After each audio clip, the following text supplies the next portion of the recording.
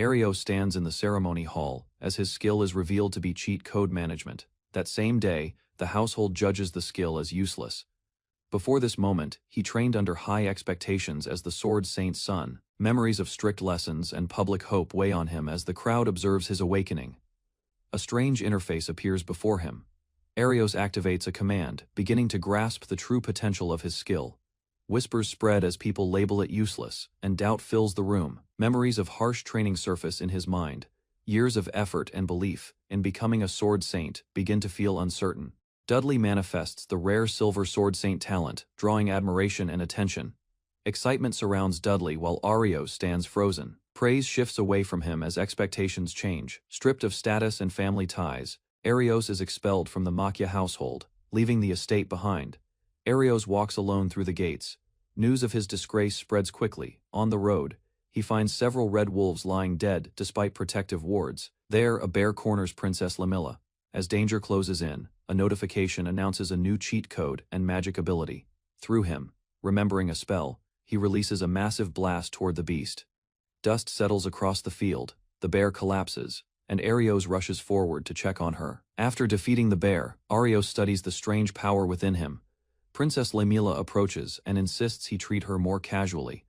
Their familiar bond softens the tense aftermath of battle. Childhood memories return as they recall promises and shared dreams. Arios admits he failed to become a Sword Saint and cannot remain by her side as before. With quiet resolve, he declares his departure, choosing to walk forward without relying on his family's name. Lamilla angrily declares the country unfair and insists on leaving with Arios. Questions her choice, but she reveals she already left a letter behind and plans to follow him anyway. Clinging to his arm, she refuses to be separated. Arios stands stunned by her sudden resolve. He recalls her strength in battle and considers relying on her. Explains they will head to Lastral Village, her mother's hometown, marking the start of their shared journey. Arios decides to escort Lamilla back toward the capital first, planning to secure transport before continuing. Upon reaching town, crowds gather to discuss the defeated Black Grizzly. Rumors about a failed Sword Saint spread while Arios passes quietly.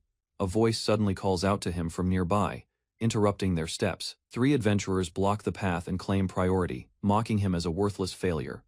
Tension rises as Arios firmly denies their false claim, refusing to step aside. Lamilla boldly rebukes the adventurers for their rude behavior. Without hesitation, he steps forward and strikes one of the men. The impact sends the adventurer flying across the square. Shock spreads through the crowd as Arios realizes the force he used. Calmly, he explains that he enhanced his strength before attacking. The remaining adventurers falter at his composure. As they retreat in anger, Lamilla looks at him with awe. Arios stands quietly, still unsure of his growing power. Arios studies the floating interface and senses that cheat code management may be far greater than he first believed. Another notification appears, granting him a new ability after battle. While walking through town, he hides his thoughts and avoids drawing attention. Her detailed knowledge about skills surprises him, prompting suspicion. Instead of answering clearly, she laughs and brushes it off, leaving Arios more curious as they approach a grand building. Inside the mansion, Dudley acts arrogantly as the new Sword Saint successor, ordering servants around and treating them harshly. One maid watches his behavior with discomfort, remembering how different Arios once was. Regret fills her as she recalls Arios's quiet sadness on the day he was cast aside. Determined to correct her mistake, she resolves to leave the mansion and find Arios, choosing to stand by him this time. Explaining that many viewed him as unpleasant even before he received any power. An unexpected twist followed, when the prayers for Dudley to gain a weak skill resulted in him obtaining the strongest ability instead. Who learns that Rennie was originally meant to remain at his side as his escort. Curiosity leads Arios to ask about her background, discovering she belongs to a small adventurers guild. To avoid drawing royal notice, Rei secretly registers under an alias. Rei suddenly loses balance and falls onto Arios inside the carriage. Outside, Arios meets Yuya Astray, a rank B adventurer. Yuya explains a giant orc has appeared beyond the bridge, preventing passage. Although not a sword saint, Arios states he can support the battle. He plans to test his skill that reveals an enemy's physical strength. As higher-ranked adventurers move out, Arios follows Yuya toward the threat, ready to face the giant orc.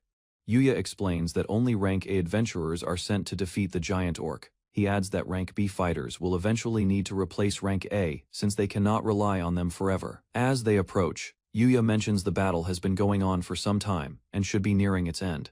Upon reaching the scene, Arios and Yuya find fallen adventurers scattered across the ground, overpowering its opponents and turning the battlefield into a one-sided struggle. Blood drips near Arios as Yuya urges him to retreat and report to the guild. Nearby, a wounded adventurer lies on the ground, struggling to survive and quietly begging for help. Resolving himself, Arios activates his cheat code skill to enhance his attack power. With swift movement, he launches forward and unleashes a powerful slash against the giant orc. The massive blade strikes true, staggering the monster and forcing it back as Arios stands firm before it. After striking the giant orc, Arios rushes to a fallen girl and apologizes for acting without thinking. Exhaustion shows on Arios's face as he admits he pushed his power further than expected. The orc rises again, furious and roaring. Despite holding a damaged sword before he advances, the girl asks for the name of the swordsman who saved her life. She introduces herself as Kaya Roots and learns his name in return. Orc releases overwhelming pressure, forcing Arios to brace himself against the impact. Steadying his breath, Arios activates his cheat code again, selecting the ability to visualize the target's physical strength and confirm its status. Data appears before him, revealing the monster's condition in detail. The orc stands towering above the broken ground, while Arios studies the information carefully, searching for weakness. Data reveals only the creature's right foot is damaged, giving Arios a narrow opportunity to act. Arios tightens his grip and shifts into the Makba sword style. Flames erupt along his blade when he activates fire magic through cheat code. Attack collides with the orc, followed by a barrage of sharp lances that crash into its massive body. Seeing an opening, others urge retreat and attempt to pull the wounded away from danger. He remains steady and refuses to flee, questioning why they should run while the enemy still stands. The giant orc collapses, lifeless on the ground. Arios modestly claims he only delivered the final blow after it had been weakened by rank A adventurers. Attention shifts to the monster's body as something unusual is noticed near it. Arios picks up a dark stone from the remains, recognizing it as similar to one connected to the Black Grizzly. The calm streets and wooden houses contrast with the capital's noise. Later, one of the girls formally requests sword training from him. She praises his previous performance. Suddenly, the other girl presses close to him, declaring she will be the one to receive instruction instead. Her bold behavior prompts a reminder that she must act according to her status and show proper respect. With a serious expression, the first girl brings up his past confrontation with the swordmaster. Both girls passionately defend Arios, declaring him more honorable than Dudley after witnessing the recent battle. Remembering the past, Arios reflects that his father chose Dudley as the Silver Sword Master. Later, distant whispers question why Dudley favored someone else over his own son. That night, while Arios sleeps, a girl approaches him quietly and tries to get his attention. As he wakes, he reminds her that he is merely an outcast of the Magbaba family. The girl confesses that she does not care about his status, and hopes they can return to how things once were. Soon after, she settles beside him under the blanket and wishes him good night. Sleep does not come easily to him. Later, he steps outside the village. Determined to test them, he activates his cheat code skill and reviews the list of effects. Sudden pain strikes his head, and his vision distorts as an unfamiliar sensation overtakes him. Arios suddenly finds himself inside a grand palace hall, confused about how he arrived there. A stern man swings a sword toward him, and Arios senses that he has seen this person before. Glowing presence appears nearby, speaking casually while the swordsman reacts with alarm. The scene shifts to a regal figure identified as the first king of Arceus, standing proudly despite comments about his duties. Another man is revealed as the strongest swordsman since the first king. Within the vision, the king declares that the reincarnation spell must be entrusted to the next generation. The king calmly seeks agreement, as if confirming a long-awaited decision. In an instant, Arios returns to the field outside the village, shaken and unsure what just occurred. A message appears before him, stating that the legacy of the legendary swordsman is ready to be transferred. Power flows through him as he acquires the origin form of the Makba style. Arios swings his blade, and a massive force erupts, splitting the tree stump apart in an instant. Under the night sky, he questions whether he truly caused that destruction. Overwhelmed by confusion and disbelief, he decides to rest, unable to fully process the sudden change. Elsewhere, unrest grows around the Makba household as servants leave. Despite the tension, Leon insists they must endure the hardship to preserve their ties with royalty and protect the family's remaining hope. A young man angrily asks about Mr. Leon's biological son. The young man clenches his fist, unable to forgive what he believes happened in the past. His anger grows as he hears that a woman named Mary has left with Arios. Meanwhile, in the village, Arios wakes to find a girl sleeping against him, clinging comfortably to his side. Still half asleep, she smiles and murmurs playfully while he awkwardly tries to rouse her. Morning arrives as another companion steps inside, politely checking on them. Soon after, the three walk through the village streets, discussing their next step and deciding to register as adventurers. During the conversation, one girl shyly asks to be treated less formally. The other boldly suggests being acknowledged as his wife in private, while he hesitates. As they continue forward, the girls sense a subtle change in Arios, noticing that something about him feels different from the day before. Arios calmly explains that he has not exhausted himself in battle. In the village, Rei greets her grandmother warmly while reaffirming her determination to learn swordsmanship from Arios and continue moving forward. The elder woman accepts their resolve but warns them to avoid drawing the attention of the knights again. As they walk together, villagers whisper about their closeness and unusual confidence. At the guild counter, they meet Elisa and formally declare their intention to register as adventurers together. Elisa confirms that Reddy must take an examination to register. She explains that Arios does not need a formal test, but must defeat an adventurer ranked C or higher to prove his skill. A rough swordsman steps forward, proudly identifying himself while laughing at Arios. The man taunts them further, demanding a fight and belittling their presence. Grinning with confidence, the swordsman orders Arios to face him, declaring himself the strongest and challenging him to prove otherwise. Arios politely asks Elisa if he may take the test by facing the challenging swordsman. Resi quietly advises him to treat the opponent seriously, acknowledging the man's strength. Elisa agrees. Standing across from each other, the swordsman insults Arios' background and heritage. Ignoring the taunts, Arios studies his opponent's stance, analyzing weaknesses while preparing to test his newly gained deep flow power. The swordsman urges him not to hold back, then launches a powerful descending strike toward Arios. Duel erupts as Arios' strike sends a shockwave across the room, blasting his opponent into the wall with overwhelming force. Seeing the damage, Arios realizes this cannot remain a simple test. Resolving himself, Arios activates deep flow and prepares to move. Arios dashes forward with extreme speed, executing a technique known as infinite flash. Within fractions of a second, he slips past the swordsman's guard, positioning himself precisely as the decisive moment approaches. Arios moves within the opponent's reach, his blade tracing multiple arcs that overwhelm the swordsman's defense. The final strike lands cleanly, sending the man crashing to the ground, unable to withstand the decisive blow. As the crowd reacts, Elisa explains that the defeated fighter was newly promoted to rank C and known for harassing beginners. She calmly adds that his special ability allows him to survive powerful attacks. Furious yet injured, the swordsman struggles to rise and threatens revenge. The defeated swordsman is confronted by the second princess, Raimeralise Arceus. Moments later, he bows deeply and offers a sincere apology.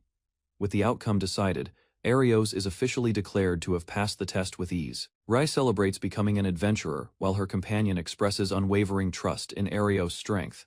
Even without becoming swordmaster, he feels satisfied with the direction his life is taking. At the guild counter, Arios finalizes his registration and officially becomes an adventurer. Despite being assigned E rank like every newcomer, the receptionist recognizes that his abilities far exceed that level. A quiet sense of resolve fills him as he steps into the beginning of his professional journey. Curious about guild services, he inquires whether battle materials can be handled and sold there. To demonstrate his capability, he reveals black grizzly fangs and fur taken from a defeated giant orc. Elisa panics after seeing the rare materials and rushes to call someone more qualified to examine them. Moments later, the guild master, Altro Wister, inspects the items carefully with growing interest. A serious look crosses his face as he recognizes the material's exceptional quality and rarity. Upon hearing Arios' full name, Altro recalls a past connection linked to the Macbar family. Recognition settles in as Altro reveals they had met more than 10 years ago, surprising Arios.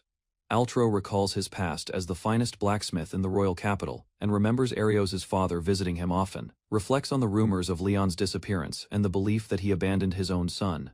Arios admits his path was difficult, yet he feels fortunate to have supportive companions in his present life. He offers to forge a sword from the rare materials himself. With confidence, the guildmaster assures them the blade will serve a worthy purpose. Arios decides to spend his free time exploring the village and learning more about its surroundings. Ray eagerly offers to guide him, taking responsibility while their other companion is away on a mission. As they walk through town, she proudly points out the inn and the central fountain that symbolizes the village. Attention from nearby townspeople makes Arios uneasy, sensing the curiosity directed toward them. Despite his concern, Ray expresses genuine happiness, cherishing the outing as a special moment together. Arios begins to relax, realizing that spending time like this is not unpleasant at all.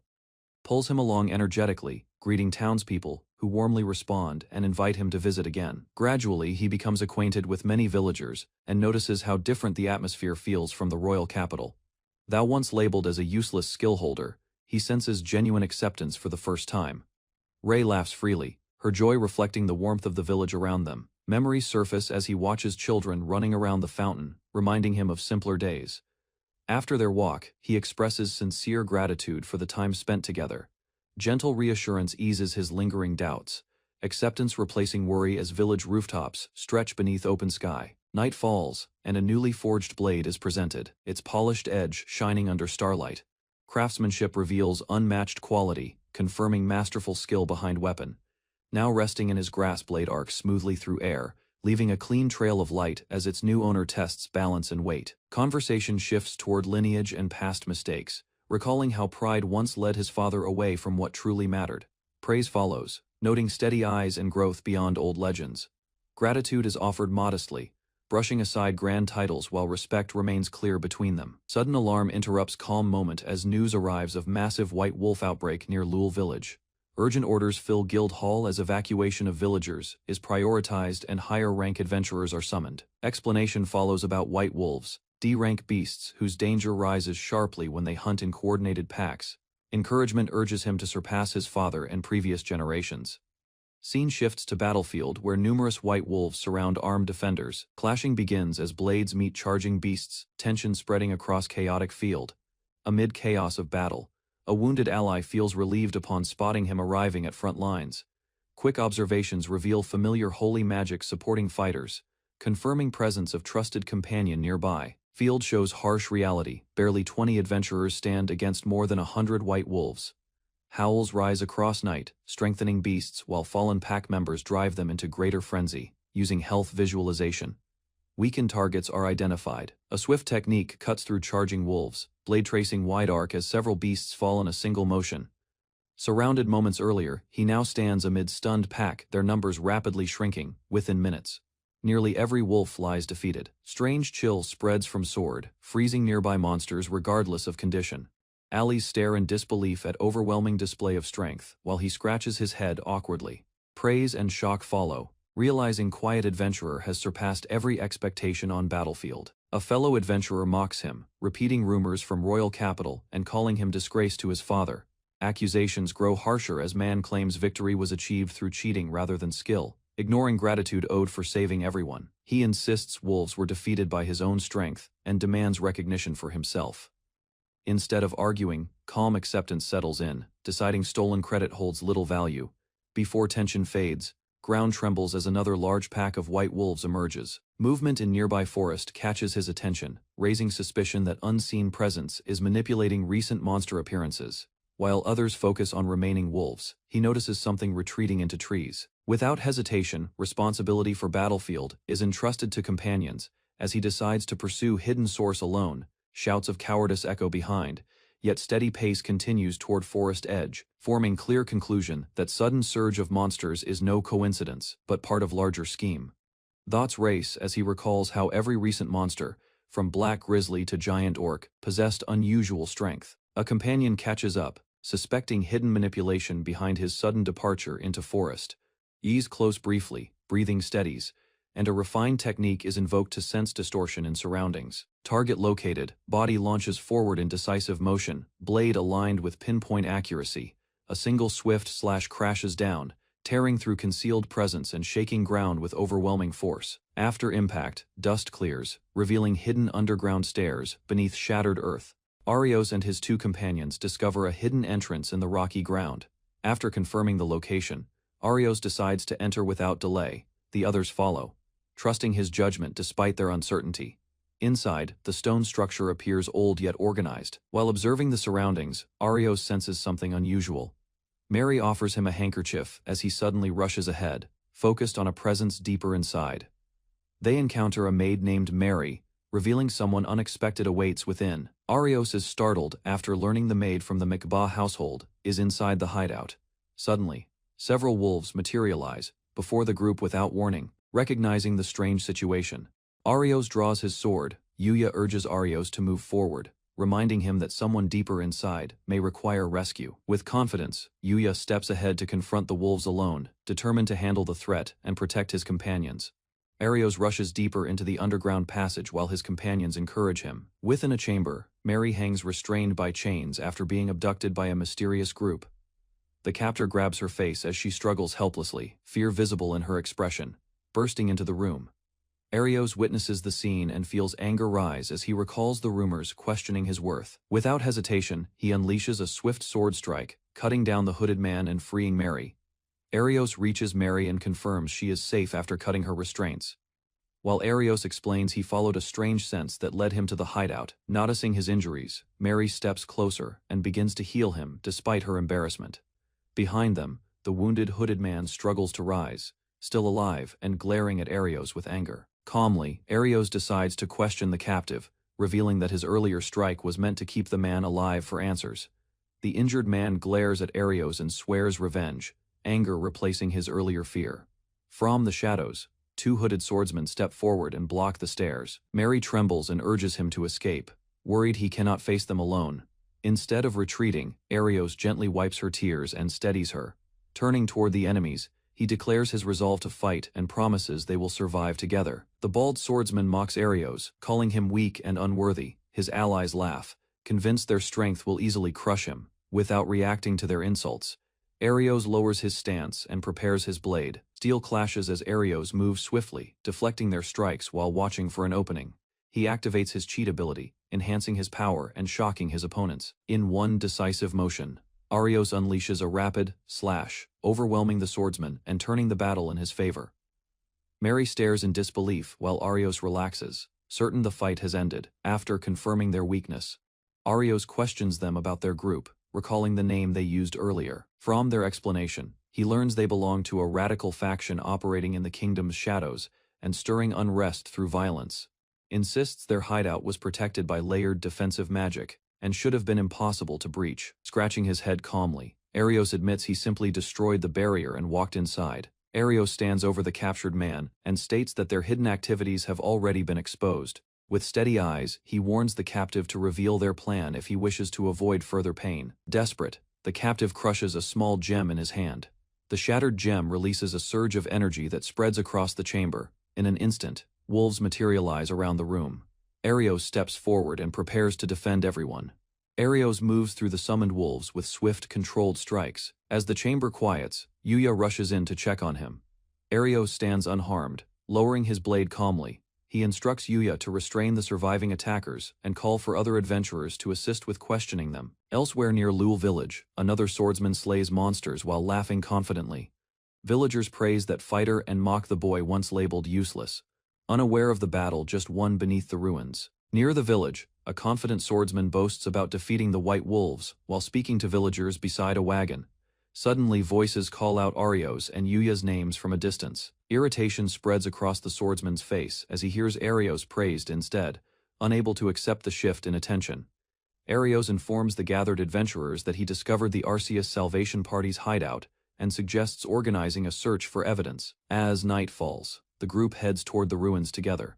The boastful swordsman complains as attention shifts away from him. Inside the hideout, Arios and the others are approached by frightened villagers. They discover imprisoned women and propaganda, praising the kingdom's prosperity displayed on the walls. After securing the area, Arios notes that no additional members remain and suspects similar hideouts may exist elsewhere.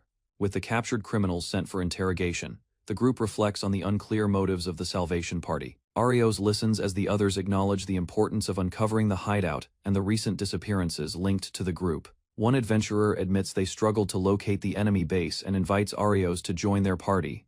The man then confirms Arios is the son of Lord Leonis Mikbah. Arios calmly admits it. Hearing that he differs from the rumors, Arios responds with polite gratitude. He reflects on losing his status and family because of his misunderstood skill. Alone with his thoughts, Arios reflects on his cheat ability and realizes it holds the potential to reshape his future. A nobleman reacts in disbelief upon hearing that Arios defeated the Arceus Salvation Party's base. Prince Rayfar considers the reports carefully, noting that although many mock Arios, he criticizes the decision to banish Arios, warning that such judgment may have harmed the kingdom. Enraged, Dudley insists he will prove his superiority, while the prince calmly reconsiders existing loyalties.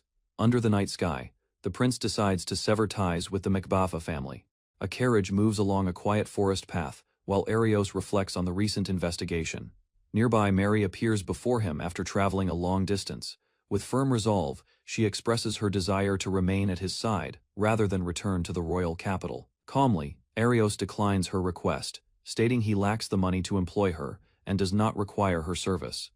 Resolutely, Mary refuses to serve Dudley, while another woman steps forward and agrees with her decision.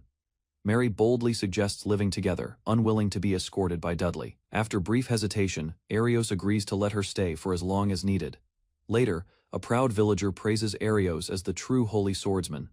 The recognition strengthens his standing in Rastal village. Night falls, and he returns to his room, reminded to claim his guild reward. The next day, exhaustion settles in. Suddenly, his cheat ability activates, listing new powers. Arios studies the newly unlocked ability, noting its unusual nature. The skill allows him to alter a target's attack power. Deciding to rest for the night, he closes his eyes.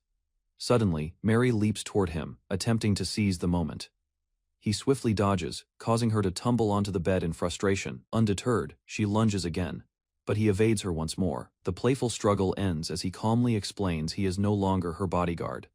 Using swift movement, Arios pins Mary down and retaliates with playful tickling. Another maid enters the room and announces that dinner is ready, catching them in the middle of their antics. Her unimpressed stare questions their behavior, shifting the mood instantly. Mary refuses to assist Arios and pouts, unwilling to admit defeat after losing the exchange.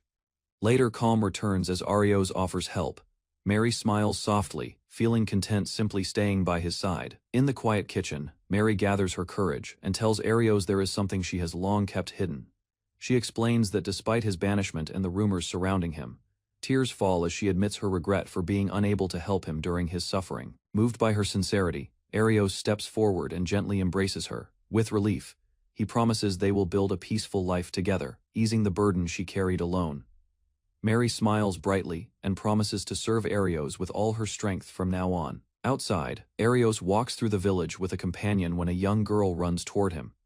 Returning home, he is warmly welcomed back by the villagers. Soon after, he receives his official reward, handed over in heavy money bags. Counting the coins, Arios realizes the payment equals years of living expenses, leaving him stunned by the generous sum. At the guild hall, Arios is officially recognized as a rank D adventurer. Rady celebrates his sudden promotion, amazed that such rapid advancement is rare. Arios listens quietly as the news settles in. Several adventurers surround him, inviting him to join their group and praising his ability. Choosing not to accept their offers, Arios leaves with Reti, determined to continue independently. Their journey resumes in a forest where they search for the next objective and prepare for what lies ahead. While walking through the forest, Ray panics at the sight of insects and clings to Arios. Their discussion shifts to magical artisans who create enchanted tools and potions. Stories describe the pinnacle of magical craftsmanship as belonging to a woman named Lemina Liares. Arios examines the mysterious black gem and learns that only a master artisan can properly analyze it. Soon they arrive at a strange house hidden among the trees, wondering what kind of person awaits them inside. As Arios and Riai approach the secluded house, a voice acknowledges his arrival and reveals awareness of his past as a former Holy Sword candidate. Arios senses they are being watched through a magical device. Without warning, an attack is triggered. Arios reacts quickly, recognizing the encounter as part of a test. A towering armored knight materializes before them, radiating power and blocking their path. The knight raises its weapon and unleashes a fierce roar, signaling the start of battle. Facing the armored giant, Arios calmly activates his cheat code manipulation skill. A transparent interface appears before him, asking for code confirmation. Multiple code options display, and he selects one to reduce the enemy's strength. The system processes his choice instantly. The knight swings its sword with overwhelming force, claiming its power has been maximized. However, the blow weakens unexpectedly. Arios blocks the strike with ease, then boosts his own power and counters confidently. With a decisive motion, Arios unleashes Deep Flow style, Divine Flash. The massive knight collapses onto the ground, its strengthened body shattered by the attack.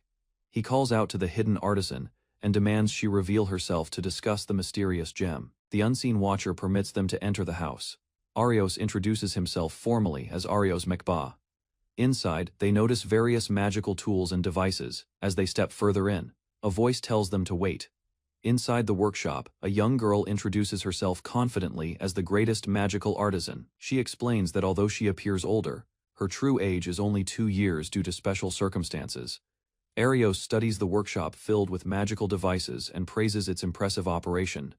When she mentions that the armored knight was rank B, Arios reacts with mild shock at the information. Curiosity overtakes her, and she eagerly asks to examine his body, intrigued by his unusual strength.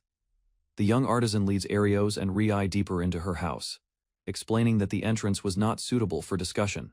Seated in a study filled with books, she asks about the mysterious crystal Arios carries. She notices a formed magic circuit within the crystal and realizes it can be activated. Excitement flashes across her face as she confirms her findings. Suddenly, wolves materialize inside the room and attack. Arios reacts instantly, drawing his blade to defend them. After Arios swiftly defeats the wolves, the artisan watches in disbelief at his overwhelming strength. Composing herself, she begins explaining the final results of the gem's analysis. Her conclusion reveals that the crystal structure surpasses current knowledge and cannot be properly analyzed in this era. Arios and his companions gather around a small gem resting on a table. The princess reflects on its origin, considering that it could be a sacred artifact once left behind by the gods in distant times. A system message appears, declaring the goddess's blessing and beginning initialization. Pain strikes Arios as a transparent interface forms before his eyes. The space around him starts to shift. Moments later, they stand inside a grand chamber, confused and searching the unfamiliar room. Inside the grand chamber, a radiant goddess appears before Arios and a stern swordsman. Swordsman listens while she speaks of reincarnation and responsibility toward future generations. The discussion turns to Arios' unique ability, cheat code operation.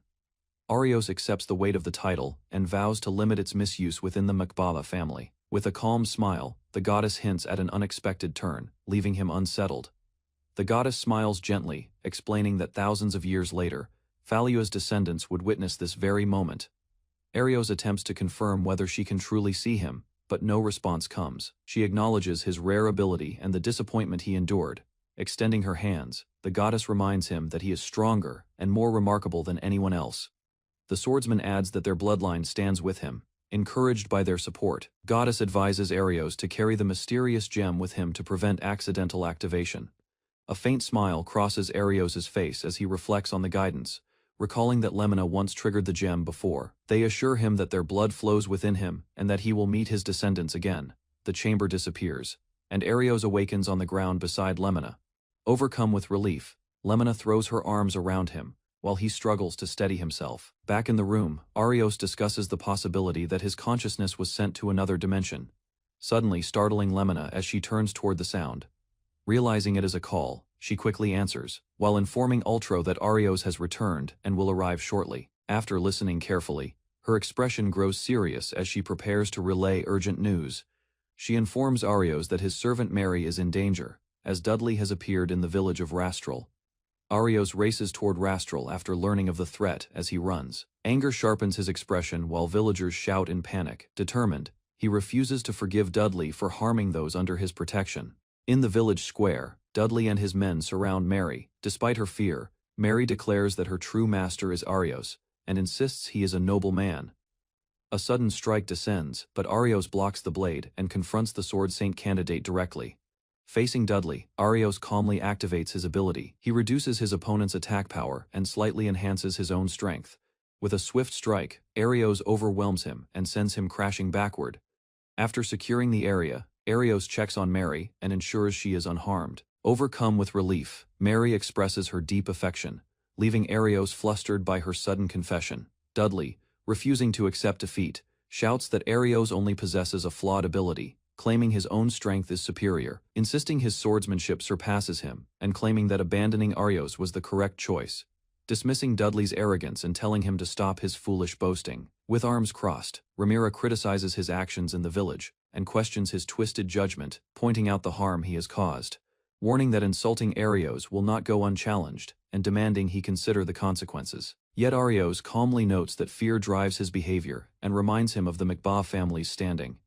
Rhaenyra smiles coldly and states that Dudley still fails to understand the situation. Enraged, Dudley lashes out and calls Arios unworthy. A sudden impact strikes Arios from the side as he shields himself. Another woman steps forward, declaring that Arios surpasses Dudley as a swordsman. Amid the chaos, stones scatter as Arios endures the assault. His supporters shout in his defense and reject Dudley's accusations. When the dust settles, Arios stands stunned, realizing how deeply the conflict has escalated.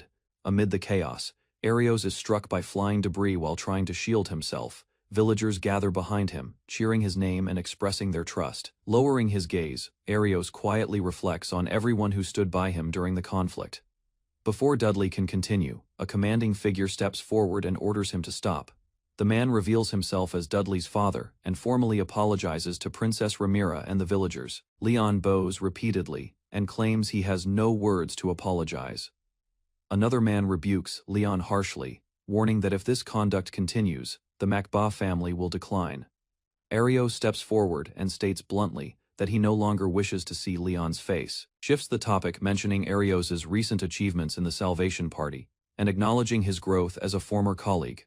With a measured smile, Leon questions whether many rank B adventurers now surround Arios, probing his current standing. A young girl steps forward and insists that Arios was the first to help them, but tension rises as the accusation fails to gain support from those present.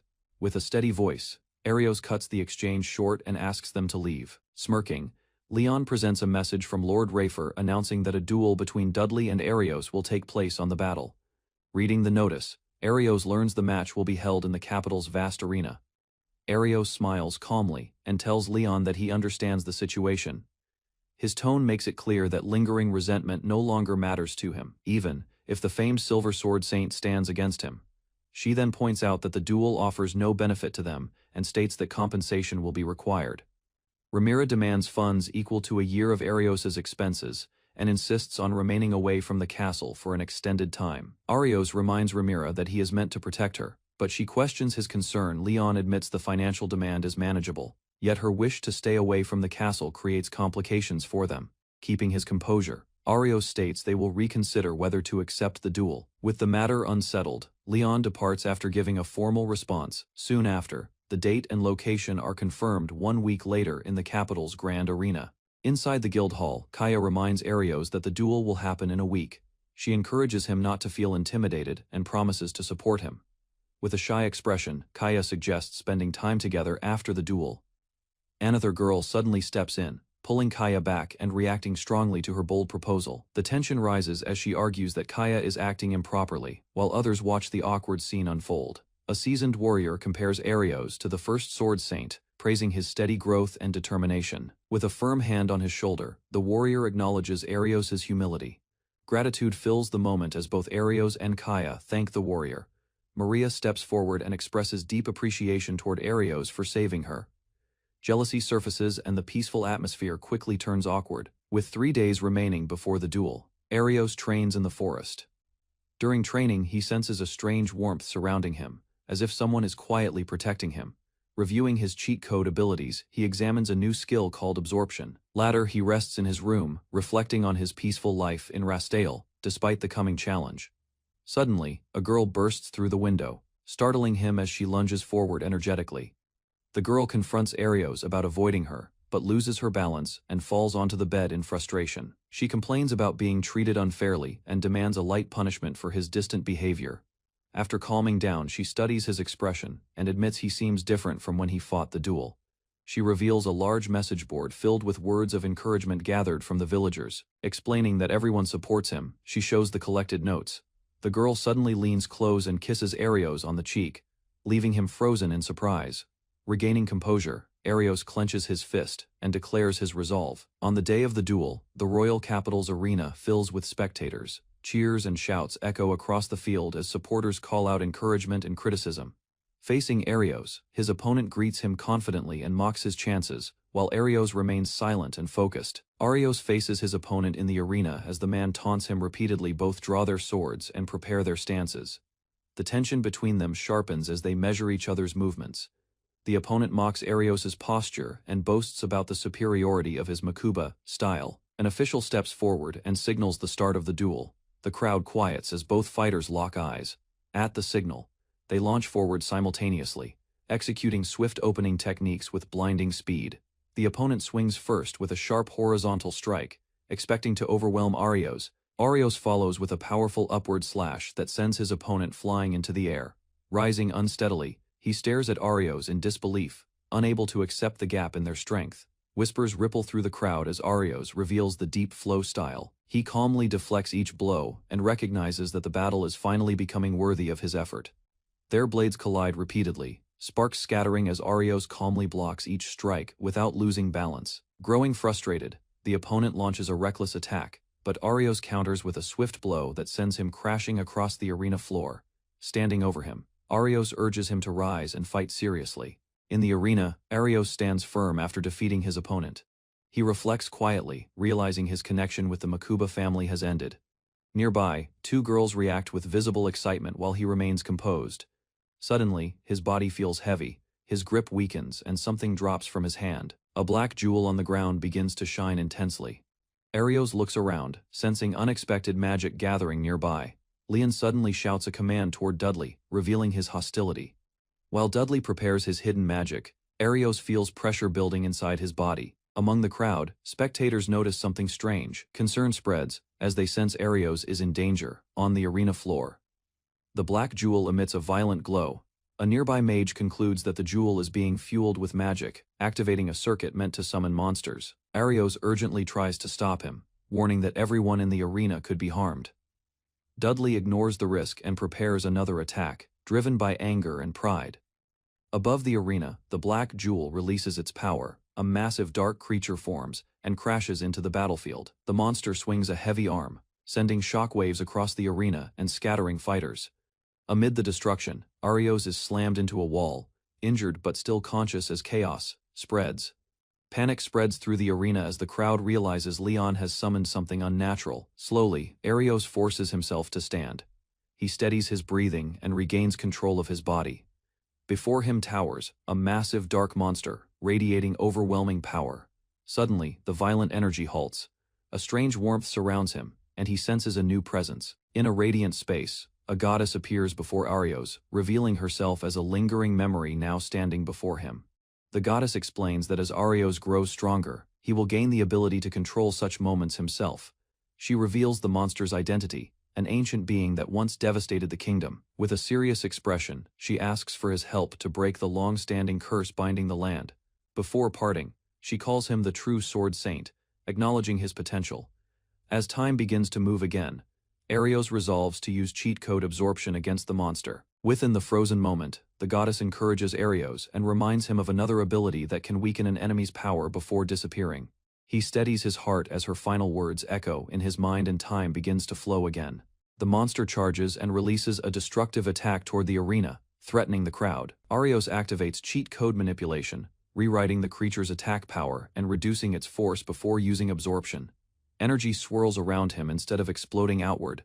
Flames swirl around Arios but curve away from the spectators. People in the stands stare in amazement as he orders them to evacuate. Facing the towering monster, Arios studies its presence and prepares for a direct clash, knowing retreat is no longer possible. Supporters rush toward the exits, shouting encouragement as they leave the battlefield behind. With sword raised, Arios steels his resolve, determined not to disappoint those who believe in him. Just as Arios prepares to fight alone, his companions step forward and refuse to leave him behind. Each of them declares that his burden is theirs as well. Their resolve strengthens Arios' heart. Smiling gratefully, he activates his skill and rewrites their attack power. Energy surges through the group as they feel their abilities dramatically increase. United as one, the team forms a battle line beside Arios, ready to defeat the ancient monster together. Watching from above, Leon senses the monster's overwhelming strength and feels unease, despite his title as Sword Saint below. Arios and his companions continue their assault. Leon rushes into the arena and launches a direct attack at the monster. In an instant, the monster retaliates and sends him crashing across the arena. Injured and stunned, Leon collapses, proving that even a saint can fall before such a threat. Arios concentrates and visualizes its physical strength, preparing a countermeasure. His allies rush in from both sides, striking its legs to disrupt its balance, while Arios coordinates their movements. Sensing the creature gathering power, the team continues attacking without retreat, waiting for the right moment to finish it. Holy magic binds the monster in place, sealing its movement. A blazing divine strike descends and engulfs the creature. When the light fades, the group stands victorious together. After the battle, Arios finds himself in a quiet white space. She praises him as a true sword saint, and explains that defeating Vanita's Roa has restored part of her lost strength. Soon, the spirit of the legendary first sword saint reveals himself as Arios' ancestor. The goddess lightly teases the ancestor, but he sets aside the banter and focuses on the present moment. With pride, the ancestor shakes Arios' hand, recognizing him as a worthy descendant and a true swordsman. Arios explains that the victory was not achieved by his strength alone. His ancestor acknowledges this and urges him to grow even stronger. He reveals that their lingering memories exist only to prepare for that future calamity, leaving Arios stunned by the scale of it. The goddess states that when the time arrives, they will rely on him above all others. With pride and hope, they entrust the future to Arios before their presence begins to fade. Monster collapses into rubble, confirming their victory. The crowd erupts in relief and admiration as Arios stands quietly in the arena, realizing the battle is finally over. As cheers surround him, Arios lowers his gaze and smiles softly, feeling grateful that he was able to protect everyone from harm. In the arena, Arios stands beside a young woman as cheers echo from the crowd, wounded yet proud. Sword Saint Leon steps forward and recognizes Arios as worthy of the Makba family name. With an outstretched hand, Leon urges him to return home and reclaim his honor. Silence follows as Arios recalls his past exile. Behind him, his companions observe while Leon insists the family needs his strength. Calm and composed, Arios accepts the invitation with firm resolve. Firm resolve fills Arios' expression as he refuses to return to the Makba family. Shock spreads across Leon's face as he questions Arios' choice. With calm reflection, Arios thinks about the many encounters that shaped him. After leaving home, supportive companions stand behind him, reminding him that true strength requires kindness and sincerity, not only power. Steady conviction guides Arios as he chooses his own path, believing his exile and training were never meaningless. Anger erupts as Leon shouts at Arios, but Arios calmly declares he is cutting all ties. Panic replaces pride on Leon's face as he realizes the family may collapse without Arios' strength and support. Desperation drives Leon to beg for his return, yet Arios walks away without hesitation, repeating his firm refusal. Nearby, a young woman mocks Leon's persistence and points out that a successor already exists. She claims Arios will now spend his days freely alongside them. Defeat weighs heavily on Leon as a young woman coolly remarks that this may be checkmate. Soon after, a composed nobleman arrives and addresses Leon formally. Disbelief overwhelms Leon as the nobleman calmly proposes advancing their relationship for political reasons. Attention then shifts to a reunion, where the nobleman greets Riamira warmly while Arios watches from a distance. The nobleman introduces himself as Riamira Lee Arceus and speaks of negotiations, while Riamira responds steadily beside him. With a gentle smile, the nobleman encourages Arios to follow his own path freely, and without restraint. Riamira calmly accepts the proposal beside him, while Arios and his companion watch in quiet surprise. After offering a final warning to take care, the nobleman departs later. Arios rests in the waiting room, reviewing the new abilities he acquired and deciding to return to Raster village. Townspeople notice his arrival at once, calling out as he steps into the familiar streets. Arios is praised for defeating Dudley and protecting the spectators.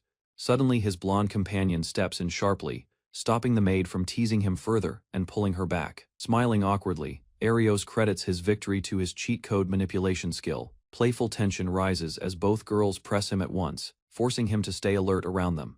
As calm returns, the blonde girl asks about his future plans and whether his stay in the village is only temporary. Arios announces his wish to live there if the residents accept him.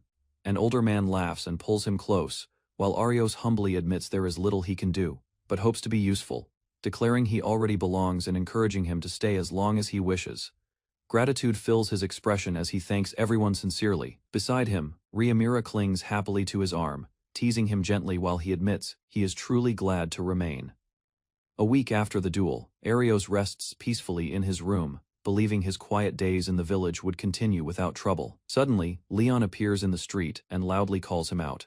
Arios asks Leon's purpose, while Leon claims he returned to confirm the truth behind the duel. Frustration hardens Leon's expression as he insists that someone with a flawed skill could not surpass a sword saint. Realization dawns on Arios as he questions whether Leon is accusing him of cheating. Leon openly accuses Arios of cheating, claiming the duel's outcome made no sense unless dishonesty was involved. Driven by wounded pride, Leon draws his sword and declares he will prove his righteousness through another battle, remaining calm.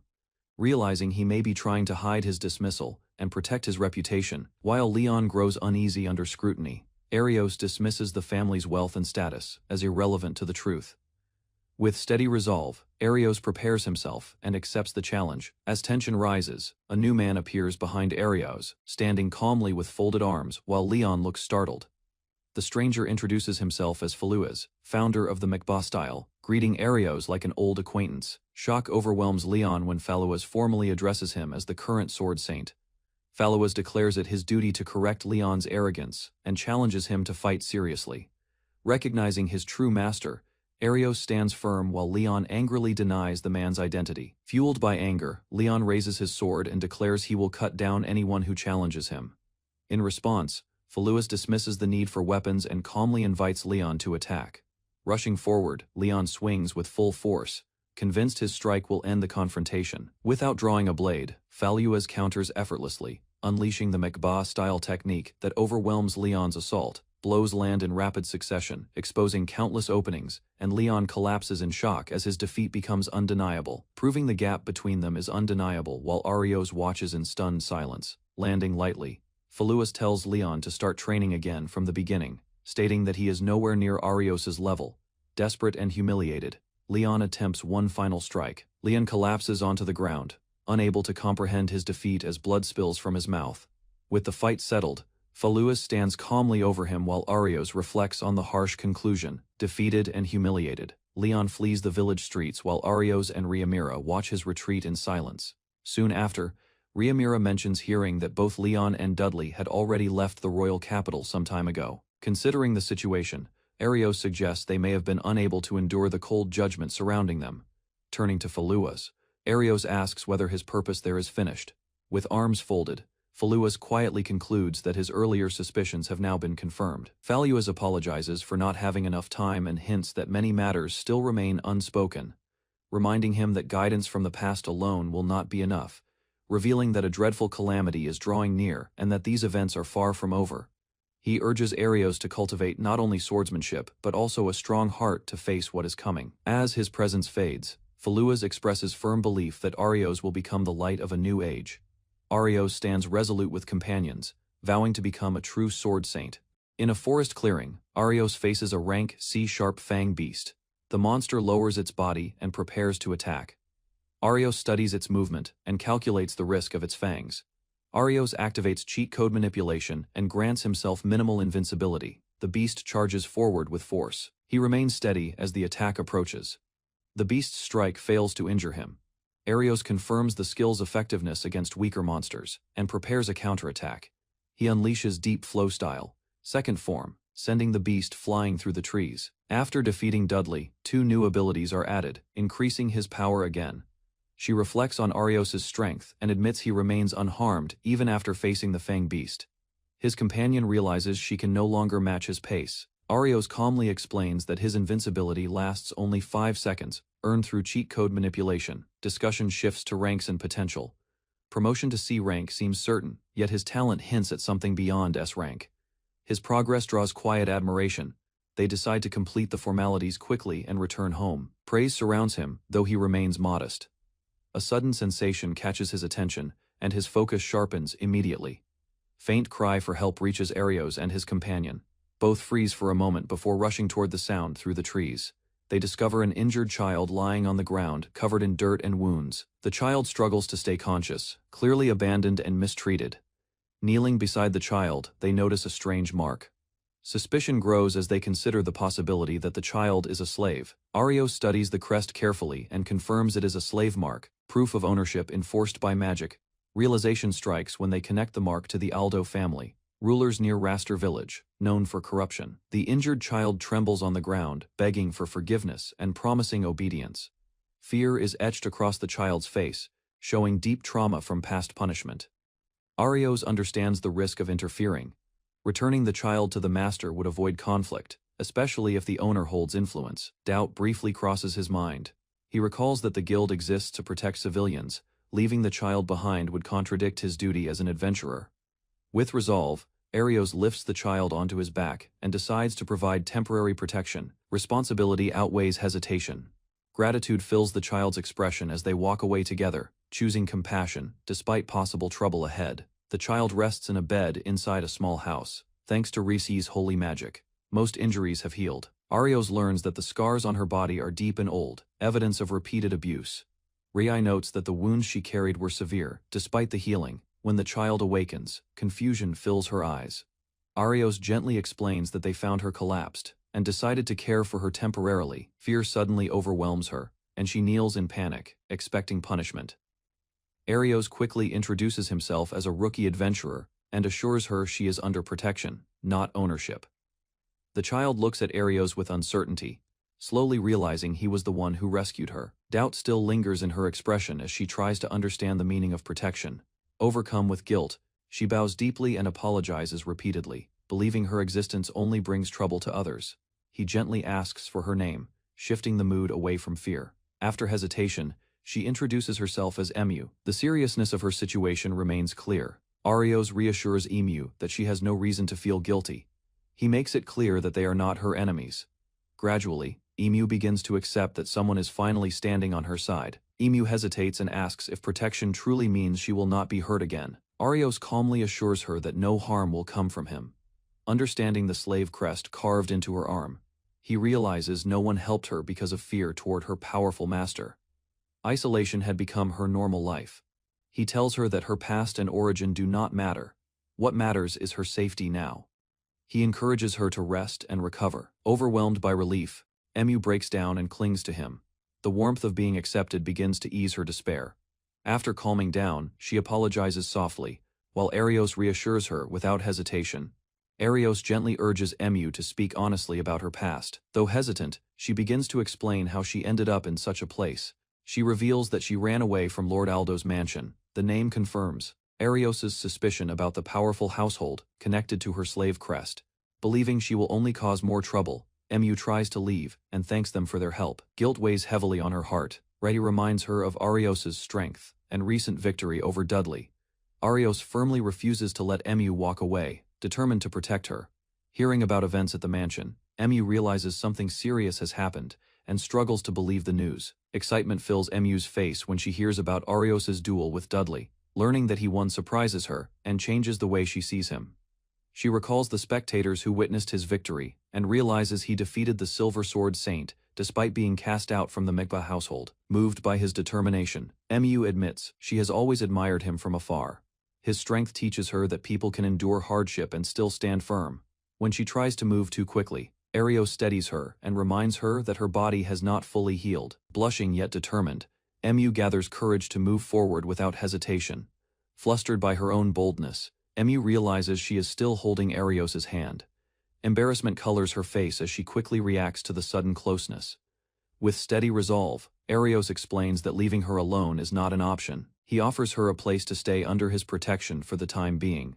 Risi warmly welcomes Emu, encouraging harmony between them. Emu humbly admits she is the one who should be asking for kindness. She playfully declares she will not give Arios away, lightening the atmosphere inside the house. That evening, the three share a meal together, marking the beginning of a peaceful chapter in Emu's new life. At dinner, Emu steps away from the table and says she will pass on the meal. She claims it is simply her usual habit during mealtime. Rii reacts dramatically, saddened by the thought of Emu refusing to eat. She insists the food was prepared with care and should not be wasted. Arios studies Emu's expression and realizes she truly wants the meal but feels restrained. He gently points out her hesitation. Emu nervously denies being treated as a servant. Arios firmly clarifies that they are not her masters and never will be. Finally seated before a warm plate of food, Emu quietly asks for reassurance. Before taking her first bite, hesitation fades as small bites turn into steady eating. Warm bread fills her mouth and she chews carefully, still unsure if she truly deserves it. Emotion suddenly rises. Tears mix with each bite while gentle encouragement urges her not to hold back. Gratitude replaces fear. With trembling voice and watery eyes, She offers repeated thanks, smiling through tears while clutching what remains of her meal. Joy spreads across the room as praise follows her honest reaction. Satisfaction shows clearly on her face after finishing every bite. Conversation turns serious when past treatment is mentioned, revealing how little food she once received compared to livestock. Concern grows as thoughts turn to Aldo household, a powerful feudal force that could retaliate and disturb village peace. Letting her return there is not an option. Facing her directly, he offers a simple choice: remain here and start a new life from today. Surprise fills her eyes at such unexpected kindness. Worry surfaces about causing trouble, yet reassurance follows. Life may not be perfect, but it will be safer. Tears fall as gratitude overflows. Warmth from everyone in house eases, fear that once controlled her heart. Night settles quietly, while she sleeps peacefully. Discussion continues about harsh reality of slave system under Lord Rayfar's rule. Discussion turns to risk. Hiding her improperly could become a crime, yet abandoning her is unthinkable. While plans are weighed, uneasy murmurs drift from another room. Fearful words slip from her lips even in sleep, begging that no one else be harmed. A sudden presence is felt. Silence fills the air as instinct sharpens. Suspicion grows that someone is nearby with unclear intent. Warning is given to stay inside and seek help if trouble starts. Possibility of a spy from Aldo household crosses his mind. Without hesitation, he rushes into the night streets, hand gripping his sword as tension tightens around him. Footsteps echo ahead as pursuit begins. Opponents notice movement and attempt to retreat quickly, showing experience and coordination. Distance remains steady, despite increased speed. Focus sharpens while resolve hardens, understanding that stronger determination will be required. Presence is concealed while closing gap under cover of night. Intention forms to identify them before striking. Two silhouettes appear along forest path, moving with caution. Suspicion deepens at sight of their synchronized escape. Gray cloaks flutter under moonlight, revealing unmistakable identity. Recognition dawns instantly. Members of Arcea's Salvation League have entered village grounds. From behind the trees, Arios notices two hooded figures rushing along a forest path at dusk. Their gray robes remind him of the faction threatening Alceus. As he moves through the shadows, thoughts of the secret organization surface in his mind. Ahead on the trail, the cloaked men proceed with confidence, assuming no one is tracking them. Maintaining steady pursuit, Arios studies their direction and considers how to report this discovery. Careful steps help him remain unnoticed while narrowing the gap. Under the moonlit sky, a sudden presence halts him. His eyes shift toward the darkness ahead, sensing that someone else is waiting in silence. Two hooded figures arrive at the Aldo family estate under the night sky. They stop before the main gate and force their way inside. Near the entrance, the men speak about confirming the situation. They believe the Sword Saint's sensing ability has not detected them. Another cloaked member steps forward and reports that Vayne Taro has been defeated. The leader listens calmly, concluding that the enemy responsible is no ordinary opponent. They question whether he truly secured the artificial human as planned, trying to confirm the truth behind recent events. Hidden nearby, Arios hears everything, realizing they are targeting Euphias and planning to retrieve something for their experiment. Arios listens as the cloaked men decide to leave for Rastal village. Their discussion confirms connections between the Aldo family, the Alceus incident, and the artificial human. Unable to ignore their movement any longer, he steps out from cover and draws his sword. Determination replaces hesitation as he prepares to stop them before they escape. Activating cheat code manipulation, Arios enhances his physical strength and lunges forward, forcing the enemy back. Instead of killing him, Arios chooses to gather information, analyzing the opponent's condition with his skill. Facing the remaining enemies, he demands an explanation. The confrontation begins in earnest. The remaining cloaked men charge at Arios together, attempting to overwhelm him with coordinated strikes. Their blades swing down, but he moves faster. With precise counterattacks, he cuts through their defense and strikes both opponents in a single motion. Silence returns to the forest. Arios stands over the fallen men and decides to hand them over to the guild for questioning. After the battle, he reflects on the difficulty of facing three enemies at once. Considering his options, he opens his status interface and reviews a newly acquired ability. Choosing to experiment, Arios activates Ancient Weapon Summon. A dark vortex forms before him. From the swirling vortex, a small armored figure emerges instead of a massive weapon. The creature resembles a compact knight with a round helmet and sturdy limbs. Arios stares in confusion, realizing that his Ancient Weapon Summon has produced something unexpected. Kneeling slightly, the summoned being waits for instruction. Arios gestures toward the fallen enemies, signaling that he needs assistance. Without hesitation, the small knight lifts a heavy club and prepares to act. Its compact body moves efficiently despite its size. Carrying the unconscious men with surprising strength, the summoned warrior supports Arios's plan. The small armored summon introduces itself with a formal tone, pledging loyalty to Arios, although its words are stiff and difficult to understand. As they walk through the forest, Arios recalls a legend about ancient weapons serving under a goddess. Carrying one of the unconscious men over his shoulder, he wonders if this creature is truly a relic from that era. Deciding to shorten its name, Arios gives the small knight a simpler title. The summon accepts the change without hesitation and continues assisting him. Suddenly, Arios senses a group of monsters gathering deeper in the forest. Realizing escape will be difficult while carrying prisoners, he prepares for another confrontation. The small knight informs Arios that it can handle the approaching threat. Arios kneels beside the unconscious men. At his signal, the tiny warrior activates a battle mode. Its body begins to shift, metal plates rearranging as power surges through it. In an instant, the compact figure transforms into a larger armored form. Its presence becomes heavier, and its stance turns aggressive. Charging forward, the transformed knight unleashes a barrage of metallic projectiles. Explosions tear through the forest, overwhelming the monsters with reinforced attacks. When the dust settles, the area falls silent. The summon returns calmly, declaring the battle finished while Arios watches in stunned approval. The forest falls silent after the explosions. Dozens of monsters lie scattered across the ground, completely defeated in moments. Turning to his summon, he acknowledges that relying on this power too often could become dangerous. Even so, he admits the assistance was necessary this time. Small Knight proudly credits Arios for its strength, claiming it only reflects his master's potential. Arios listens, unsure how to respond to such praise. Night deepens as they move through the trees. Arios senses that events are unfolding faster than expected. Later at the village, allies gather around the captured men. Relief spreads as they confirm the immediate threat has been contained. Arios smiles awkwardly, explaining that the victory was a shared effort and not his alone. The guildmaster studies the tiny knight with crossed arms, clearly puzzled by its appearance.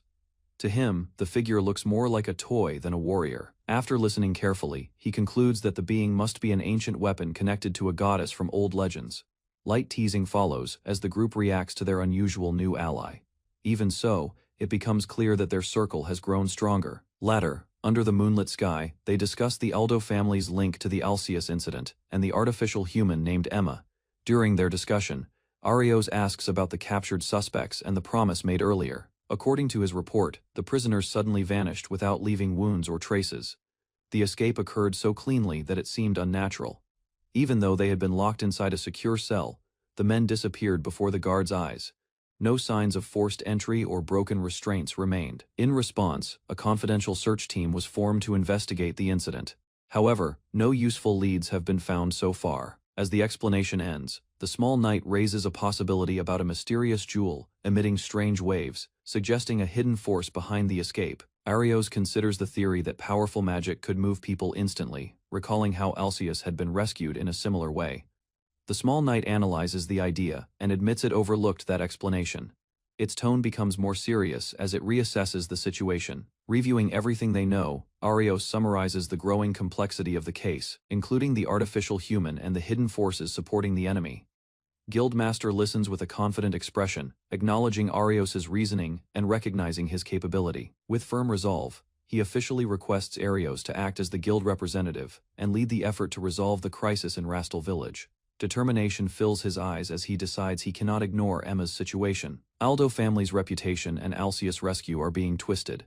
Later, exhaustion catches up with him. While resting indoors, a girl suddenly collapses onto his chest. Fast asleep, confusion deepens. When he realizes she had been sleeping on floor earlier, now she clings tightly, murmuring softly while pressing against him. Before he can react, another girl joins, wrapping her arms around him from other side. Trapped between them, he stiffens in shock. Embarrassment replaces tension as both remain asleep, holding him firmly. Unable to move, he wonders how situation turned into this unexpected scene.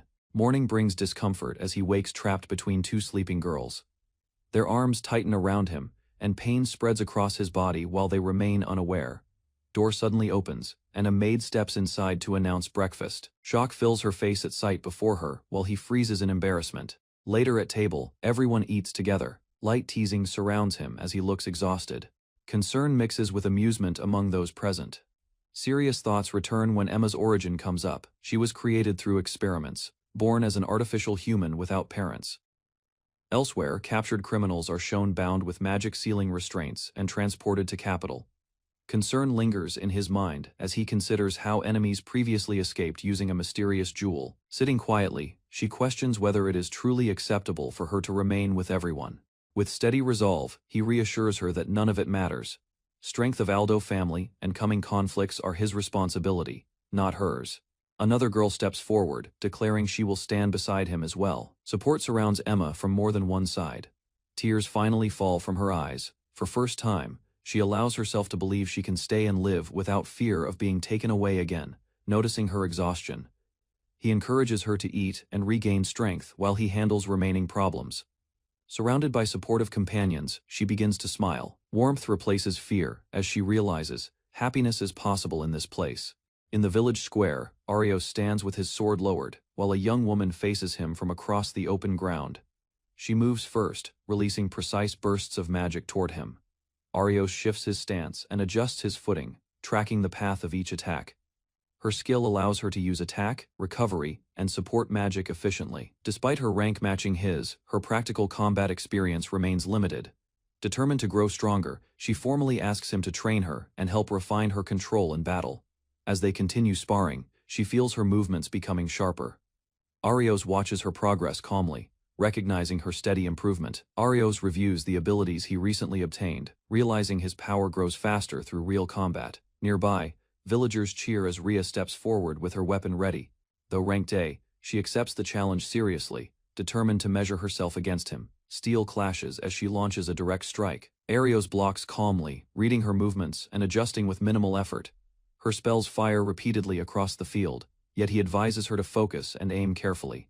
The exchange continues until the noise fades. Later, both women sit exhausted on the ground, admitting the gap in strength while Arios remains standing nearby. Inside, a grand hall, Lord Ufius Ardo sits on his chair while a young girl stands before him.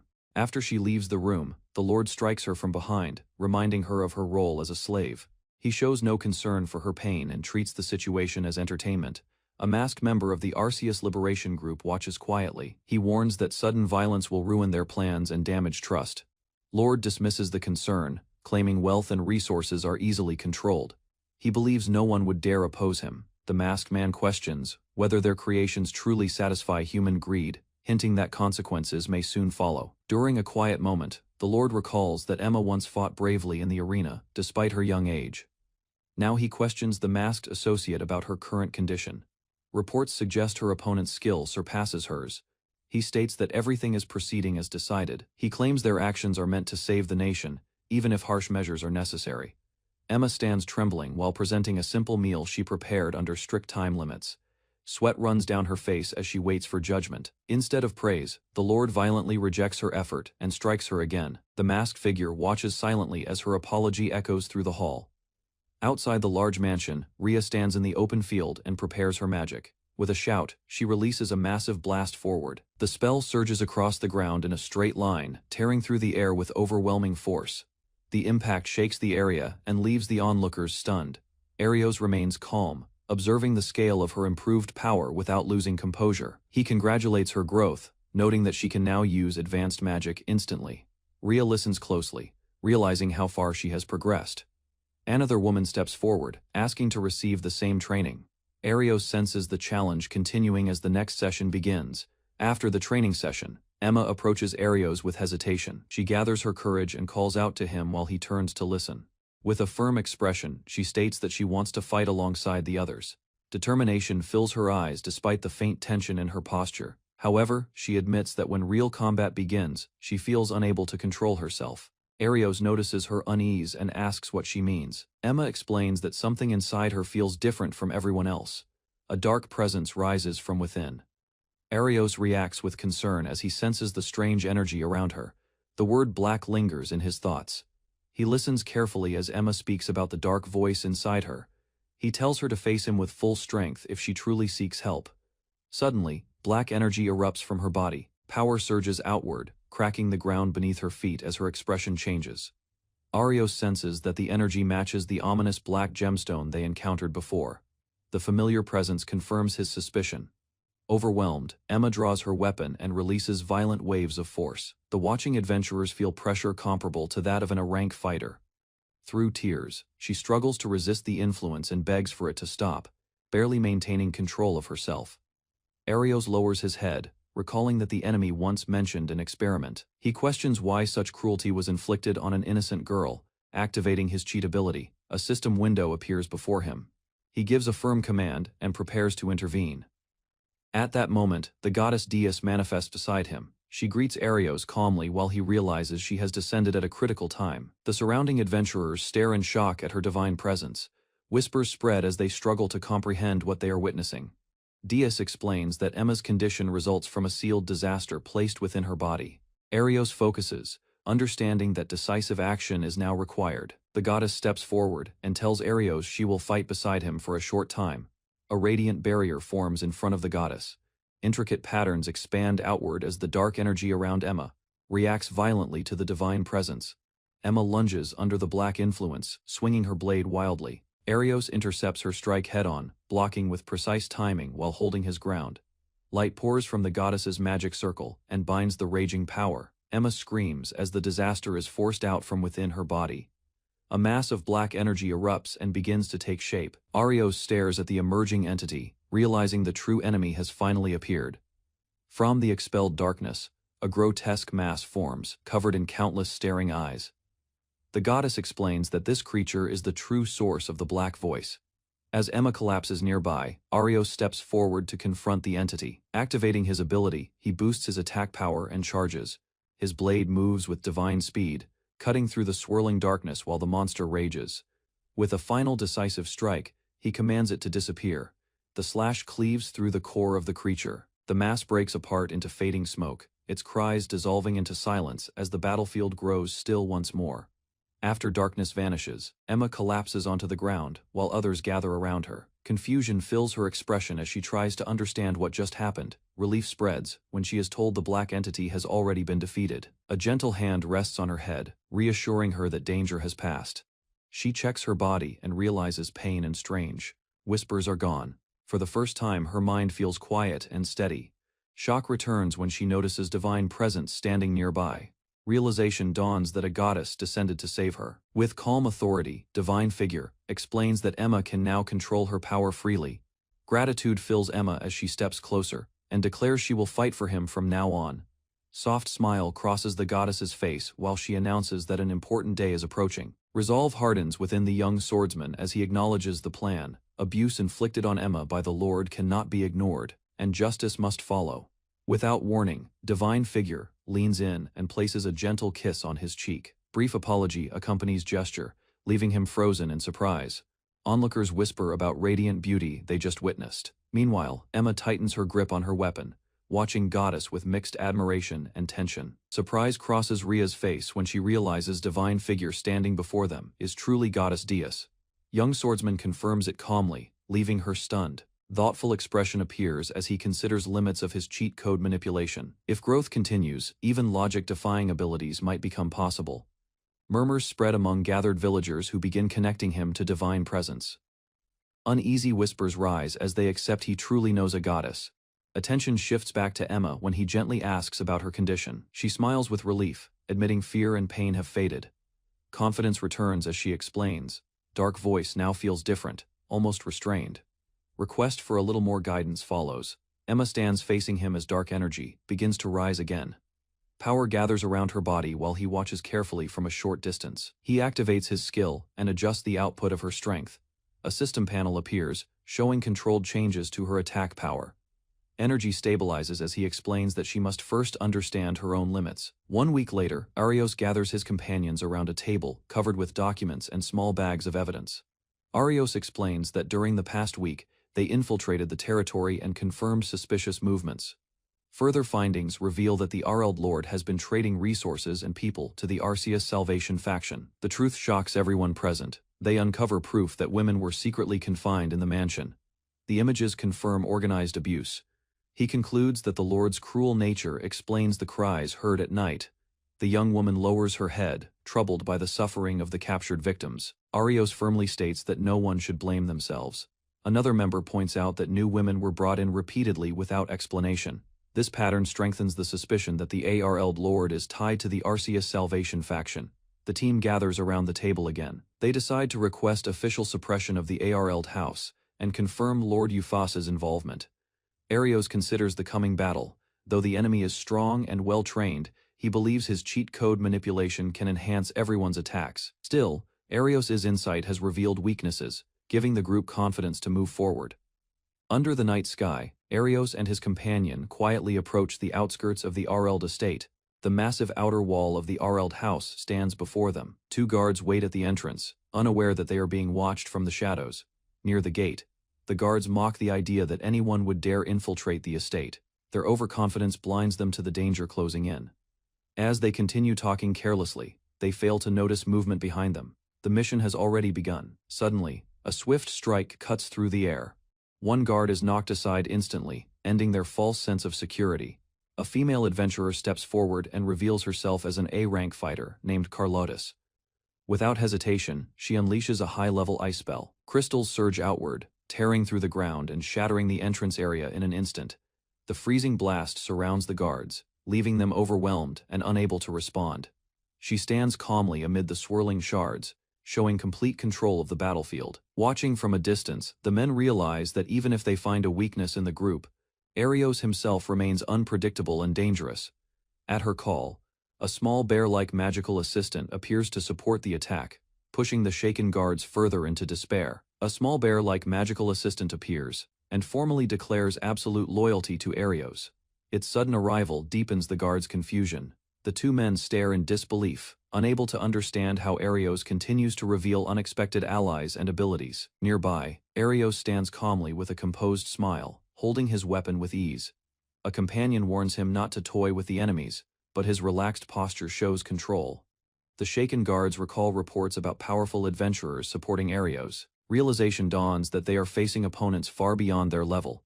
Desperation drives them to shout and prepare to fight. Yet the magical assistant watches closely, ready to strike at any opening. Small bear-like assistant suddenly activates, its eyes shining as its body transforms into a heavily armored combat form. One of the guards freezes in terror, sweat running down his face as he stares at the towering machine before him. A glowing core is revealed within the construct's arm, radiating intense energy. The armored figure lowers its stance, preparing to fire. Observers quickly realize that the red jewel embedded in the machine is linked to Arios' power, enhancing the weapon beyond normal limits. Panic spreads among the guards as the weapon charges. Recognizing the overwhelming force aimed at them, they understand escape may be their only hope. Armored construct fires, and one guard is struck directly in the torso. His body is hurled backward by the force, collapsing violently onto the ground. The second guard watches in horror as the weapon reappears above him using spatial movement. Explosion shakes the night, and the remaining guard falls, realizing too late that victory was never possible against such power. With the outer guards defeated, the group regathers near the fortress wall. Arios orders everyone to stay calm as the next phase begins. While attention focuses on the front assault, he and his companion prepare to infiltrate from another route to secure control of the Arld estate. Above the fortress walls, mysterious armored figures begin appearing, responding to the disturbance. Reaching the outer wall, Arios examines the surface and senses layers of defensive magic, reinforcing the structure. A confident smile forms on his face as he dismisses the concern. He declares that the barrier does not matter. Activating his cheat code manipulation, Arios rewrites the combat parameters, multiplying his attack power several times beyond its normal limit. He drives his enhanced strike into the wall. The reinforced stone shatters violently, blasting open a path and shaking the entire Arld estate. Chunks of reinforced stone rain down as Arios and his companion step through the shattered wall. He calmly remarks that breaking this level of defense is simple for him. Behind them, cracks spread across the courtyard, splitting the ground and damaging nearby structures. His companion worries that innocent residents might be caught in the destruction. Arios assures her that only members of the corrupt faction live near this section. When questioned about his sudden surge of strength, he explains that he merely adjusted his skill to amplify his power. Without wasting time, Arios moves forward toward the largest building, certain that the estate's lord awaits inside. As Arios advances toward the main building, a sudden voice calls out to him from nearby. He pauses and turns, sensing a familiar presence. A young man steps forward with a blade drawn. declaring that it has been 3 years since they last met. He boldly challenges Arios, demanding a direct fight. Recognition flashes across Arios' face as he recalls rumors about this former acquaintance and his troubled family. The challenger admits he has endured hardship and refuses to back down. Arios listens calmly but remains focused on his objective. Growing impatient, the young man accuses Arios of bringing others into danger and insists on confronting him without interference. Challenger lunges forward with anger, swinging his blade at Arios. Arios remains composed and states that Ray is still assisting the operation from another location. Footsteps echo as 2 estate members rush toward them, shouting that they have found the intruders. Newcomer tries to continue the duel, but the arriving men block his path. Arios moves instantly, refusing to let the situation spiral further. Steel clashes in rapid succession. Arios overwhelms both attackers with precise strikes, disarming them before they can mount proper resistance. Moments later, the 2 men collapse at his feet. Arios steadies his breath, proving that his strength far surpasses theirs. Arios faces his opponent and admits that he never intended to show real hostility. Despite the tension, he remains steady and composed. The challenger grins sharply and declares that their long-awaited duel will finally begin. He raises his weapon, eager to test his strength. Energy surges around him as he shouts, releasing his power without restraint. His confidence grows as he prepares to overwhelm Arios. Boasting loudly, he credits his growth to a skill that increases his attack power. He believes this ability makes him unbeatable. He listens with a calm expression and explains that such enhancement is ordinary. In contrast, his own cheat code manipulation simply rewrites the rules entirely. An explanation unfolds about how most people receive a single skill at 18, though rare individuals gain more. With a sharp grin, the challenger boasts that his power proves his superiority. Confidence radiates from him as he prepares to demonstrate his strength. 2 glowing jewels suddenly appear in midair, shining intensely before a mysterious panel forms. Surprise flashes across Arios' face, but hesitation fades quickly. If such power comes from a goddess, there is no reason to refuse. Confirmation appears within the glowing display. New abilities Principal Destruction, Flight, and Teleportation are successfully acquired. Shock spreads across his face as he reads the details of newly granted abilities. Both powers appear overwhelmingly strong, far beyond normal skills. Explanations fill the glowing panel, describing how Principal Destruction adapts to any situation and can be strengthened further through special jewels. Across from him, the challenger laughs wildly and claims that victory will earn him both glory and companions. Ignoring the taunts, focus shifts toward testing this unfamiliar power. There is no need for long arguments when results can speak instead. Energy surges as both sides activate their abilities at once. Attack enhancement against Principal Destruction, setting the stage for a decisive clash. Shock spreads across the challenger's face as Arios activates Flight. Wind swirls violently, lifting him off the ground and breaking the rhythm of the duel. Rising into the air, he observes from above while his opponent struggles to respond. After gauging distance, he prepares another ability. Spatial energy gathers as teleportation is readied for a precise strike. In a blink, he appears behind his opponent and delivers a decisive blow, sending him crashing away and proving the overwhelming gap in power. Arios stands in a forest clearing with his companion. She questions him about a certain person, but he remains calm and unreadable. From behind bushes, Arios studies the mansion carefully. He analyzes its structure and distance, deciding that entering through the front would be unnecessary. They move closer and observe the building. His companion points toward a section of the house, indicating a likely location. Dark presences appear behind the windows. Arios senses danger and evaluates their numbers. Several armed men gather outside. Arios determines they can break through and prepares to strike. Arios grips his companion's hand and calmly adjusts his attack power to a controlled level. With steady focus, he rushes forward, pulling her behind him as they charge toward the waiting enemies. As blades swing toward them, he activates his skill and launches both of them high into the air. Floating above the battlefield, Arios keeps her secured against him while maintaining balance in mid-air. The attackers hesitate, suspecting an illusion or hidden trick as they struggle to understand what they are witnessing. Raising his hand, Arios triggers cheat code manipulation and prepares to nullify the enemy's magic completely. A massive explosion erupts from above, engulfing the ground in fire and smoke. After the impact, he senses 2 dark presences still inside the mansion. Black shadows linger behind a window, signaling that the threat is not over. Determining their target is inside, Arios prepares to move. He notes the warning spell placed on the door and confirms the room is protected. Instead of using the entrance, he enhances his power and approaches the window. With precise control, he neutralizes the defensive magic. Glass shatters as he bursts into the room. Armed men turn in shock, while Arios lands firmly ready to confront them. Inside the room, a sharp-eyed leader recognizes Arios and studies his movements. Arios observes calmly, noting that the man's strength surpasses the others guarding the mansion. Armed subordinates step forward while Arios exposes their crimes, explaining how they deceived territories and lured victims.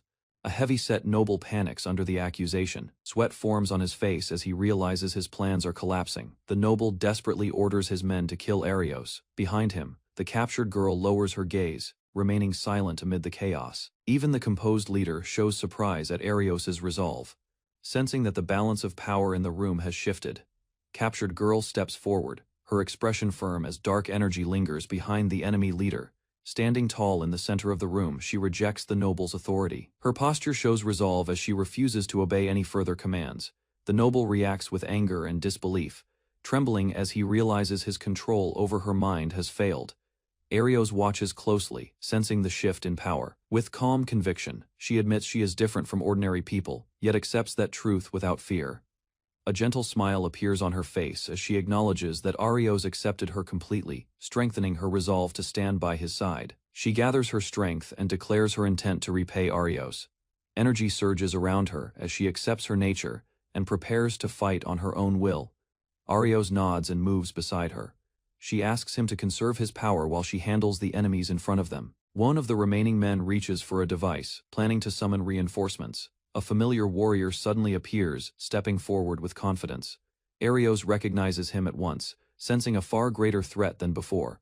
The warrior reveals his identity and speaks of past ties to Arios' father. The atmosphere tightens as an old connection resurfaces on the battlefield.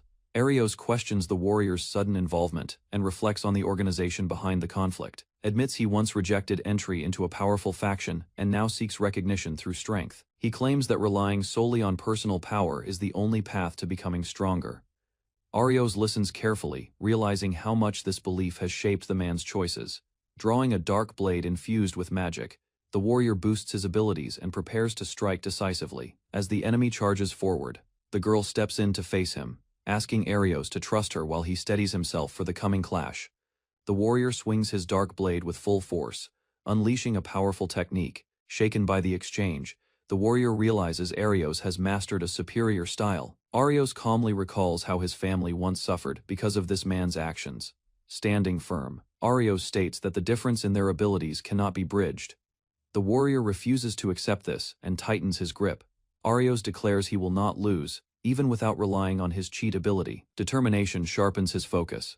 Across the room, the girl faces the remaining enemies alone, holding them back as the decisive duel continues. Facing her opponent, the girl raises her blade and makes a firm request. Determination shows in her eyes as she demands her freedom from control. Shock spreads across the noble's face, while she declares that only he can release her now. Fear overtakes him, and he quickly agrees to spare her life. Power gathering around her sword makes his surrender inevitable.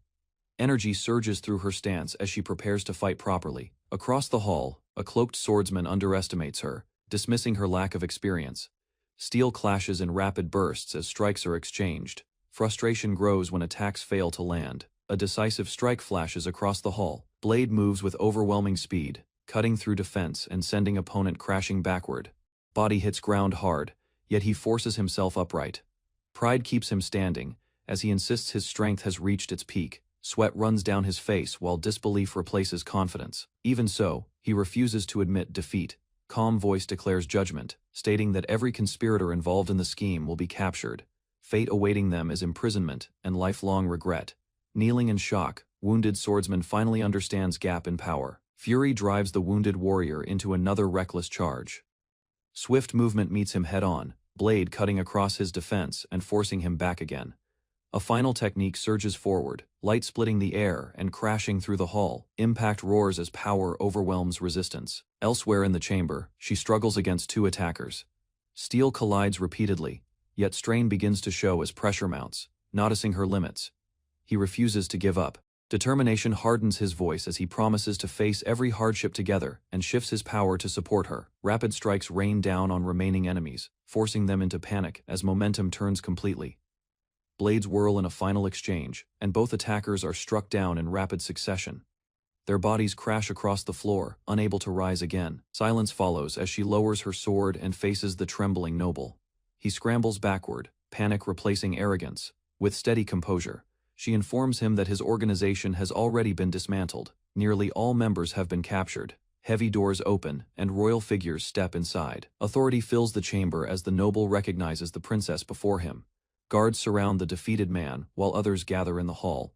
Shock leaves him speechless, realizing his schemes have collapsed beyond recovery. Arms crossed, Princess declares mansion secured, and warns that no allies remain to protect disgraced. Noble accusations follow, detailing how he took funds and formed ties with suspicious factions. Motive behind his alliance with Rescue Group is brought into question. Sweat pours down his face as excuses spill out. Desperation replaces arrogance while he denies every charge placed before him. Sharp questioning corners him further, forcing hesitant admissions. Fear tightens his voice as truth begins to surface. Standing nearby, young swordsman observes quietly. Suspicion grows that deeper schemes still linger beneath Noble's frantic words. While others believe conflict has ended, he senses something unusual. Preparation to secure remaining captives pauses as suspicion rises.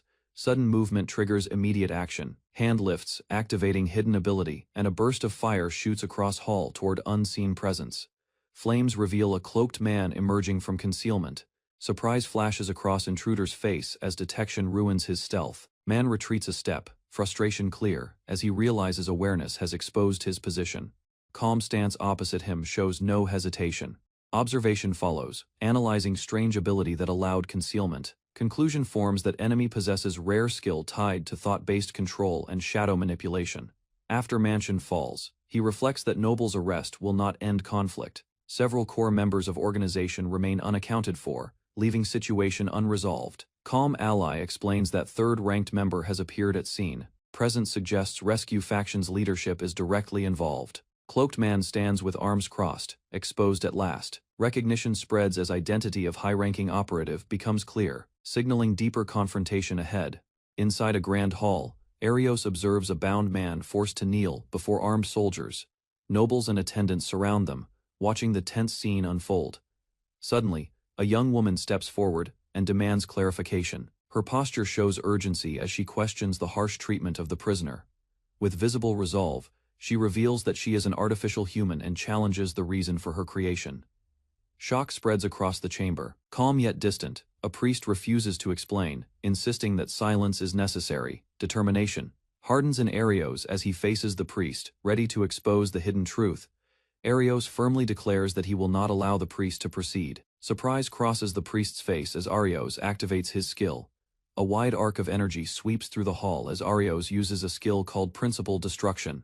The attack surges toward the priest, distorting the space between them. In an instant, Arios vanishes from his original position. The priest stares in confusion as Arios reappears across the room, avoiding the counterattack. Realization strikes the priest when Arios calmly explains the effect of his ability. Doubt replaces confidence. He concludes that the body cannot fully transfer, only consciousness, and prepares to locate the hidden real body. Under a quiet night sky, the royal castle of Ulcius Kingdom stands tall and silent. Its towers rise above the city, hiding the turmoil unfolding within its walls. Deep inside the castle, rows of large pods hold unconscious figures curled in liquid. With firm resolve, he demands a full explanation about what is happening in the kingdom. His posture shows that he will not ignore the truth any longer. A dark smile spreads across the priest's face as he confidently declares his intention to save the kingdom. Raising his hand, he claims the country has already begun to decay, insisting that painful measures are necessary to restore its former glory. Images of authority and control reflect in Arios's tense expression as he listens, without lowering his guard. With a confident smile, the priest argues that Arios understands suffering better than anyone, suggesting he should accept this transformation. Arios rejects that reasoning firmly. He states that personal hardship does not grant permission to trample the lives and feelings of others. Dark energy gathers around the priest's hand as he prepares to strike, confident in his superior power. Shadows burst forward in violent waves, filling the chamber with destructive force, while Arios stands ready to counter the attack. Arios quickly reviews the information displayed through his skill, noticing that the priest's abilities are increasing. Stretching out his hand, Arios releases a basic non-attribute magic wave. The blast strikes the priest directly, knocking him backward across the chamber. Without pause, multiple magic waves fire in rapid succession. Because they carry no attribute, they cannot be nullified. Confidence grows in Arios as he understands why the attacks remain invisible to his opponent. Overwhelmed and injured, the priest collapses to one knee, struggling to breathe while Arios watches calmly. Bruised and breathing heavily, the priest admits he must rely on force. Even while injured, he questions whether Arios truly intends to oppose the organization behind him. A final magic wave surges from Arios's hand. The blast strikes cleanly, sending the priest flying across the chamber with overwhelming force. Moments later, the priest lies motionless on the floor. Arios approaches cautiously, confirming that the battle has ended. Exhaustion begins to settle in as Arios reflects on the sudden victory. Doubt flickers briefly across his face. Before he can rest, a girl rushes forward and throws her arms around him. Relief washes over the girl as she clings tightly to Arios, fearing his consciousness might fade. Nearby, two companions watch with mixed emotions, unsure whether to feel reassured or concerned about what just occurred. Regaining focus, Arios taps the small device connected to the artificial unit, confirming its link to the Alceus control center. Through careful analysis, he explains that consciousness can be transferred temporarily into another space. The group listens closely as the situation becomes clearer. With the immediate threat gone, the others gather around him. Discussion turns toward their next move and the uncertain future ahead. At night, a quiet resident stands under the stars while Arios reflects on the recent battle. Inside, his companions gather and discuss the growing movement within Alceus. Concern spreads among them as they realize the organization's base lies within the royal castle. Despite the risks ahead, cautious optimism remains. Trust in Arios's strength eases some of the fear, though everyone understands greater conflict may follow. Later, exhaustion overtakes Arios, and he collapses onto a bed. A girl quickly checks on him, worried but attentive. Seeing him respond weakly but safely, relief fills her eyes as tension finally gives way to quiet reassurance. In a quiet room, the girl gently presses on Arios's back as he lies face down on the bed, worn from battle. Emotion fills her eyes as she confesses her worries. She knows he is strong, yet she cannot stop fearing that one day his strength might not be enough. Arios turns his head slightly and reassures her. He reminds her how she waited for him the night before. Calmly, he tells her that staying by his side is more than enough even if the road ahead remains uncertain. Relief softens her expression as she thanks him, continuing to care for him while peace briefly settles over the room. After the battle, the Royal Guild cooperates with Alceus Guild to detain the remaining members of the organization. Inside another room, rescued young women recover safely. Confiscated magic stones connected to the operation are secured as evidence. News spreads that the kingdom and the organization have suffered decisive damage. With key members captured, their influence weakens significantly. Even so, uncertainty remains. If higher-ranking leaders react, the royal army could mobilize at any time, forcing rapid decisions. Back at the residence, Arios promises to survive and return safely. The girl listens quietly, understanding that greater trials still await them. The girl suddenly hugs Arios from behind, assuring him that everything will be fine. He promises that he will return safely no matter what happens. In response, she asks him not to push himself too far. Later, as he rests face down on the bed, she gently presses on his back to ease his fatigue. His thoughts drift to Reddy's mother, who disappeared years ago after being taken by a moving carriage and is now believed to be dead. Despite the grim report, Arios considers that new information may surface someday, leaving a faint possibility that the truth is different. Arios decides it is time to speak privately with Rei about the connection between the Alceus Salvation Group and the royal family. After a brief pause, he asks directly whether she noticed anything unusual about the organization's ties to the kingdom. Reti hesitates, but chooses honesty. She admits she had been thinking about it and wonders if he is truly prepared for what it could mean. Listening carefully, Arios reflects on the possibility that the royal family may have deeper motives beyond simple political control. Shifts to her older brother, whose ambitions and positions suggest that larger political forces are quietly moving behind the conflict. During their discussion, Arios learns that while Rei was at the castle, an assassin wearing a white robe attempted to take her life, with trembling hands. Rei explains that she fled from her older brother because remaining there would have meant certain death. He suspects the unlimited leave granted to her was not kindness, but part of a political move to remove her quietly. As he thinks further, he considers the possibility that the Salvation Group and the Crown Prince may be working together. Rei admits she does not understand her brother's intentions. Though Arios tries to ease her worry, the uncertainty between them remains heavy. seated across from each other. Ria admits that from the beginning she intended to ask for his help. Arios responds with a gentle smile and declares that he wishes to become her guardian. Embarrassment colors Rene's face as she protests the sudden proposal. Despite her words, she does not reject the idea completely. Gathering her courage, she asks to remain alone with him for a short while. Arios agrees, slightly flustered but pleased. Later, they rejoin their companions at a nearby house, where the group welcomes them back and prepares for whatever lies ahead. Arios insists that he did not win alone, but his companion confidently reminds him how strong he truly was. Soon after, a guild representative calls Arios forward. With a serious tone, he announces that there are official matters to address before moving on. The man reveals that Arios has been formally recognized by the Alcius Kingdom Guild headquarters. Surprise spreads across Arios's face as he processes the sudden promotion. His friends react with excitement, though he remains modest about the achievement. Composing himself, Arios listens carefully as the representative shifts to more important business, signaling that greater responsibilities are about to follow. At the guild hall, officials explain that the captured members will be handed over to the kingdom. Discussion shifts to how the guild will respond moving forward. Rather than escalate matters, they decide to accept the transfer and avoid unnecessary conflict with the crown. Arios listens carefully and acknowledges that the guild must follow its obligations. Ria points out that her older brother may already be taking action elsewhere. The possibility of further schemes deepens the tension. With a steady expression, Arios concludes that remaining cautious is the wisest course, as greater political struggles are quietly unfolding. Arios senses approaching footsteps and realizes a summoned guest from the royal army has finally arrived at their location. Arios and his companions hurried through the town street, sensing unrest ahead. Their formation tightened as they moved between buildings. They reached the main road and found it completely blocked by a massive army of armored soldiers.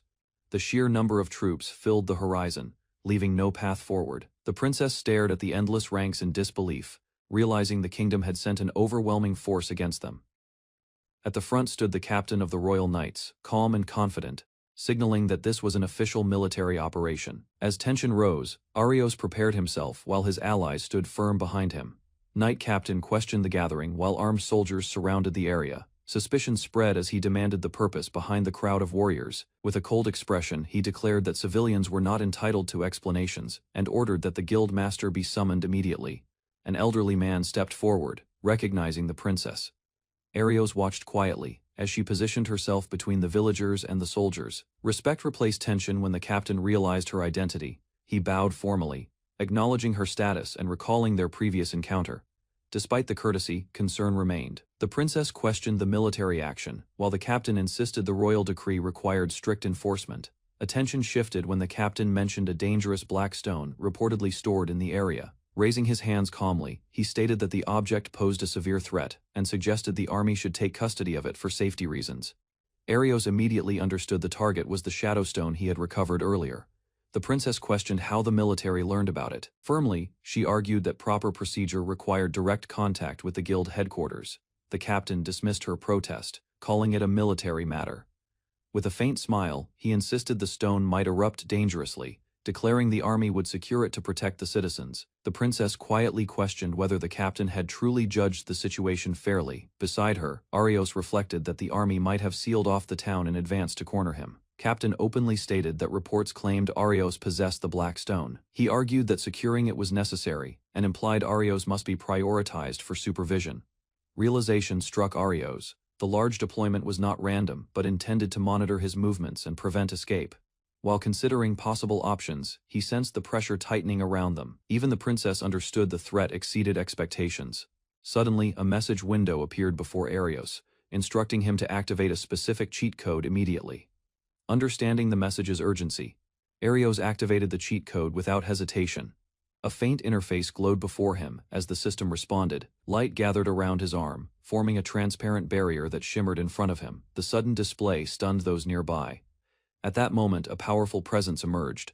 A man identifying himself as the kingdom's first king appeared, radiating authority that unsettled the soldiers. Confidence replaced tension as the king stepped forward and told Arios to leave the matter to him. Facing the army, the king commanded the troops to lower their weapons, asserting that true respect required restraint rather than force. Shock spread through the ranks as soldiers recognized the legendary first king standing before them. The king moved closer and quietly questioned the army's justification, pointing out that they acted without clear proof about the black stone.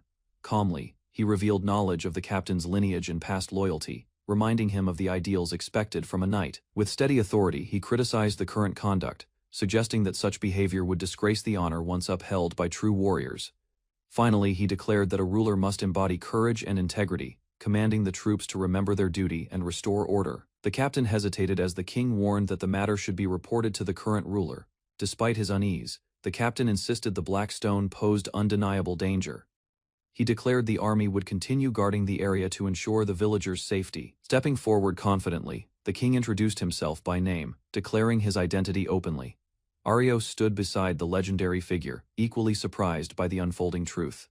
Tension tightened as the captain questioned how such a man could stand there. Calmly, the king placed a hand on Arios, acknowledging him as his descendant and reinforcing the authority behind his command. Before the kneeling captain, the first king stood firmly with Arios, and the princess behind him. Calmly, the king dismissed the captain's claims about protection. He stated that Arios, along with several skilled allies, was more than capable of safeguarding the village.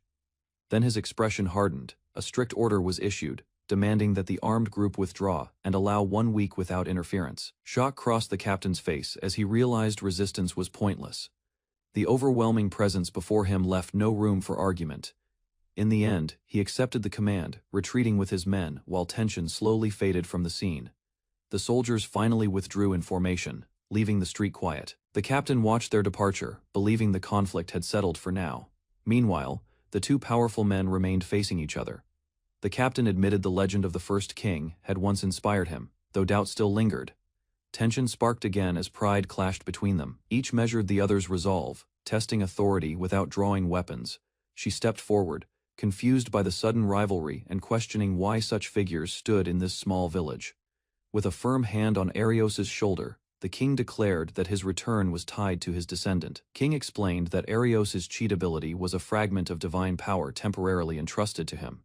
Hearing this, Arios began to understand the true source of his strength. The surrounding villagers reacted with amazement, realizing his power exceeded normal limits.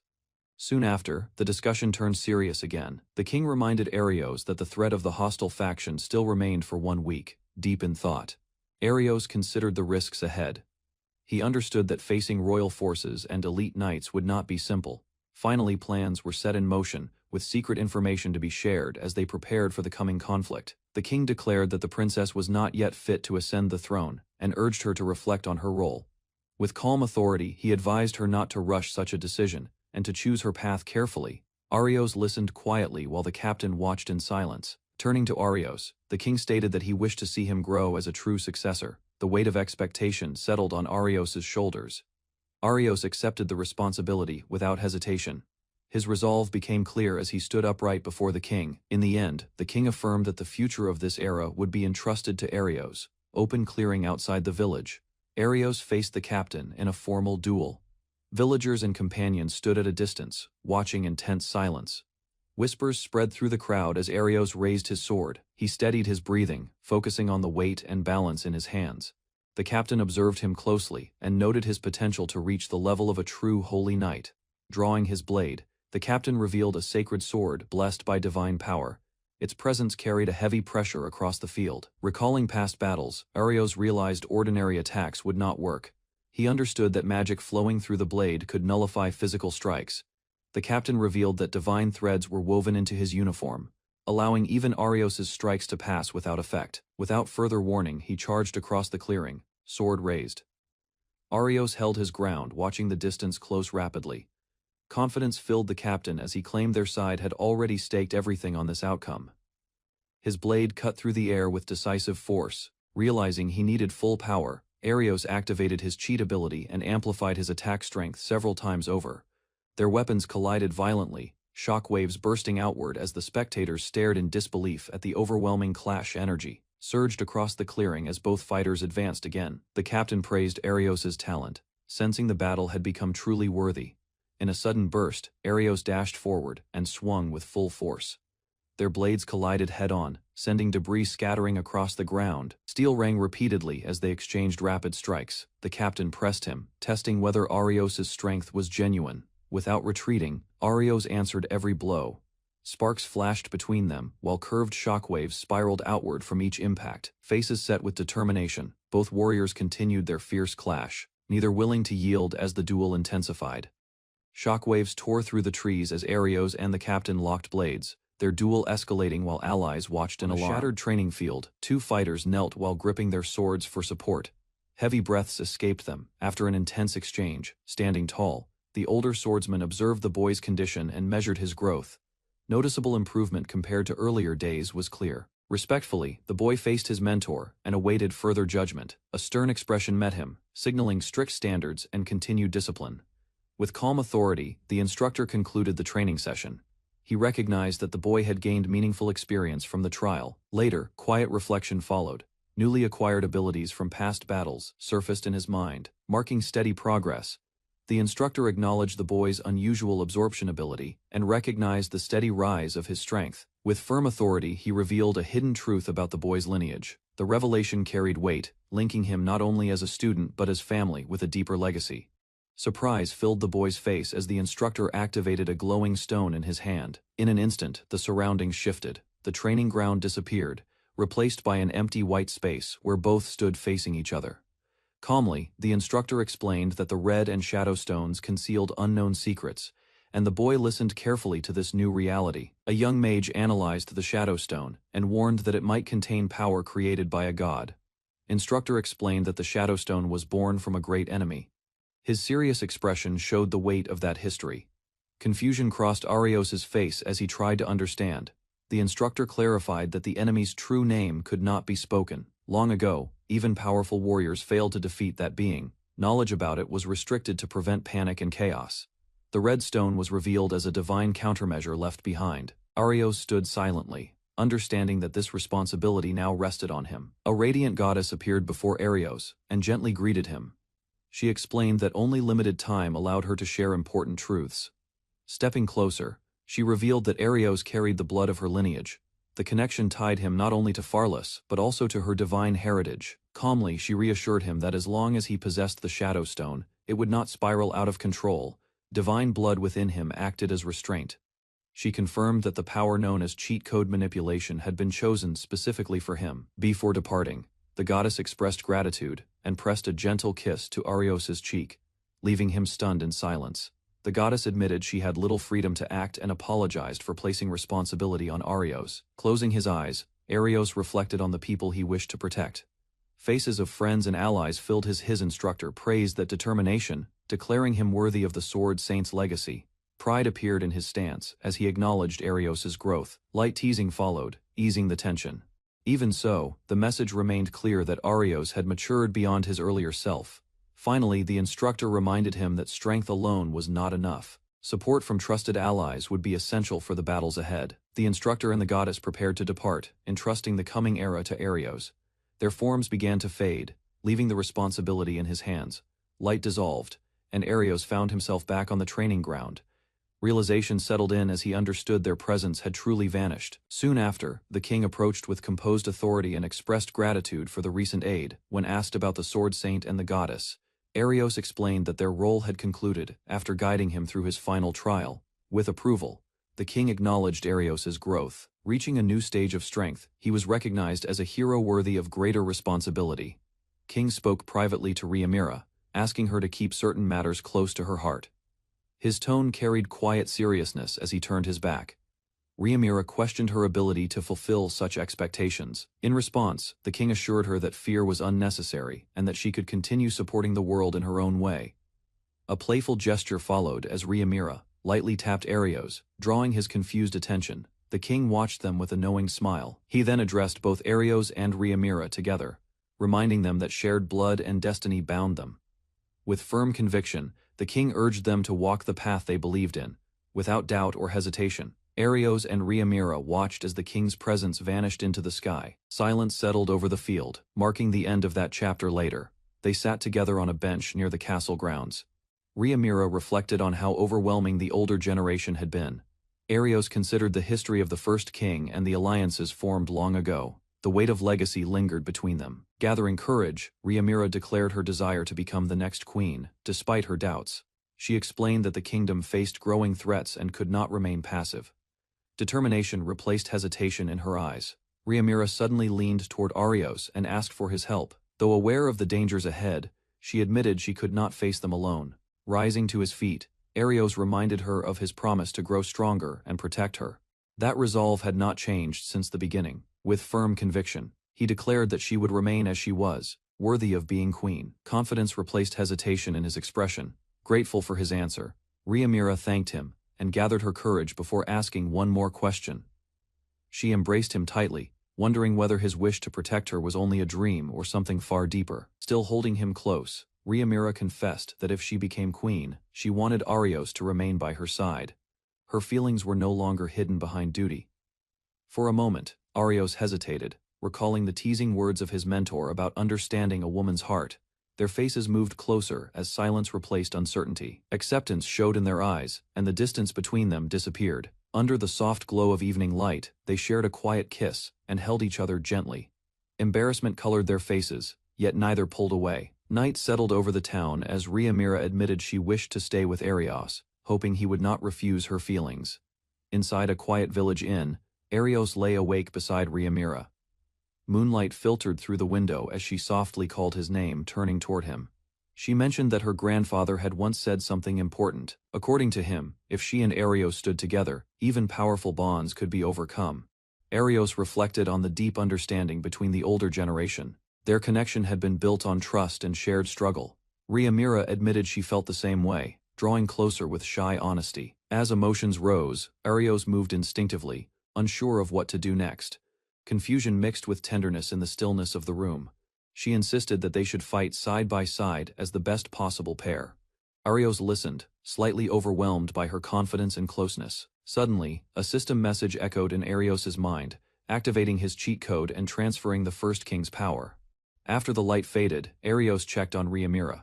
She admitted feeling different, yet not harmed, as if something within her had awakened. Without hesitation, she wrapped her arms around him again, seeking reassurance and warmth. Arios remained flustered, but did not push her away. Outside, the quiet inn stood beneath the night sky, unaware that their bond had just grown stronger. At the inn, two women arrived and informed Arios and Rhaenyra that they would be staying the night due to important matters. One of them praised Arios as a sincere and admirable person. She declared that no matter what changed, her feelings toward him would remain the same. With cheerful determination, she even suggested joining them, showing bold confidence about staying close. Far away in the royal castle, a report reached the throne about strange interference during negotiations. Suspicion arose that magic might have distorted events. A young noble speculated that Arios could be linked to ancient forces. The possibility that he carried unusual power began to spread. In the royal chamber, the noble named Foms questioned whether Arios was truly acting with hidden intent. Concern deepened when he realized that if events continued unchecked, the royal capital could be breached. Alone in his seat, Foms wondered if Arios might already hold influence over the course of the world. Suspicion began to take root in his thoughts. Meanwhile, morning arrived at the inn. Arios sensed a strange shift within himself, noticing that new abilities had awakened after the previous night.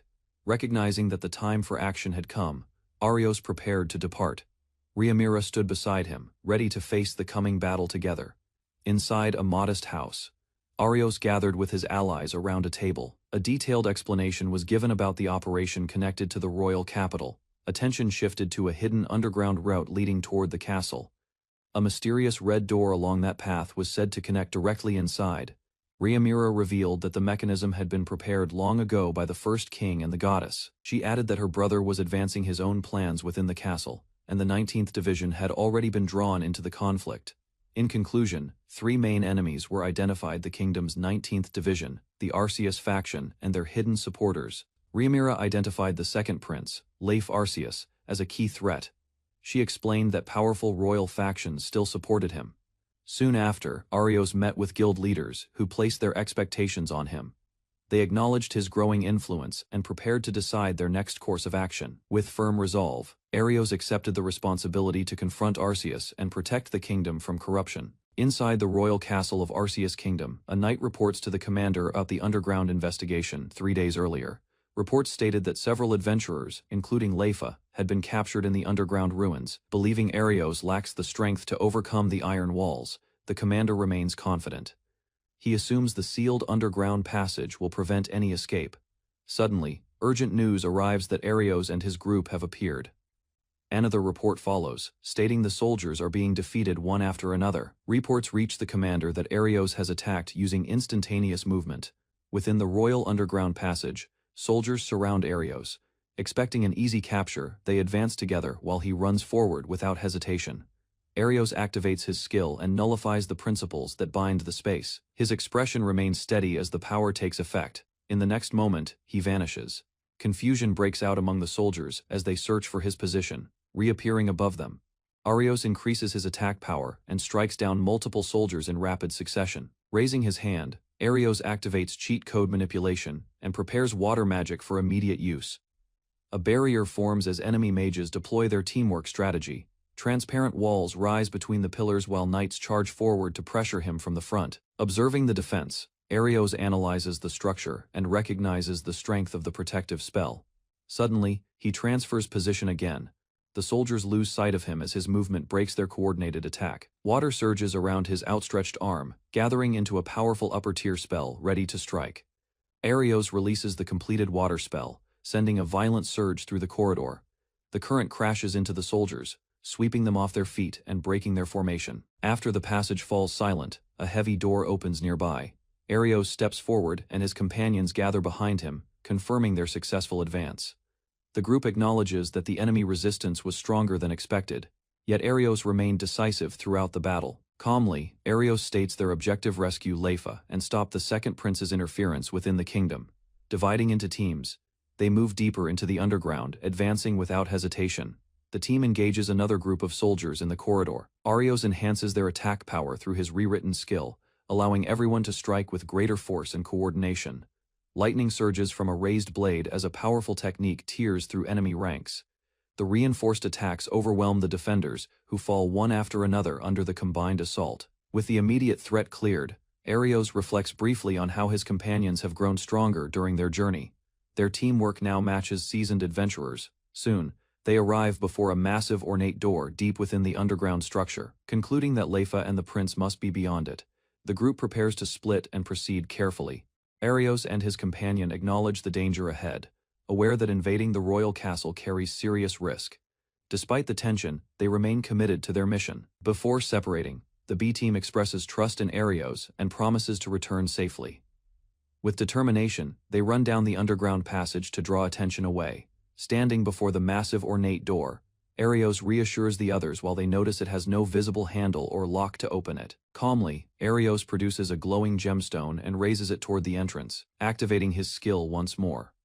The sealed door responds and slowly opens, revealing the path beyond as the group steps forward. Beyond the open door, Arios and his companions enter a long corridor filled with faint light. The unfamiliar passage causes unease among them. Although none of them have been there before, a strange sense of calm surrounds the area.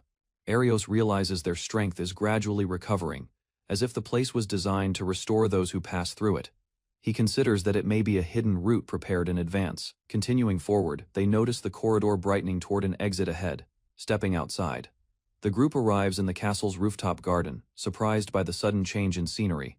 Standing in the rooftop garden, Arios realizes they have reached the inner area of the castle near the second prince's private quarters. Before they can move further, a voice calls out from behind the hedges, demanding to know their intention. The group turns toward the source in surprise, recognizing the voice. Arios identifies it as belonging to the commander of the 19th Order. The situation immediately grows more serious. A noblewoman steps forward from concealment, revealed as Princess Euralia, the second prince's sister and a candidate for the throne. Arios concludes that the commander intends to eliminate a rival successor within these walls. Hearing that Princess Euralia is in danger, Arios immediately agrees to help. Determination replaces hesitation as he prepares to intervene. Moving through the garden, he spots a group of armed soldiers surrounding the princess near the fountain. The princess kneels on the ground while the commander raises his weapon, intending to eliminate her to secure the prince's position. Without delay, Arios rushes forward and blocks the strike, forcing the commander back and shielding the princess from harm. Steel clashes in the garden as Arios confronts the commander directly, stopping the attempted assassination. Arios checks on Princess Euralia's condition, while the commander shouts his name in anger. The tension in the garden sharpens as their confrontation becomes unavoidable. The princess recognizes Arios and expresses relief at his arrival. In response, he vows to protect her with everything he has. Soldiers close in once more, surrounding them near the fountain. Arios positions himself in front of the princess as additional allies rush to support. Suddenly, a new figure leaps into the garden, declaring his intent to kill Arios. His presence shifts the atmosphere instantly. With a confident grin, the newcomer boasts of his strength, challenging Arios without hesitation. The commander mocks Arios, exposing details about his painful childhood and isolation. He claims to understand the loneliness Arios endured and uses it to provoke him. Continuing his taunts, he speaks of family bonds and suggests that Arios never truly experienced happiness. Instead of reacting blindly, Arios analyzes the commander's behavior and recognizes the twisted jealousy behind his accusations. Anger finally surfaces as Arios points his blade forward, declaring that he will defeat the man standing before him. Laughing confidently, the commander boasts about his strength and challenges Arios to prove himself in battle. Fueled by anger, the attacker charges forward, declaring his certainty of victory. Arios recognizes the threat but remains composed. The opponent unleashes a strengthened sword technique, claiming he trained solely to surpass Arios. Arios studies the movement, noting the increased speed and power. Their blades collide in a sharp exchange, sparks bursting between them as both push with full force. Attacker boasts of inheriting a superior sword style and presses the assault with rapid slashes. Arios evaluates the refined technique while holding his ground. Seeing soldiers approach from behind, Arios prepares to confront them as well, ready to handle multiple enemies at once. Commander dismisses the rumors about Arios being an outcast with a useless skill. Arios calmly observes that the underground soldiers differ from ordinary troops. Recognizing their unusual coordination, Arios activates his ability and increases his attack power step by step. The soldiers sense a sudden shift in pressure, with cheat code manipulation active. Arios advances into their formation. Even as they shout threats, he cuts through their strikes without slowing. Switching tactics, he unleashes a sweeping ice blade technique, freezing the ground and trapping multiple enemies at once. Watching from a distance, the commander acknowledges Arios' talent while preparing to rejoin the fight himself. Arios of being someone he never wanted to stand beside. His blade points forward as he vents long-held resentment. The commander laughs at the exchange, mocking their hesitation. Arios dismisses the taunts and keeps his focus on ending the fight efficiently. Dark energy begins to gather around the commander's body. He claims he is finally revealing power that surpasses normal limits. Arios studies the phenomenon and realizes the strength comes from an external enhancement.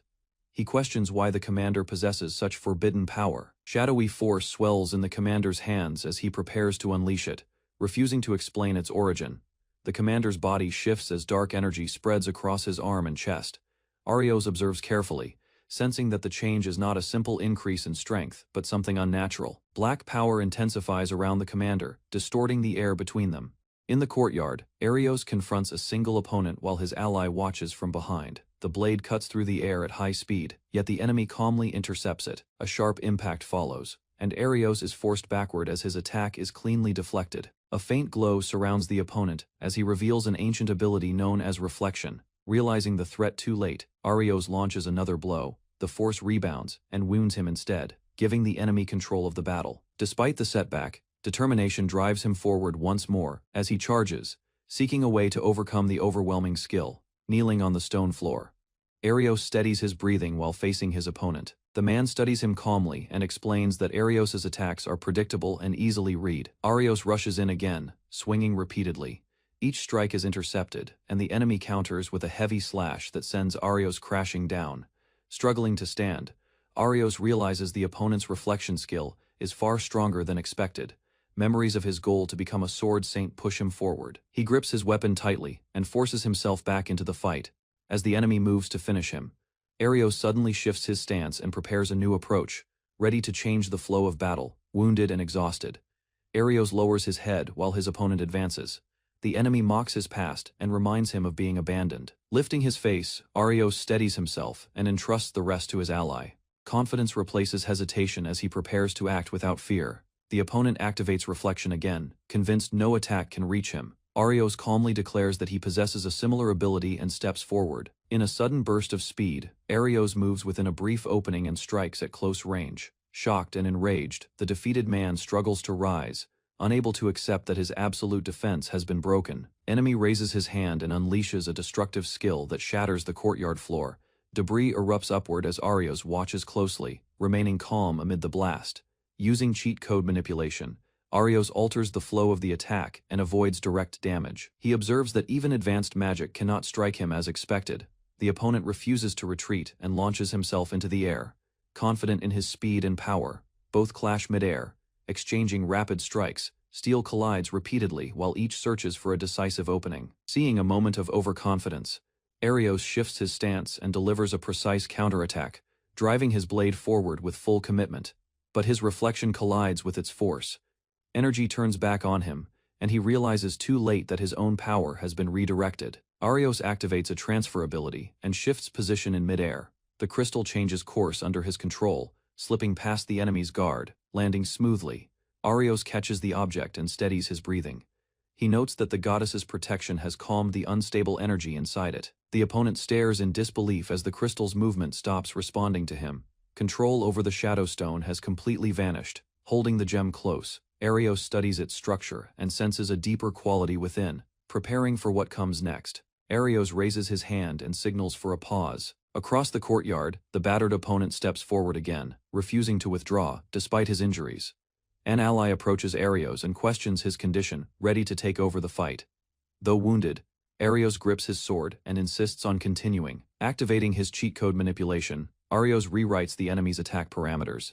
The opponent's offensive power is quietly multiplied beyond its normal limit. Confusion spreads across the man's face as he feels his strength surge unnaturally. The sudden increase overwhelms his control and destabilizes his stance.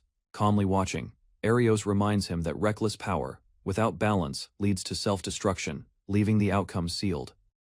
Arios stands firm, aware that his own invincible moment is limited and that he must rely on allies if needed. A battered companion steps closer and admits he misjudged Arios from the beginning.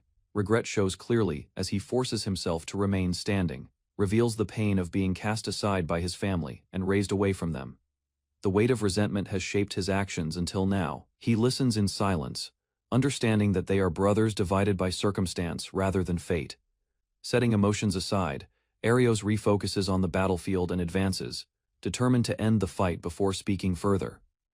Overcome with emotion, the opponent releases a violent surge of power that tears through the courtyard. Allies rush forward to shield the princess and others nearby. Arios remains steady, observing the change in his brother's aura. The uncontrolled force grows stronger, surpassing even previous limits. Lightning-like currents twist around his body as reason fades. Arios steps beside him, recalling how teamwork once gave them an advantage. Now the situation has shifted, and hesitation could cost lives. Gripping his sword firmly, Arios declares his resolve and advances, prepared to confront the rampaging power head-on. Arios studies the raging figure and admits that his brother's strength surpasses even their former rival. Despite that difference, he steps forward and tells his ally to guard his back.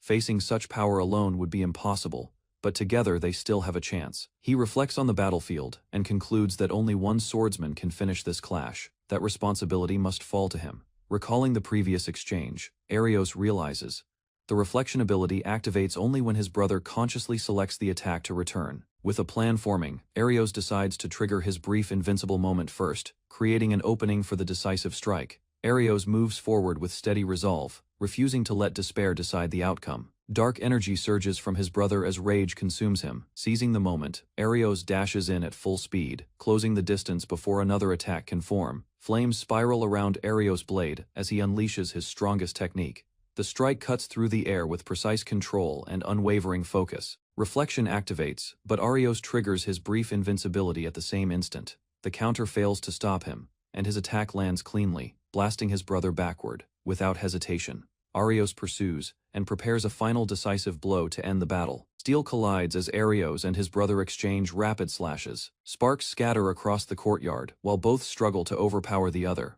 Mocking laughter rises from his brother, who presses forward with relentless force. Arios steadies his breathing and refuses to yield despite the pressure. Suddenly, his brother boosts his attack power beyond its limit. The surge shocks Arios, who realizes the strength has doubled. Even so, Arios counters with a fierce swing that strikes cleanly and sends his brother skidding across the stone floor. Without pause, both raise their blades again, each preparing a final technique as they charge straight toward one another. Both brothers unleash their ultimate techniques at the same instant. Blades flash past each other, and a violent shockwave erupts behind them. A moment later, the courtyard falls silent. Arios remains standing while his brother collapses, the decisive strike having landed cleanly. Exhausted but steady, Arios confirms the victory. Relief replaces tension as his allies rush forward in celebration. She approaches and offers sincere gratitude for protecting the kingdom. Her words carry recognition of his growth during the battle. Embarrassed by the praise, Arios turns slightly away, still processing the outcome, and the new title others now associate with him. After the battle, Arios stands quietly while the princess reflects on the duel. He admits that he once believed strength alone defined justice. Doubt now lingers as he reconsiders that simple belief. Turning to his brother, Arios acknowledges that what he dismissed as a flawed skill had grown into real power. Determination fills his expression as he declares he will not remain as he is. One day, he intends to surpass every limit before him. The two brothers clasp fists in mutual respect, agreeing to walk the same path of the sword without losing to each other again. After the duel, the group gathers in the courtyard. The tension fades, and the princess quietly observes the two brothers standing side by side. A sudden presence spreads across the area, sharp and unfamiliar. Arios senses it immediately, unable to identify its source. He descends from above, floating effortlessly in the air. Dark robes sway as the stranger reveals overwhelming pressure. The knights recognize the figure as a high-ranking member of the enemy faction. Weapons are raised at once, as the threat becomes clear. Shock crosses the princess's face when she realizes the newcomer is someone she knows, leaving Arios alert for what will happen next. Inside the royal courtyard, a hooded man hovers above a stone platform. Arios steps forward with his companion while three others remain behind. Memories of the capital return to the princess as she studies the masked figure. Recognition unsettles her because Arios had once defeated him during a past conflict. His identity as a high-ranking member of a dangerous faction confirms the seriousness of the situation. Calmly, the cloaked figure claims he holds no hostility and has come to offer information. Doubt fills Arios as he listens carefully. Finally, the stranger reveals that their ally entered another dimension with the Demon Lord. Determination forms as Arios prepares to follow. The hooded figure assures Arios that he senses no hostility in him. Although wary, Arios listens as the stranger insists the captive will be taken away safely. Dark smoke suddenly surrounds a bound nobleman standing beside the cloaked man. In an instant, both vanish from the courtyard, leaving only fading shadows behind. Without hesitation, the masked figure raises his arm and releases a swirling force into the sky. Confusion spreads among the group as they struggle to understand his true identity and purpose. Later, Arios turns toward her with concern. Determination replaces doubt, as he reassures her through steady resolve and silent support. Instead of dwelling on confusion, she decides to focus on what stands before them, and move forward with determination. Turning to Arios, she mentions the mysterious ally who once helped her brother. Gratitude softens the tension between them, as they consider their next step. Arios suggests visiting the king first, concerned for the ruler's safety after the recent disturbance. At that moment, the king himself appears and praises Arios for his bravery. Surprised, Arios kneels out of respect while the princess watches anxiously. With a calm smile, the king speaks of a vision involving Arios. His words hint at destiny, leaving both youths thoughtful about what lies ahead.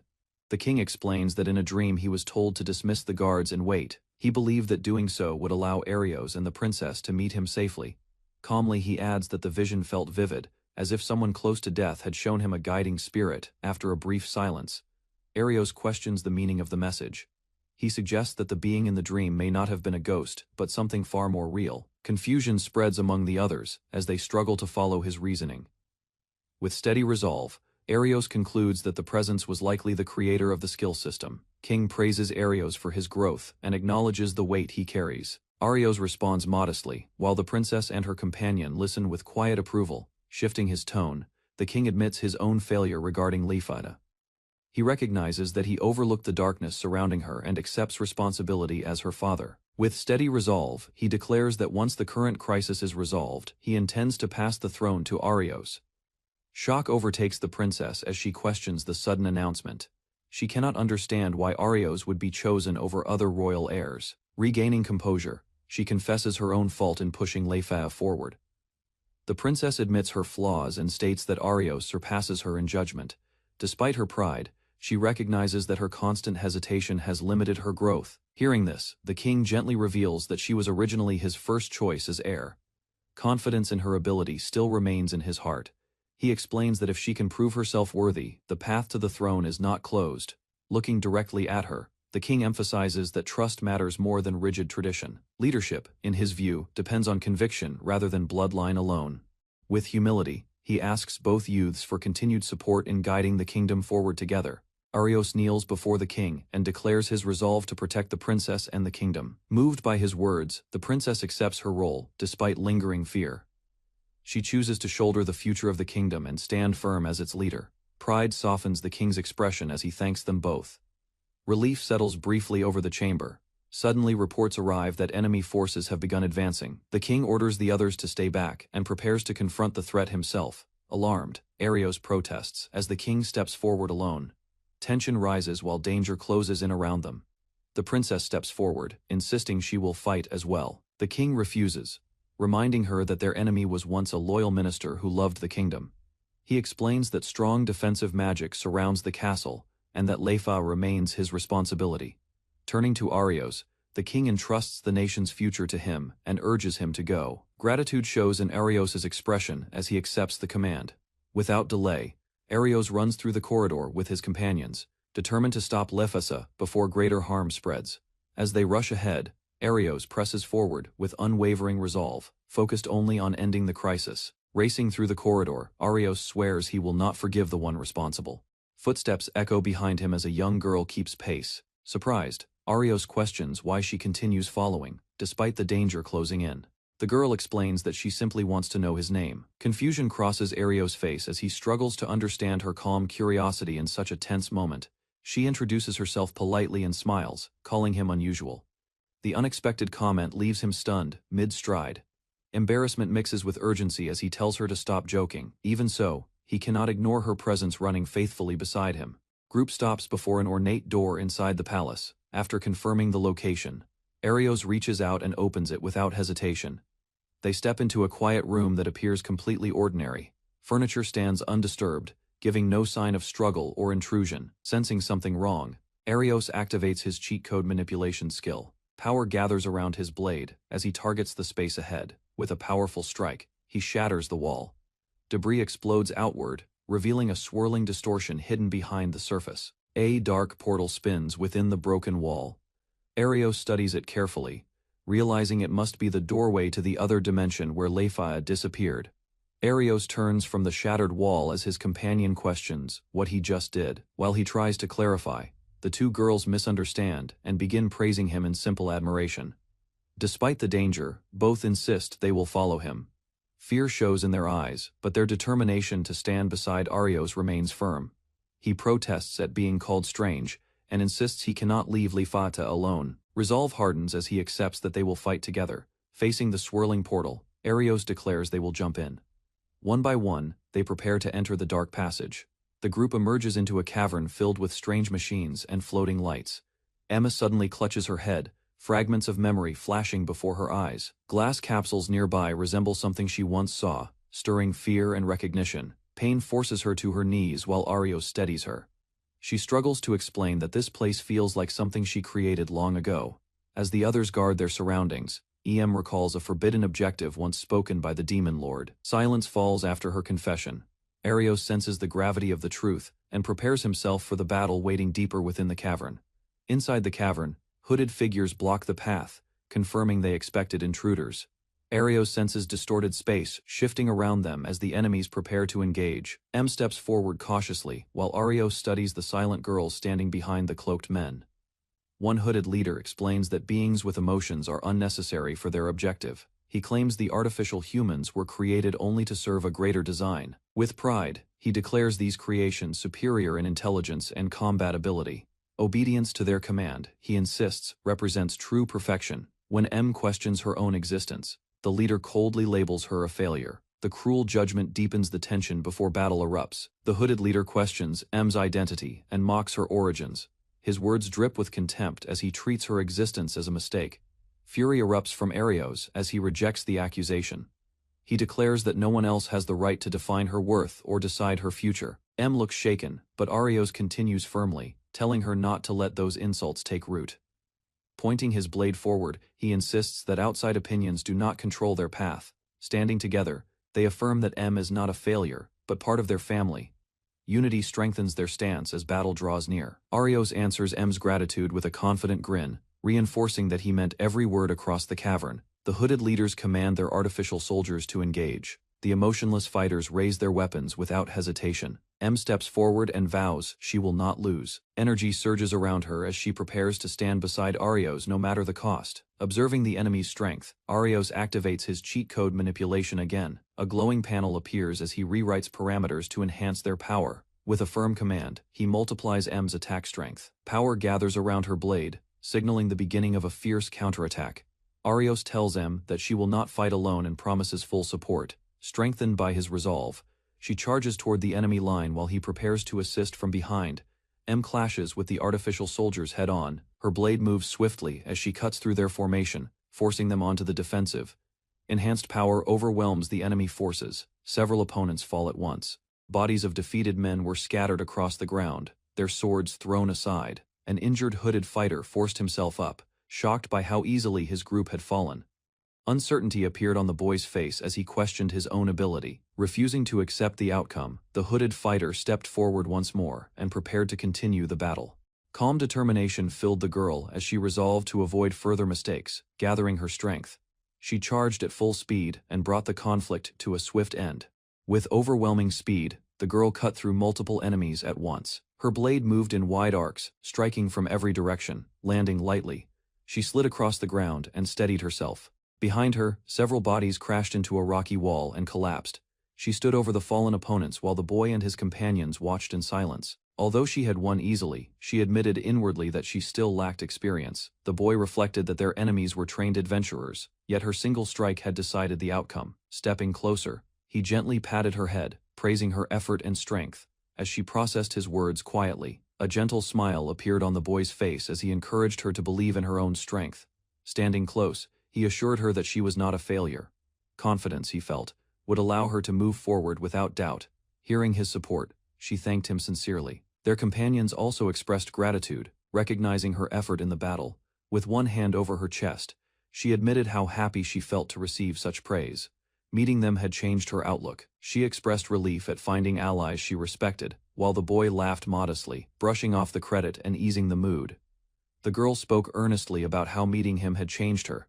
She admitted that fighting beside him and their companion had helped her overcome part of her fear. Excitement suddenly filled her expression as she expressed a wish to stay close to him and his ally. Gathering her courage, she revealed her true desire to become like a younger sister within his family. Surprise spread across his face at the unexpected request. After a brief pause, he accepted her feelings, deciding that supporting her growth was the right choice. He gently placed a hand on her head and welcomed her as his sister, and she embraced him with relief and gratitude. After the emotional moment, the group gathered themselves. The girl with long hair stood calmly beside the others, while the boy looked ahead with renewed focus. As they moved through the rocky area, he sensed multiple enemy presences nearby. Caution spread among the team, and they prepared for another encounter. Turning to his companion, he acknowledged that her strength had grown significantly. She listened closely, encouraged by his recognition. She reminded him that his steady courage during every battle had inspired her. Hearing that, he seemed slightly embarrassed, but accepted her words. In his thoughts, he reviewed each member's abilities and roles, carefully assessing their overall combat power before the next fight. A confident smile formed on the boy's face as he reflected that, although each of them had walked different paths, their teamwork was not weak. Suddenly, loud noises echoed through the rocky chamber. He quickly encouraged everyone, believing that with their combined strength, the group gathered near a strange pillar while defeated foes lay nearby. The structure appeared to be part of the facility, drawing their attention. She quietly considered her brother's true objective, sensing something unusual behind his actions. They discussed the possibility that ambition for the throne had driven recent events, connecting it to the royal family's decisions. With arms crossed, the boy analyzed recent events.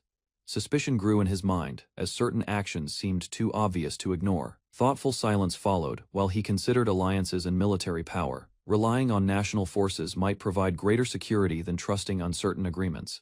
Conversation shifted toward Princess and her true position. Doubt surfaced about any rebellion scheme, since such a move lacked logic and clear motive. Sharp resolve replaced uncertainty. Protecting her from danger became priority, and reckless ambition would not be allowed to continue unchecked. Decision made, group advanced deeper into cavern, determined to confront older brother and uncover truth behind unfolding conflict. Inside, a vast chamber, two figures stood before a raised platform holding a strange stone device. Man with sharp eyes and dark hair greeted them calmly, impressed that they had passed every obstacle. Facing group directly, Mastermind admitted seizing control of noble house and manipulating events to bring them here. Blonde Prince spoke with unsettling composure, describing twisted circumstances that had shaped his path. Anger rose within young swordsman as he demanded clear answers. In response, Prince declared ambition openly, claiming he would reshape nation by his own will. As accusations flew across chamber, young swordsman shouted in anger, refusing to accept claim that cruelty was justified. Standing before raised platform, Prince declared nation had grown stronger under his control. Fear, he argued, was necessary to remove doubt and silence fragile hearts. Cold ambition surfaced without restraint. In his view, guiding every citizen as obedient subjects was only rational path toward order. Long-haired girl stepped forward, voice firm, rejecting that distorted belief. She defended her brother's kindness and true wish to protect future of kingdom. Memories of gentler days lingered as she pleaded for different path, urging him to become ruler, who saves rather than dominates. Calm expression on his face hardened while he dismissed her words, claiming their elder sibling had abandoned ideals of justice long ago. Young swordsman stepped forward and addressed party leader directly. Dark gem floated in his thoughts as he questioned why such an object was left behind. Leader answered vaguely, insisting truth would reveal itself in time. Frustration surfaced when swordsman accused them of using stone to provoke terror. Determination sharpened his voice as he demanded clear explanation. Shock flickered across leader's face at sudden accusation. Momentum shifted when swordsman pressed further. Spread across young swordsman's face when party leader denied knowing anything about missing comrade. Princess stepped in firmly, reminding him that comrade A had always acted as right hand within rescue group. Sweat formed along leader's brow, anger burst out as he tried to maintain authority, yet hesitation betrayed his confusion. Calm focus returned to swordsman as scattered clues aligned in his mind. Strange behavior from both prince and princess now carried deeper meaning. Realization struck hard. Missing comrade had never been true ally but hidden manipulator, using memory tampering to control events from shadows. Panic overtook party leader as he clutched his head, realizing hidden mastermind had abandoned him. Blonde Prince remained composed, admitting parts of his own memory were missing. Even so, he acknowledged Shadowstone remained in his possession, without understanding full reason. Young swordsman urged everyone to stay calm. Shock lingered among companions as truth grew heavier. Accusations followed, exposing how manipulation and ambition had pushed events toward chaos. Prince accepted that his reckless path carried great risk. Quiet deduction continued, as swordsman connected past incidents, including surveillance and interference. Anger sharpened his voice as he accused the prince of manipulating events and staining entire kingdom with a reckless scheme. Calm smile answered him. Love for nation, the prince claimed, justified any sacrifice, even if countless lives were placed at risk. Trembling slightly, the young girl questioned her own worth within such sacrifice. Doubt weighed heavily on her heart. Princess stepped forward and rejected that, insisting no innocent life should be discarded. Fury returned to young swordsman as he declared Prince's path unforgivable. Shock crossed companions' faces, knowing confrontation had reached its breaking point. Resolve hardened within young swordsman as he questioned whether Prince truly intended to continue down this path. Even if memories had been altered, determination would not fade. Across chamber, Prince drew his blade while dark stone pulsed behind him, signaling start of battle. Energy surged around swordsman as he activated cheat code manipulation. Strength increased instantly, pushing his attack power beyond normal limits. Prince answered with steady confidence, channeling Shadowstone's power into his sword. Pressure filled air as overwhelming force spread across platform. Compared to earlier fights, gap in raw power felt far greater, forcing swordsman to brace for decisive clash. Princess stepped beside young swordsman and offered her support. Trust flowed between them as she chose to guard his back. Across chamber, enemy raised his blade while dark energy gathered around him. Close by, young girl struggled with lingering doubts, questioning her purpose. Resolve replaced uncertainty. With twin daggers drawn, she charged forward, determined to prove her will to live and fight. Shadow power flared in enemy's hand as he mocked their resistance, yet confidence answered him, and blades were lifted without fear. Despite overwhelming aura, pair advanced together, refusing to yield as clash erupted at center of chamber. Both fighters lunged forward simultaneously, blades colliding midair as shockwaves burst outward across the shattered chamber floor. Inside a wooden hall, Arios crosses blades with a long-haired female knight. Her rapid strikes crash against his guard, yet he withstands every blow. Without hesitation, she accelerates and swings in a wide arc. Arios pivots aside and deflects the attack at the last moment. Careful observation reveals her controlled breathing and precise rhythm experience in real combat is evident in her stance. She retreats a step and steadies her grip, lowering her weapon.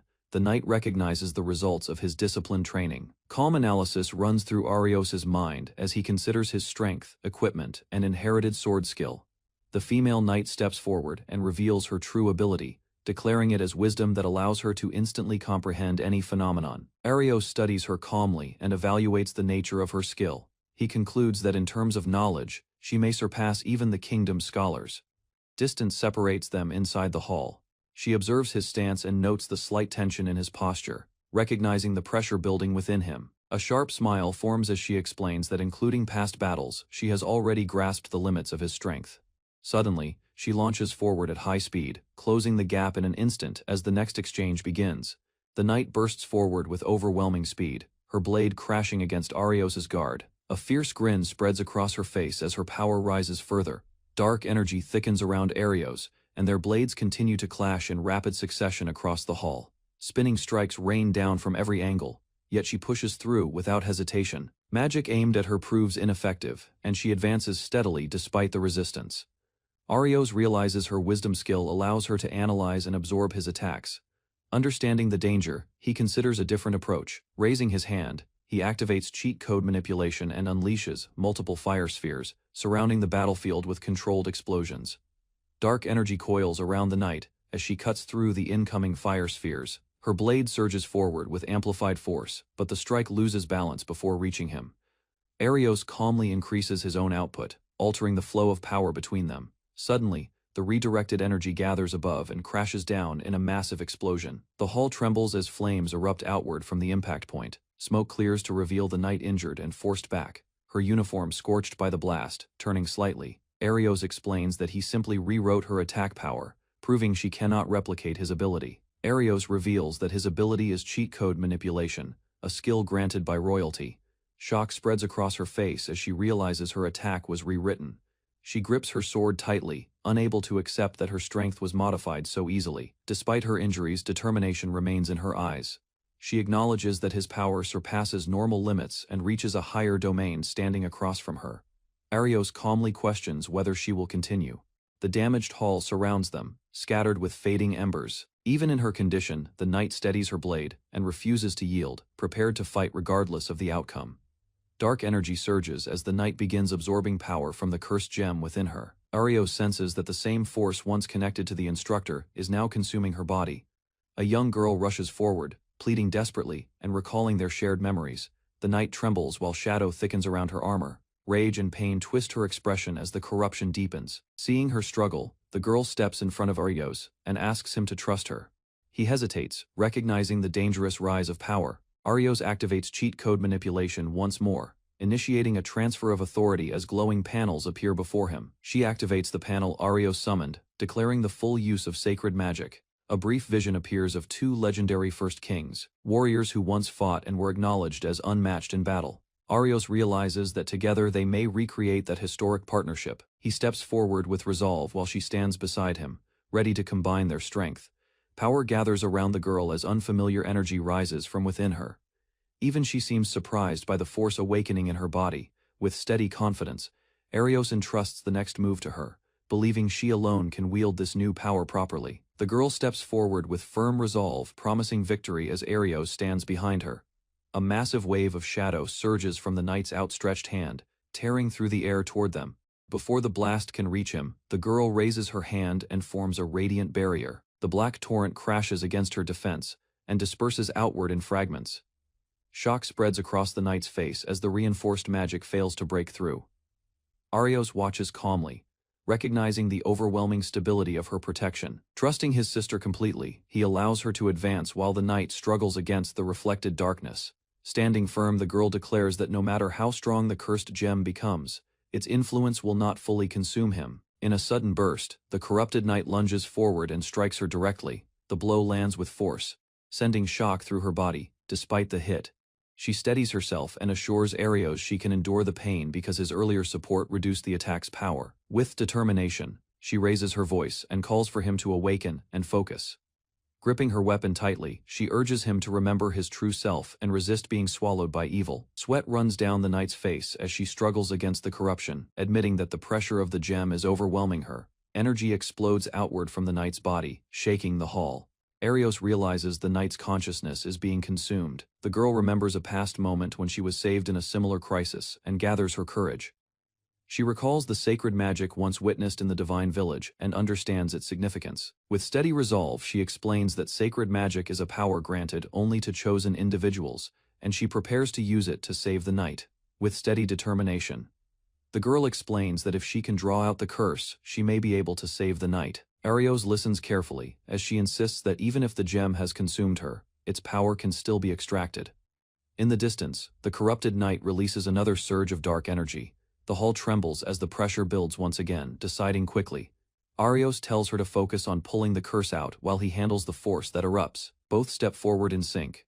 She spreads her hands and forms a sacred magic circle, while Arios stands ready behind her, prepared to provide support. Dark smoke rises violently as lightning binds the knight's body. She screams while the curse gathers above her, forming a dense mass of shadow. Black cloud condenses into a grotesque creature covered in countless eyes. It hovers overhead, pulsing with hatred and unstable power. Recognizing the true source of corruption, Arios leaps forward and strikes the monster directly. His blade cuts through the floating mass with decisive force. Creature disperses into fragments of smoke, its form collapsing as the hall grows quiet. Elsewhere, as the battle between Arios and Rai nears its conclusion, another figure observes the aftermath, watching their strength with measured attention. As the previous battle settles, Arios steps forward with confidence, determined to finish the conflict himself. The man with glasses smiles calmly and draws his blade. He claims that from his perspective, Arios lacks true killing intent. Dark energy lingers around the scene while the man declares he cannot lose to someone inexperienced. Suddenly, Arios feels pressure in his body and drops to one knee, surprised by the shift in momentum, questioning whether Arios can still fight in his current condition, and suggesting he grow stronger before challenging him again. Arios rejects the idea of relying on others, and declares he will defeat the enemy with his own strength. He charges forward with determination, while his ally moves in coordination beside him, launching a synchronized assault against the waiting opponent. Inside a stone hall, Arios and his ally engage a caped swordsman in close combat. Blades strike again and again as sparks scatter across the floor. Despite visible injuries, Arios remains upright, gripping his sword while tension fills the space between them. With sudden resolve, Silver Sword Saint is activated. Strength and speed surge through Arios, sharpening his movements and intensifying his presence on the battlefield. Driven by this power, he rushes forward and unleashes a fierce barrage that shatters the man's defense. One decisive strike cuts across the swordsman's chest. Blood sprays outward, and his body falls back, defeated by overwhelming force. The wounded swordsman stands trembling as a dark aura begins to gather around him. Black shadows swirl through the air and drift toward the man. Arios's companion steps closer, explaining that the stone absorbs surrounding magic and corrupts its host. She continues, warning that overwhelming power without reason leads to madness. Arios listens, trying to understand the danger forming before them. Suddenly, the swordsman lifts his blade with a distorted grin as dark energy surges violently around him, with unstable strength. He advances again, forcing Arios and his ally to brace for another desperate battle. Dark energy coils around the corrupted swordsman as he lunges toward Arios with a twisted smile. Without hesitation, Arios charges in and swings his blade. The enemy counters instantly, and a heavy strike crashes into Arios's side.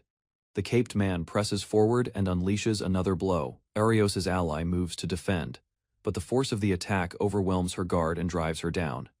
Seizing the moment, the corrupted swordsman grabs the girl by the throat and lifts her off the ground. Held captive, she weakly signals Arios to retreat. He refuses, staring at the enemy while preparing himself for one final attempt to save her. Frustration fills him as he questions his own weakness and wonders why he cannot protect even one person important to him. A noble swordsman once stood before him in a grand hall, praising the potential of the Silver Sword Saint while observing him with calm confidence. The man explained that the blade carried a true purpose passed down through the McBaugh family. He spoke about righteousness and the duty tied to the sword, urging Arios to understand its meaning rather than chase strength alone. Back in the present, Arios steadies his breathing. Remembering those words, he gathers resolve, determined to stand again with a clearer heart. Doubt weighs on him as he questions why he sought strength in the first place, and whether his resolve was selfish. Tears mix with blood on his face while he grips his sword. Even with a wounded body, he decides that protecting someone precious matters more than his own safety. Silver Sword Saint responds to his will, releasing a radiant force that surrounds him and sharpens his stance. Energy flares beneath his feet as he commands the enemy to release her, standing firm despite exhaustion. The corrupted swordsman tightens his grip, but Arios launches forward, arm extended, driven solely by the resolve to save her. With renewed resolve, Arios dashes forward and unleashes a fierce sword technique. His blade cuts through the air and collides directly with the corrupted man's body. A violent explosion erupts from the impact. Dark energy bursts outward as the enemy screams, his chest struck at the core where the stone is embedded. The blast throws both fighters across the hall. Arios quickly regains his footing and rushes to his ally, as the smoke clears. Arios realizes the explosion harmed the corruption without damaging its host. Clenching his fist, he understands that his power manifests to counter darkness itself, not to destroy blindly, but to strike only what is evil. Arios lowers his blade and apologizes to his ally, admitting he finally understands the true purpose of his power. Dark energy continues to leak from the corrupted swordsman in the distance. Arios tells his ally to stay back while he handles the threat alone. Facing the enemy, he realizes the spreading corruption must be cut off at its source. The shadows gathering around the man confirm that the battle is not over. Raising his sword, Arios declares his intent to sever the darkness completely. Power gathers around him, controlled and focused. He meets the assault head-on, blocking each strike with precise movements. As the final clash begins, Arios meets the enemy's charge with a direct strike. His blade pierces through the dark aura and detonates at the core embedded in the man's chest. Without hesitation, he follows with another attack, driving purified energy into the corruption. Explosion tears the darkness apart, and the corrupted power disperses into the air as the man collapses. Breathing heavily, Arios turns to his ally and checks her condition. She reassures him while sensing that the Shadowstone's influence has vanished. Standing quietly, she reveals that the fallen man was the source of her existence, neither fully human nor monster, but someone she had always sought to confront. After the battle, the girl explains that the fallen swordsman was not merely a puppet of darkness. She declares her intent to confront her past and move forward without running. Determination settles between them as they prepare for another clash. The remaining darkness begins to gather once more, responding to their presence. Side by side, they step forward in unison, combining their strength to cut down the source of corruption. With a decisive technique, Arios strikes through the enemy's defense, his blade carving away the last remnants of darkness in a final sweeping blow. Arios drives his blade forward, releasing a final surge that erupts against the corrupted swordsman. From the scattered shadows, a strange black mass forms, covered in glaring eyes and swirling smoke. She dashes across the stone floor and slashes through the floating creature. Her strike disperses the mass, cutting apart the condensed darkness before it can regenerate. With the last remnants fading, the battlefield grows quiet. Their companions gather nearby as Arios steadies himself, sword still in hand. A faint smile crosses his face as he acknowledges the victory, confident that the darkness they faced has finally been defeated. After the battle, Arios speaks confidently about the strength of the Silver Sword Saint. Another swordsman acknowledges how much he has grown through their struggle. Two exchange competitive smiles, tension briefly rising as they compare their abilities. The other swordsman extends his hand and expresses sincere gratitude, admitting that Arios' presence made the difference in the fight. Arios reacts with surprise, but listens as he is told that his strength was essential to their victory.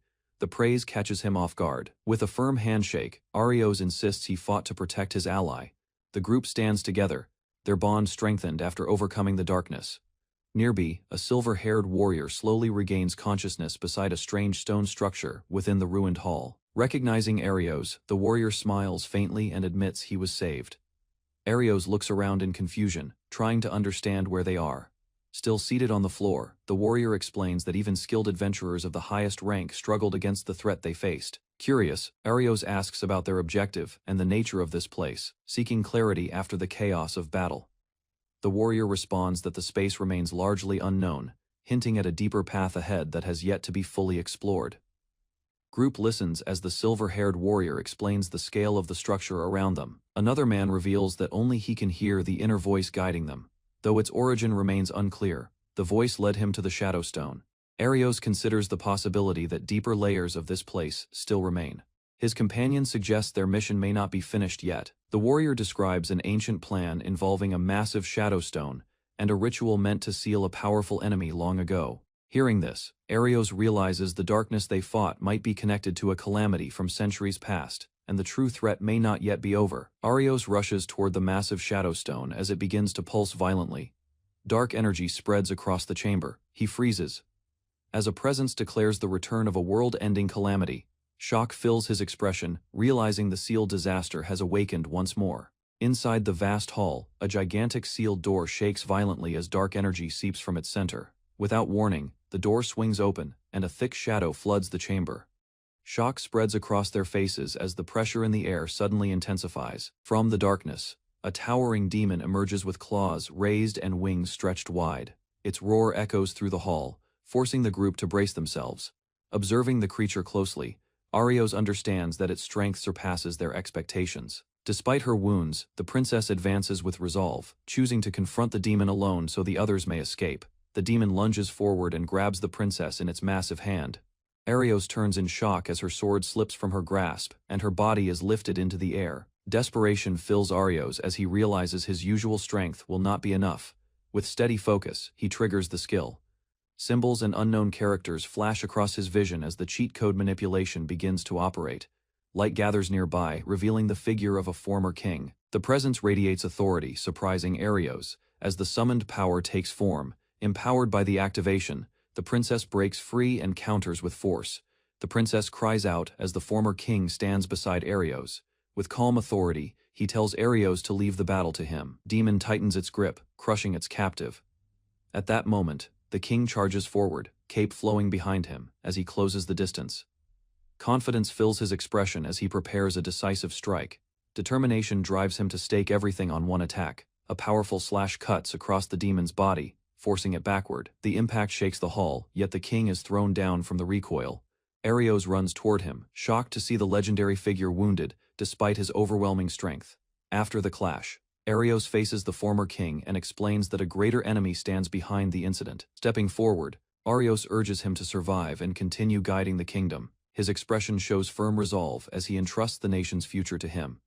The former king lowers his gaze, burdened by guilt and doubt. Though wounded, he listens carefully to Arios' words. With renewed spirit, Arios declares that he and his allies will handle the demon threat themselves. Standing together, the group prepares to fight as one, determined to defeat the enemy and protect the kingdom, blaming himself for allowing danger to reach the kingdom's future leaders. Though injured, he forces himself upright while the demon still looms nearby. He refuses to fall into despair, insisting that his wounds are not fatal. Arios kneels with his companions and forms a plan together. They decide to combine their strength and strike with everything they have. The demon steps forward again, roaring as it prepares another assault. Its massive frame blocks their path. Calmly, the king explains the creature's true nature and overwhelming power, warning that even a small nation could vanish in moments against such a being. With firm resolve, he raises his weapon and prepares to defeat it as a warrior of the world. His companions react with surprise, yet courage replaces their fear. Even in a serious moment, their determination strengthens as they choose to stand beside him. Watching them, the former king smiles with approval. He recognizes their growth and begins to place his trust in their generation. Turning slightly, he reassures Arios that his presence alone brings confidence to the battlefield, activates his cheat code skill once more, deciding to use every ability available as he readies himself for the final clash. Arios studies the floating interface and rewrites the battle's balance, amplifying his attack power while reducing the demon's strength. Energy surges through his body as he grips his sword and charges forward. His allies watch in surprise as the pressure in the hall shifts in their favor. Taking the lead, Arios dashes straight at the demon. The monster reacts, but its movements appear slower under the altered conditions. His blade strikes deeply into the creature's torso, releasing a violent shockwave that shakes the chamber. Without hesitation he follows, with a relentless series of slashes. driving the demon backward as its roar echoes in pain. Arios presses the attack, overwhelming the demon with rapid strikes. For a brief moment, he enters a state where its counterattacks fail to reach him. Raising his hand, he unleashes multiple advanced spells at once. Fire, water, and pure destructive energy crash down together. When the smoke clears, his companions stand ready behind him. The former king watches with clear satisfaction at Arios' growth. Suddenly, the demon rises from the rubble, its body still intact. Though damaged, it continues moving forward. Checking the status through his skill, Arios realizes the creature had been sealed for years and weakened over time. Arios scratches his head, while the former king remarks that the demon's power had once been far greater in the past. The king reflects that even with the cheat code in use, stopping such a devastating enemy so quickly is remarkable. Arios listens, slightly embarrassed by the praise. When asked how he managed to cast multiple spells at once, Arios casually explains that he simply adjusted the settings and tried it. Impressed, the former king acknowledges the sharp instincts and natural strength within his descendant. As the group regathers, they remain alert, aware that carelessness or excessive power could still invite unexpected trouble. The former king presents a radiant red gemstone, explaining that it is a divine gift. Arios watches closely, surprised by the object's presence. As the gem glows softly, the king assures them that their battle injuries will be fully restored. He gestures toward the massive door, and explains that this chamber once served as the prison where a great enemy had been sealed long ago. Questions arise about whether defeating the demon truly solved everything. Doubt lingers in their expressions. Pointing beyond the open door, the king directs their attention to a giant crystal deeper inside, its power seemingly diminished yet still significant. The former king explains that the massive red crystal was created by a goddess to seal away great enemies. He reveals that the barrier's power weakened because someone deliberately interfered with the seal. Considering the scale of the plot, Arios concludes that powerful allies and vast resources must have supported the scheme. King confirms that the enemy's goal was to restore the demon's strength and fulfill a long-held ambition. Finally, he states that the true mastermind is an otherworldly invader, a being from beyond their world seeking conquest. Overwhelmed by the explanation, Arios struggles to grasp the idea of countless worlds beyond their own. The former king explains that the invader once acted alone, which is why its presence went unnoticed at first. That timing allowed it to move in secret. With a calm gesture, he describes the enemy's ambition to break through dimensions and unleash chaos upon their world. Although the seal weakened both sides, he assures them the invader cannot immediately return. Recovery will take time. Suddenly, footsteps echo as new allies rush in, relieved to find Arios and the others safe. A young woman suddenly rushes forward and throws her arms around Arios. The sudden embrace catches him off guard as she clings tightly to him. Tears gather in her eyes while she admits how worried she had been. Facing such a powerful enemy left her anxious, despite his strength. Another companion steps in with a playful smile, easing the tension. Arios awkwardly explains that the enemy had only seemed overwhelming at first. Two women exchange firm words, each insisting her concern was justified after the dangerous battle. Their discussion ends with light teasing, and the group relaxes slightly, now that the crisis has passed. The former king greets a small mechanical being that appears in the chamber. He notes that it has changed after many centuries, observing it with calm interest. Arios turns to a young woman and asks how she managed to reach this sealed place. She explains that finding the hidden entrance had not been easy. Behind them, a hooded figure suddenly emerges. The unexpected presence shocks Arios and his companions. In the courtyard, Arios faces his companions as they question him about the location Yushi mentioned. Uncertainty crosses his mind as he wonders if Yushi truly meant to help them. Reaching out, the girl takes Arios' hand and explains her thoughts. Initial suspicion fades as she concludes the disturbance has likely ended. From the doorway, an exhausted priest steps forward and addresses Arios directly. He reports that the rescue unit's control system has collapsed. With a stern warning, the priest urges immediate preparation for combat. Realization settles in as Arios tightens his grip on his weapon. An unknown intruder appeared without warning while he was still in discussion, leaving behind a dark presence. After that moment, his memory became unclear. He admits he accepted the stranger too easily, and failed to notice the shadow manipulating events, until it was too late. Facing Arios, the priest confesses that from the beginning, trusting such convenient circumstances was a mistake. Arios considers the mention of a shadow stone, and the control of the rescue unit's seal. The situation now seems connected to the strange activity in the courtyard. Nearby, nobles exchange uneasy glances. Suspicion grows as Arios turns toward them. sensing that someone among them may be involved. He admits some truths must wait until they meet again, leaving Arios and the princess watching him carefully. Soon after, the figure begins to fade, explaining that although confusion remains, Arios and the others will likely return safely to their original world. Back inside the palace, Arios steps through a dark portal. He reviews the cheat code he used during the battle, checking the new ability he tested moments earlier. Later, everyone gathers in a grand room before the king. Relief spreads as it is confirmed that Arios and the others are safe. With calm authority, the king expresses gratitude and recognizes Arios as a true hero of the kingdom. Around the long table, Arios explains that their victory was only possible because everyone combined their strength. The princess responds firmly, stating that the one who endured the greatest danger was Arios. Her steady gaze makes the others reconsider his modest claim. A younger girl eagerly agrees, praising Arios as the most courageous among them. Embarrassment shows on his face as attention shifts back to him. The king calmly reports that order has been restored and the captured archbishop has been restrained. With hands clasped, the king reflects on the heavy damage and admits the mastermind behind the incident was the first prince. Princess demands to know what will happen to her brother. The king admits that the betrayal by the man once chosen as crown prince has placed the kingdom in a serious position. With a grave expression, the king declares that imprisonment is unavoidable. Arios reflects on the possibility that the prince had been manipulated. The princess lowers her gaze, understanding that returning to the past is impossible. Shifting the mood, the king dismisses naive sympathy and praises the kingdom's hero.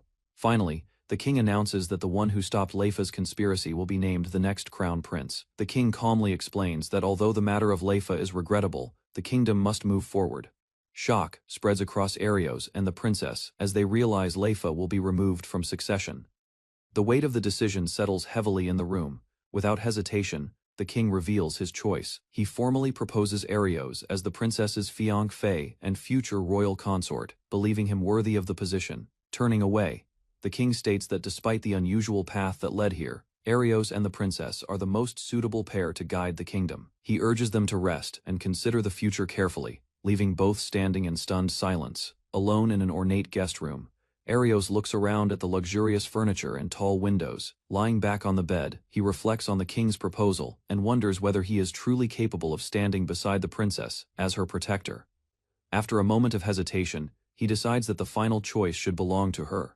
Gathering his resolve, he prepares to speak with her directly. A soft knock interrupts his thoughts, and the princess enters the room. Surprise flickers across his face as she steps inside. Sitting together on the bed, they recall their childhood memories in the castle, sharing a calm moment before facing the uncertain future. Silence lingers as Arios and the princess sit apart on the ornate bed, both unsure how to begin. Nervous tension shows in their stiff posture as she quietly asks if she may move closer. He allows it, though uncertainty remains in his eyes. Gathering her courage, the princess states that she intends to accept her father's proposal. Determination replaces hesitation as she reveals her decision. Turning toward him, she struggles to continue, unsure how he truly feels. Arios listens calmly, absorbing every word. With steady resolve, he promises to protect her for life, declaring that his commitment has never changed since childhood. Arios promises that he will do his best from now on. Though he admits he is still inexperienced, he vows to support her with everything he has. Overcome with emotion, the princess suddenly throws herself into his arms. Startled at first, Arios carefully wraps his arms around her. He steadies her trembling shoulders, unsure yet determined not to let go. Through tears, she confesses that she had feared losing him and believed someone greater would stand beside her. Holding her close on the bed, Arios thanks her quietly, admitting that her presence has restored his confidence. The princess smiles softly, saying that if this is his sincere decision, she no longer needs reassurance. Arios admits that traces of anxiety remain, yet his resolve does not waver. Embracing her gently, he reveals that standing beside her has always been his long-held dream. After a moment, Arios pulls back and mentions there is still time before the evening banquet. A thought crosses his mind, drawing his attention elsewhere. He promises to return soon and steps out onto the balcony, leaving the princess watching his back as he departs. Under the open sky, Arios steadies himself, gripping his weapon and sharpening his focus for what lies ahead. On the balcony, Arios is confronted by a familiar figure who asks whether he truly intends to accept the princess's proposal. Leaning against the railing, Arios admits that part of him once considered abandoning everything. He confesses that being cast aside by his real parents left wounds that never fully healed.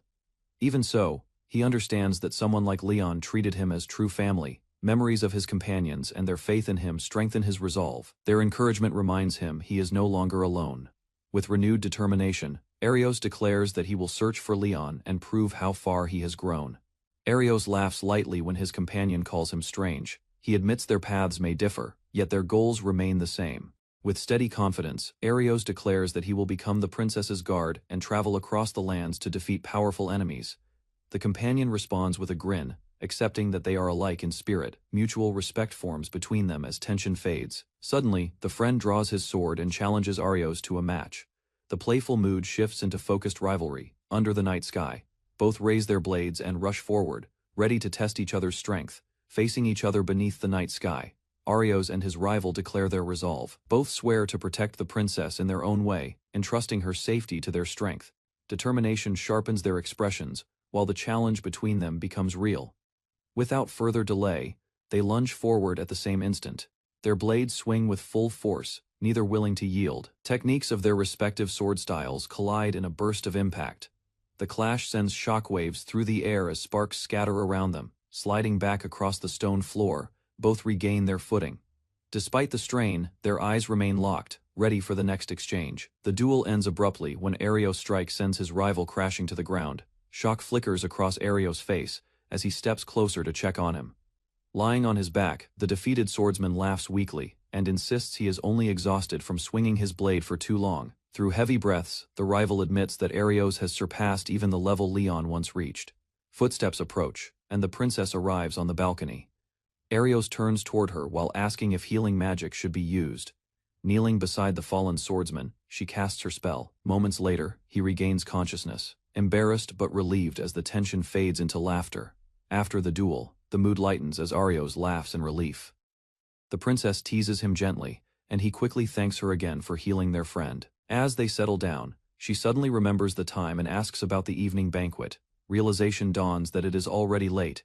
Footsteps echo from the corridor as two familiar allies rush onto the balcony. Arios turns in surprise when they call out to him. The newcomers excitedly mention seeing both the princess and the rival swordsman together. Flustered, the rival scratches his head and attempts to explain the situation. His embarrassment obvious, while the others watch curiously. Teasing continues as Arios tries to explain himself, while his companions call him strange with amused smiles. Suddenly, a knight interrupts and apologizes for intruding. His serious tone shifts the mood at once. The knight reports that an unusual phenomenon has been discovered in the outskirts of the capital. Moments later, they stand before a swirling dark portal embedded in a wall. Arios studies the distortion carefully, sensing something unnatural within. Beyond the entrance, rows of strange capsules line a hidden chamber, each containing a human figure. The shocking sight leaves the group staring in stunned silence. Inside the capsules, artificial humans created by the fallen rescue organization remain suspended, revealing the remnants of a forbidden experiment. Inside a cavern filled with tall pillars, Arios and his companions discover rows of identical girls suspended between the structures. Carefully, he lifts one girl from her place. Her body remains limp, showing no response. Close inspection makes it clear she was manufactured, not naturally born. Soon after, a report states these creations had fought beside the Royal Rescue Unit. Some soldiers recommend disposing of them to avoid future threats. After receiving life, one girl slowly opens her eyes. Movement begins awkwardly, marking her first moment of awareness. Witnessing her awakening, Arios concludes they cannot be treated as mere objects and decides they deserve protection. Arios faces the soldiers inside the cavern and argues that destroying the artificial humans may seem safest. Turning to his companion, he reassures her that there is no need for fear. Confidence shows in his expression as he prepares to explain his reasoning, calmly. He warns the soldiers that this incident may not be over. Future threats could arise, and relying on the kingdom's strength alone may not be enough. Gesturing toward the silent figures in the pods, he suggests that the awakened girls could become allies. When questioned about handling 100 artificial humans, Arios remains steady, convinced he can manage them under his command. Arios explains that he once defeated a monster powerful enough to destroy a small nation. His record proves he is capable of handling greater threats. Hearing this, the soldier begins to understand Arios' strength. Respect replaces doubt as he acknowledges the young hero's ability. Soon after, the soldier apologizes for his earlier hesitation, and promises to report everything to the knight commander. Later, a grand banquet is held at the castle. Long tables are filled with luxurious dishes while attendants serve the guests. During the feast, one girl reacts with amazement at the splendid meal. Arios watches calmly, pleased to see everyone safe and welcomed.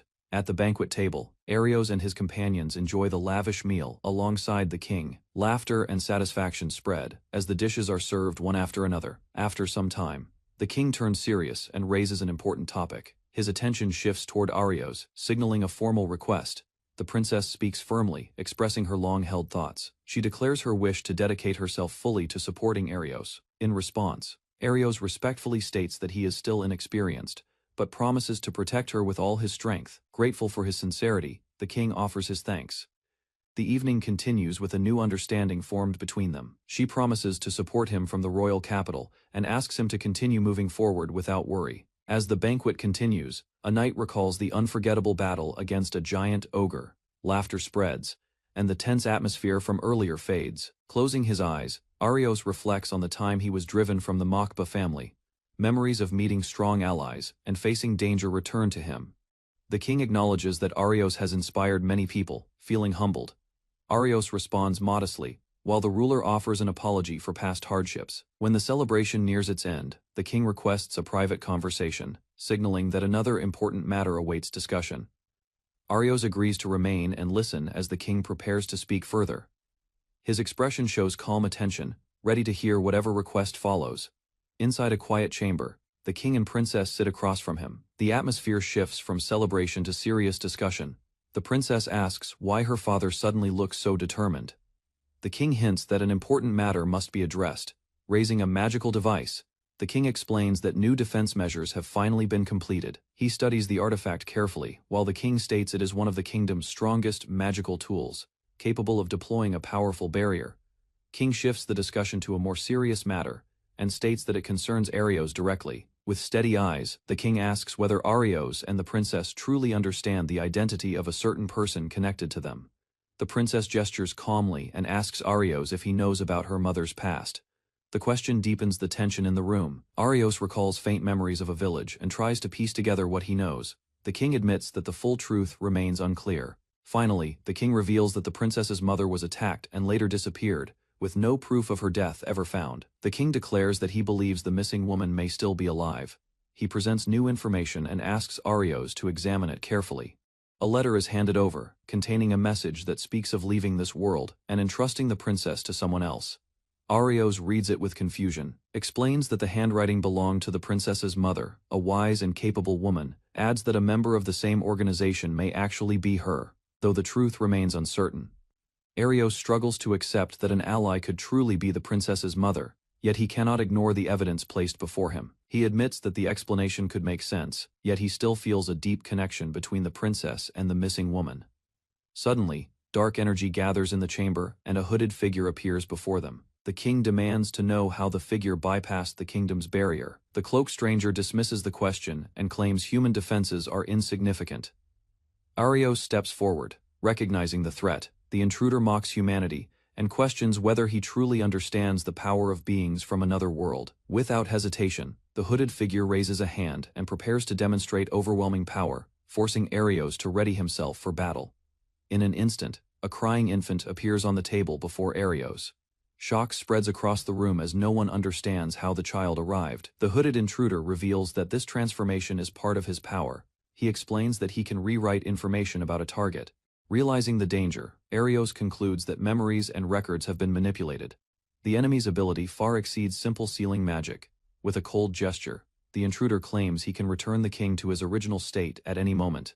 As the effect reverses, the princess rushes to her restored father. Arios stands ready, understanding that this battle now threatens everything around them. Hooded figure declares that this overwhelming power belongs to someone from another world. Across the long chamber, Arios confronts the intruder and demands to know if he remembers rewriting the princess's identity as the first prince. He accuses the enemy of exploiting a young heir who once admired him and wished to protect the kingdom's future. Drawing his sword, Arios states that even if the opponent is far stronger, he will fight to defend the princess from further manipulation. The cloaked enemy smiles with interest, intrigued that Arios would challenge such power after witnessing its true extent. Dark energy surges around the hooded enemy as he declares himself the only one in this world who can manipulate the code. Blades collide across the long table. Arios braces himself and counters, but the intruder blocks each strike with unnatural precision. In an instant, the enemy vanishes and reappears behind him. Arios barely reacts as the space around them distorts from the sudden movement. The cloaked figure floats above the floor, lifting his weapon while Arios steadies his stance. Realizing the technique resembles spatial transfer, Arios understands his opponent wields a power similar to logical rewriting, making the battle even more dangerous. Enemy declares that fighting properly inside the royal castle would cause too much destruction. Arios studies the intruder's movements and realizes his strength is beyond ordinary limits. He silently asks that the castle remain unharmed during the clash. Understanding that holding back is useless, Arios decides to fight at full power. Determination fills his eyes as he prepares to use his unique ability. Summoning his cheat code interface, he rewrites his own attack power and multiplies it several times over. Energy surges around him as he charges forward. The cloaked figure observes the sudden increase in strength with interest, impressed that Arios can challenge him directly. Energy bursts outward as the duel resumes. A sharp thrust cuts through the air, forcing the hooded enemy to dodge while laughing at the challenge. From behind, a worried voice urges him not to lose. Excitement flickers beneath the enemy's mask, impressed by such fearless resolve. Steel clashes in midair, a powerful charge drives forward, creating a violent shockwave that rattles the chamber. Landing lightly, the intruder praises the strength of that strike, yet claims it is still simple power. Without hesitation, another fierce combination follows, blades flashing in rapid arcs. Sparks scatter as both fighters exchange relentless blows, neither willing to yield. Explosive impacts erupt across the hall as blades carve sweeping arcs through smoke and debris. Rubble settles briefly, revealing cracked stone between them. Praise comes from behind a mask, impressed that such power exceeded expectations. A single raised finger signals another shift. Confidence radiates from the cloaked figure, certain that sword skill alone cannot decide this clash. Dark distortion suddenly engulfs the young warrior's body. Black energy coils around his limbs, freezing movement and swallowing the enhanced strength he summoned. Calm laughter echoes as the intruder declares that every move had already been anticipated, leaving his opponent trapped within rewritten rules. Dark energy gathers around the hooded figure as he explains that no matter how strong a sword is, he can rewrite the target's information. He states that he will not kill his opponent, only alter him like before. Anger rises, but resistance grows harder. Black distortion tightens around the young warrior's body, restricting movement. Across broken stone, Arios confronts a hooded enemy. Black energy surges around both fighters, shaking the ground between them. Sweat forms on his face as he senses interference with his red code. Control slips from his grasp, and the advantage he relied on vanishes. Attempting to trigger cheat code manipulation again, he finds no response. The masked figure remains steady, while Arios struggles to access his ability. Instead of forcing it, he calms his breathing and sharpens his focus. A subtle shift occurs in his awareness. Memory of the Oracle's blessing surfaces, revealing a hidden condition behind the enemy's strength. Behind him, the former sword saint and the Oracle goddess observe calmly. Their past preparation for conflict in another world now becomes clear in Arios's mind. The masked enemy acknowledges the goddess's involvement, recognizing the depth of her arrangement. Without hesitation, he launches forward, gripping his sword tightly. Determination overtakes doubt as he closes the distance in a direct charge. A swift upward strike cuts through the air. Steel meets resistance as his blade lands cleanly against the opponent. Cracks spread across the enemy's mask and chest armor. Fragments break apart, exposing damage that cannot be ignored. A hooded woman steps forward as her disguise falls away. The princess reacts in shock, while the woman reveals a calm and confident expression. Arios realizes the true identity of the enemy standing before him. The name confirms his suspicion, linking the battle to a larger scheme. The woman admits her plan has been disrupted, and accepts that the situation has changed. She explains that the seal on Vanius has been undone, and that the otherworlders have already been sent back. With her back turned, she declares her decision to greet them properly after abandoning the plan for human subjugation. The woman lightly snaps her fingers, smiling as if the outcome is obvious. The princess protests, unable to accept talk of humanity's subjugation so casually dismissed. Without further explanation, the woman turns and walks down a grand corridor. While moving ahead, she explains that many centuries have passed, and that those who once interfered are gone. She stops briefly and states that Arios must protect the kingdom. Confidence in his resolve appears to guide her decision. With a final glance over her shoulder, she tells them to prepare for what is coming before quietly taking her leave. Light gathers around the woman as she prepares to depart. She assures them that Arios's father still lives and tells them to look forward to their next meeting. Silence follows her disappearance. Arios lowers his sword and admits that their opponent was far stronger than expected. Concern spreads among the group as they process what just happened. The princess calls out softly, still shaken by the revelation. Overcome with relief, she rushes forward and embraces Arios tightly. Tears fall as she admits how frightened she had been. An older man enters the room, observing their closeness with calm approval, recognizing the bond that has only grown stronger. Arios reflects on the emperor's earlier decision, realizing the weight placed upon the princess was never simple. The emperor turns away and invites them to continue the discussion privately. His calm expression suggests long-held burdens. He explains that even the first king had been warned about visitors from another world. Preparations had always existed, though outcomes did not unfold as planned. Regret surfaces as he admits that freedom was lost through those strategies. The cost of protecting the kingdom was greater than expected. Finally, he states that the future now rests with the next ruler, entrusting the responsibility to them. The emperor formally names Arios as the princess's knight, explaining that protecting her is vital in the coming conflict. Praise follows as the emperor offers him a respected military position. Arios reacts with surprise, feeling unprepared for such recognition. Calmly, the emperor clarifies that this is not about reward but duty. He expects Arios to act at a level equal to a seasoned commander. Further expectations are revealed, including leadership of the royal army when necessary. The scale of responsibility continues to grow, though overwhelmed. Arios listens as the emperor asks for his decision, understanding that his path is changing. Arios formally accepts the emperor's offer, acknowledging his inexperience but promising to grow into the role. Later that night, Arios lies on his bed, exhausted from the day's events. The princess sits beside him as the castle stands quiet under the dark sky. She reminds him that preparations for the upcoming ceremony must begin soon. Despite the praise he received, responsibilities are already waiting. Staring at the ceiling, Arios reflects on how distant the position of vice commander feels from his former life. Beside him, the princess declares that she will remain at his side, facing whatever future awaits them together. Lying side by side, the princess admits her fear of becoming queen and how a single decision could change the nation. She stares upward and declares that protecting the kingdom is her chosen duty.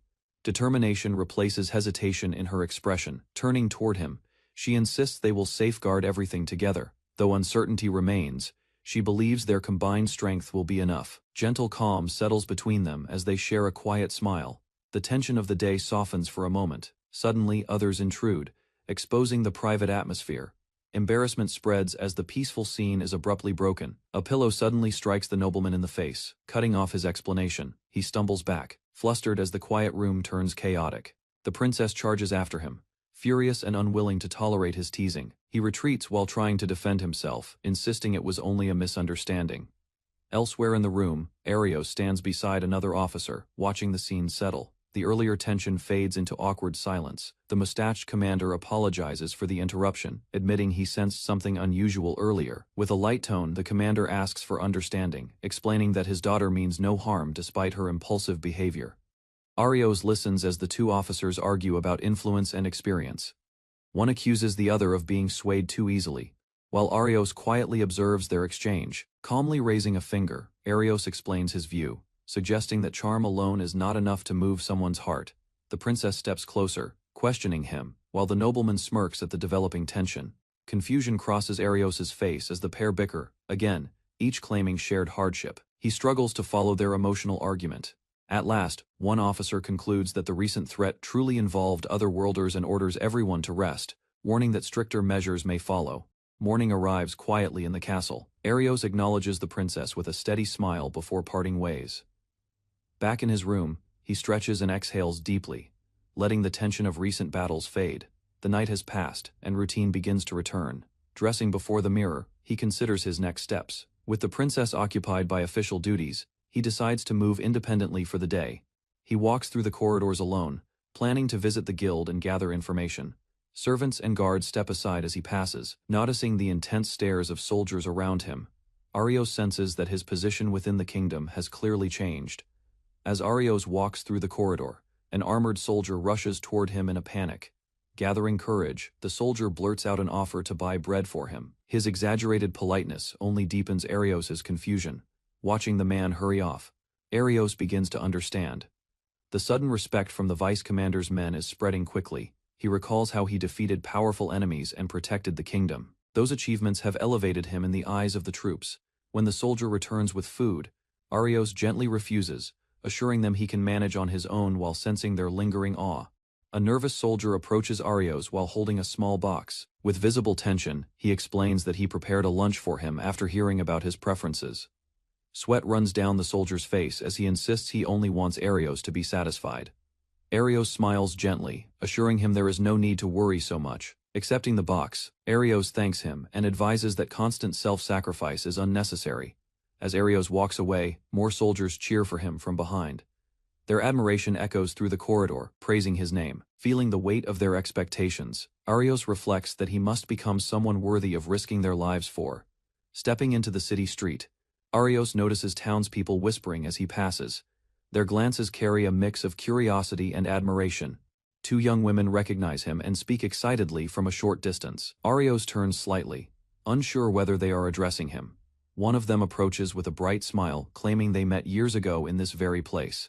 Arios struggles to recall her face. She insists their encounter was meaningful, and describes it as fate. Her enthusiasm contrasts with his growing discomfort. As her friend interrupts and argues beside her, Arios quietly slips away, leaving the two still bickering over the introduction. Arios hurries through the city street, while two girls chase after him. He keeps moving, avoiding further attention and holding a document close to his chest. While running, he recalls the cheat code interface in his mind. The pursuit distracts him, but he focuses on selecting a safer option. He considers using a combat ability but rejects it as too dangerous for a public area. Instead, he searches for a more subtle method. Activating a transformation technique, he changes his appearance. In an instant, a different figure stands in his place, stopping the chase. A young woman walks along a stone path while light sparkles around her body.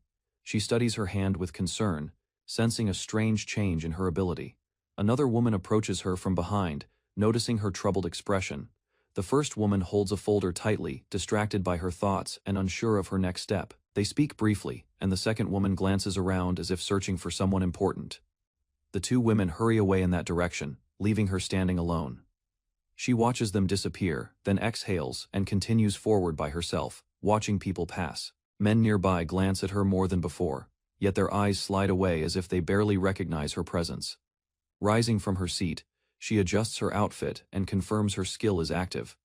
The manipulation of perception has altered how others see her, proving the power works as intended. A man calls out after being ignored. She turns calmly, realizing he can no longer clearly perceive her identity.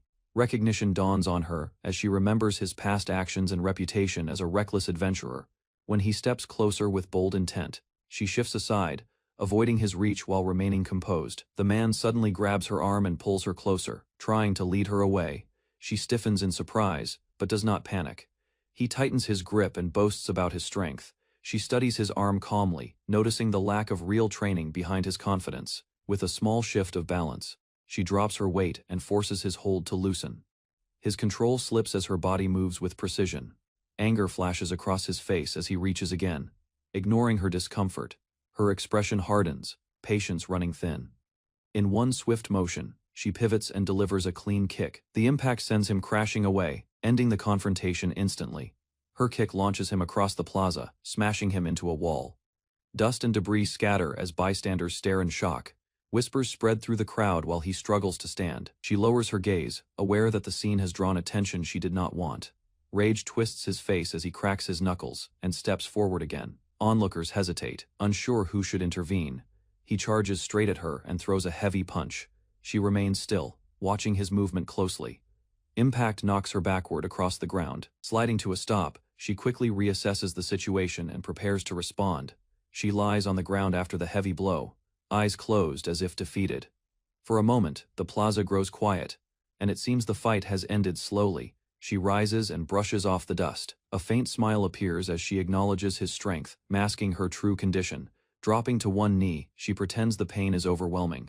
Her breathing looks uneven, creating the impression that she can no longer continue. Before he can celebrate, a young man rushes in and confronts him, anger clear in his stance. The newcomer checks on her with concern while the attacker retreats under pressure. He studies her carefully, sensing something unusual about the earlier clash. She laughs lightly and downplays the situation, insisting it ended well enough.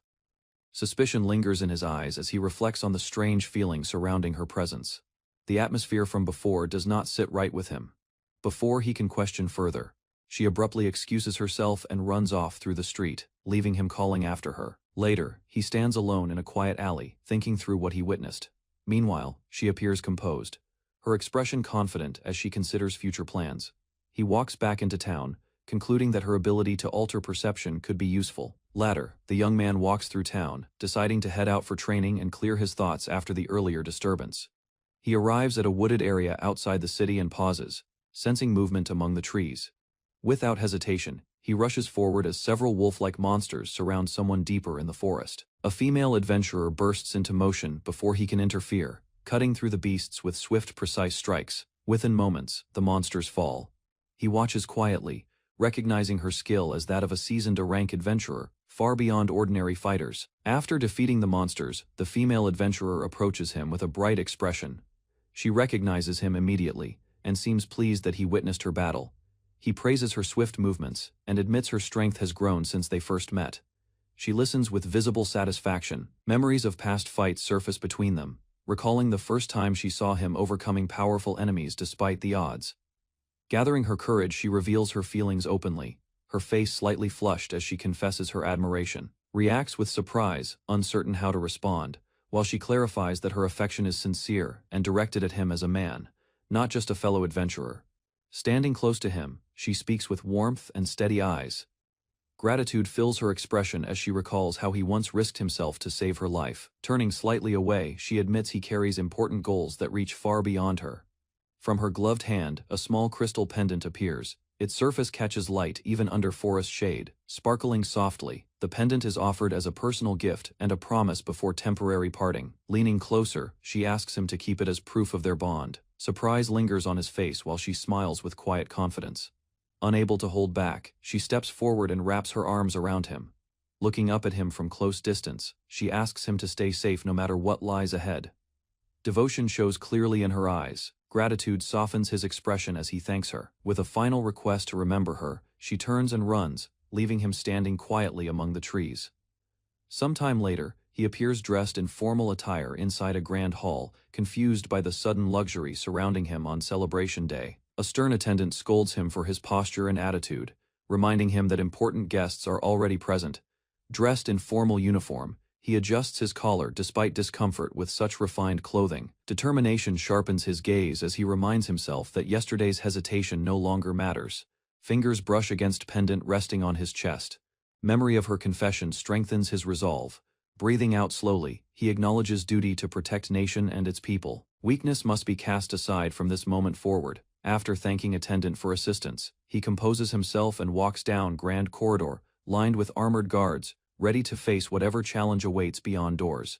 Inside a quiet room in First Prince's residence, a young woman lies face down on her bed. Turning her head slightly, she stares ahead with troubled eyes. Doubt about herself lingers, and frustration over her own feelings weighs heavily. Door suddenly opens, and her friend steps in with surprise.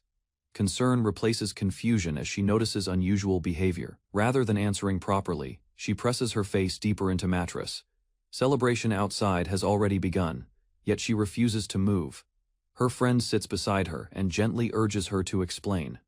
Realization dawns that matter is not exhaustion, but complicated emotions she can no longer ignore. Lying on her side, she finally admits how deeply she admires him. Strength, kindness, and courage drew her in long ago. Her friend sits beside her and gently asks if those emotions were rejected. A quiet nod confirms heartbreak she tried to hide. After a brief silence, her friend stands and heads for door, reminding her that others are waiting and celebration will not pause. Before leaving, she adds that his presence would make the event brighter. With a firm tone, her friend points out that both of them care for him, and wishing to stand beside him openly is nothing to be ashamed of. She hesitates at the doorway, still uncertain about stepping outside. Encouragement from her friend pushes her forward. After a brief sigh, resolve replaces doubt. She agrees to prepare, though faint embarrassment lingers on her face. Soon lively streets filled with banners and cheering crowds greet them. Music and chatter echo between buildings as celebration spreads across town. Excitement surrounds them, and her friend beams with delight. Though flustered, she cannot deny the energy in the air. Confidence slowly returns as she walks through the main avenue. A quiet smile forms, imagining how it would feel to share this moment beside him openly. Her friend hands her a sweet snack, insisting that good food eases heavy feelings. She accepts it reluctantly, still wrestling with doubt. One careful bite melts on her tongue. Surprise softens her expression, and a small smile replaces earlier gloom. While walking through lively street, her friend mentions that the royal procession will soon begin. Mention of him makes her tense again. After a brief pause, determination rises in her eyes. Running away would only deepen regret. Moving forward with crowd, she presses a hand against her chest and steadies her breathing. Grand castle towers over gathered citizens, its walls echoing with cheers. She stares at the scale of the event. Excited voices ripple through the crowd as people anticipate his appearance. Some whisper about seeing him up close and capturing a glimpse of his charm. Embarrassment flickers across her face, yet pride rises as she admits she noticed his brilliance long ago. With steady breath, she smiles and offers quiet congratulations to both of them, accepting reality with surprising calm. High above, he steps onto the balcony beside another figure and raises his hand. Thunderous applause surges upward as celebration reaches its peak. From the palace balcony, Arios and Princess Layla greet the citizens below. Their raised hands draw loud cheers as the crowd celebrates their safe return and recent victories. Within the gathering, a young noblewoman observes them carefully. The intense atmosphere surrounding the pair catches her attention. A closer look reveals a subtle glow near the princess's chest ornament. Surprise crosses her face as she senses an unusual force connected to him. Quietly, she considers how he once dominated battles alone. Doubt forms as she rethinks the source of that strength. Calmly, another woman reveals that a special accessory from the princess enhances Arios beyond ordinary limits. The noblewoman softly calls Arios' name, while another woman explains that he carries strong feelings for Princess Leela. A faint smile forms on the noblewoman's face. She realizes she once stood closest to him, yet he has chosen a path that leads farther away from her. Determination replaces hesitation. With firm resolve, she decides to continue supporting Arios no matter how distant he becomes. Up on the balcony, Arios waves again to the roaring crowd. The princess watches the people with calm composure, while he struggles to match her ease. Teasing lightly, she points out his stiffness. Embarrassed, Arios laughs awkwardly as she reminds him that she will guide him properly. Facing the roaring crowd, Arios reflects that this moment represents the path he once aimed for. With eyes closed, he recalls his true dream. Becoming a sword saint was never only about strength, but about standing behind her and protecting her future. Resolve fills his expression, though he admits he has not yet reached the level of a true master. He swears to continue forward regardless of hardship. Leela answers with quiet gratitude. Encouraged by his determination, she promises to do her part as well. Their exchange is interrupted when the king appears behind them, acknowledging their growth with visible pride. The king speaks gently to Layla, expressing pride in her growth as both a princess and his daughter. She answers with humility, crediting her progress to his guidance and support. Standing between Arios and Layla, the king prepares to address the nation. He reminds Arios to remain calm and follow the planned proceedings. Arios stiffens when asked if he is ready. After a brief pause, he steadies himself and declares that his heart is prepared. Facing the citizens, the king introduces himself formally and greets the gathered crowd with dignity. He continues by reflecting on recent events, admitting his own failures and promising to lead the kingdom with renewed resolve. The king raises his hand and announces that two promising young figures have stepped forward to protect the kingdom. With pride, he presents Princess Layla as the brave second princess, who stood against danger and prepared to defend the realm. After a brief pause to gather herself, Layla steps ahead. Strength fills her expression as she formally introduces herself and pledges to serve the nation faithfully. Cheers erupt from the people below, welcoming her with excitement and renewed trust. The king continues, explaining that another young hero has also risen to support her, no longer dismissed by his former title, but recognized for his true worth. With a steady posture, the young knight stands tall as his name is declared before the nation. Recognition spreads through the crowd. Citizens shout in excitement as they realize the once dismissed noble has returned in honor. Closing his eyes briefly, Arios reflects on the past. The day his family cast him aside feels distant compared to the overwhelming celebration before him. Stepping forward, he introduces himself formally and thanks the people for gathering in such numbers. Firm resolve fills his voice as he vows to devote himself to the role of royal knight, promising to fulfill his duty despite his remaining shortcomings. Arios finishes his formal greeting, expressing his wish to serve the people faithfully. Thunderous applause rises from below the balcony. the king and Princess Layla stand beside him while countless hands lift in celebration. Emotion settles within him as he reflects on the long road behind him. Though far from becoming a true sword saint, he feels grateful to be accepted by the kingdom. A nearby attendant nervously signals that it is time to proceed. Arios gathers himself and turns forward once more. Placing a hand over his chest, he announces that he has one more important matter to share with everyone. Arios announces the formation of a new order to support the Royal Knights, rather than replacing existing members. This group will strengthen the kingdom by using their unique abilities together. He then reveals the appointed leader. The chosen captain, a young woman named Eam, bows nervously as the responsibility is placed upon her. Behind his calm smile, Arios recalls how he once encountered many artificial beings and struggled to decide their future. Those girls, created for specific roles, had accepted him without hesitation. Their trust convinced him that they deserved a place in the world. Now, with quiet confidence, he declares that Eam will stand at the front and guide them forward. Arios pauses as thunderous cheers rise from the crowd below. From the balcony, he watches countless hands stretch upward in support of his name. Among the citizens, many call out encouragement. Young and old alike express admiration, their voices blending into a powerful wave of approval. He listens quietly, realizing how deeply the people have accepted him. The weight of their expectations settles on his shoulders. Through the sea of faces, one determined girl raises her voice higher than the rest, declaring unwavering support for his path. Her conviction strengthens his resolve. Thinking of the future they all share, Arios steels himself to move forward without hesitation. With eyes closed, Arios accepts that from this day forward, he will live as a royal knight. Thoughts of the village he once knew pass quietly through his mind. Holding the pendant at his chest, he reflects on the path he chose. Gratitude fills him as he acknowledges the bonds that guided him here. Raising his hand high, he vows that he and his allies will protect the kingdom and ensure lasting prosperity for Arceus. The crowd answers with overwhelming cheers, their voices shaking the palace walls in unified celebration. Several days later, life resumes at the castle, and a lively invitation signals the beginning of a new journey.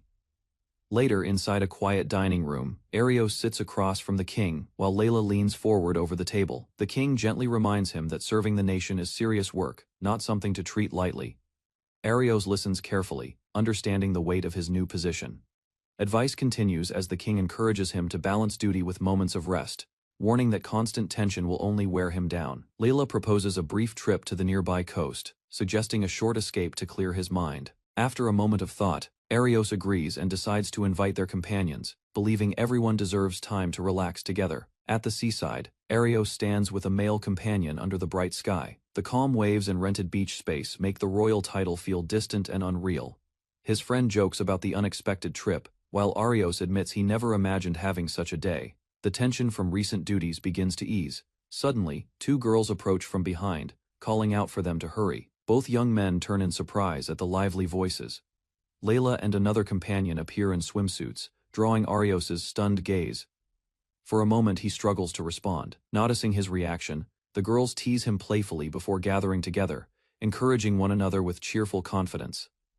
Shock spreads across the boy's face as he reacts loudly, flustered by the sudden sight. Beside him, another grins and boldly praises Eam, leaving her confused by the attention.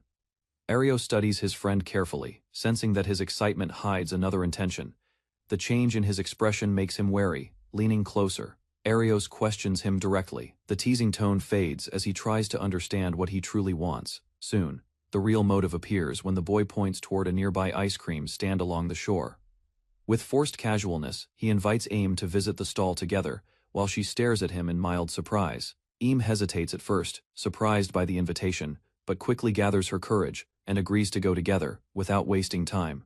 The two of them run toward the ice cream stand near the stairs.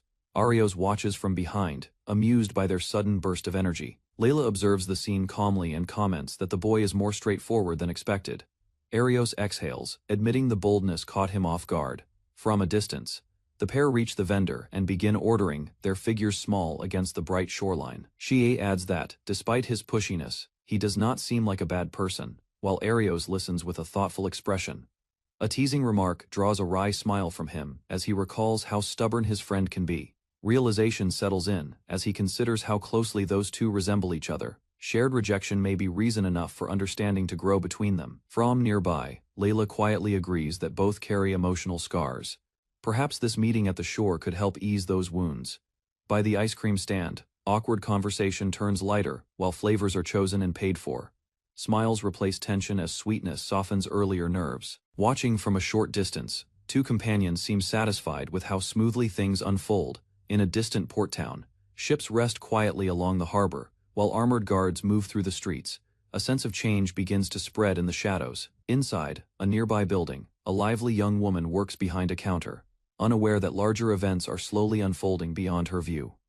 Far away, a confined figure sits behind iron bars as the tide turns. Meanwhile, at the beach, carefree moments continue.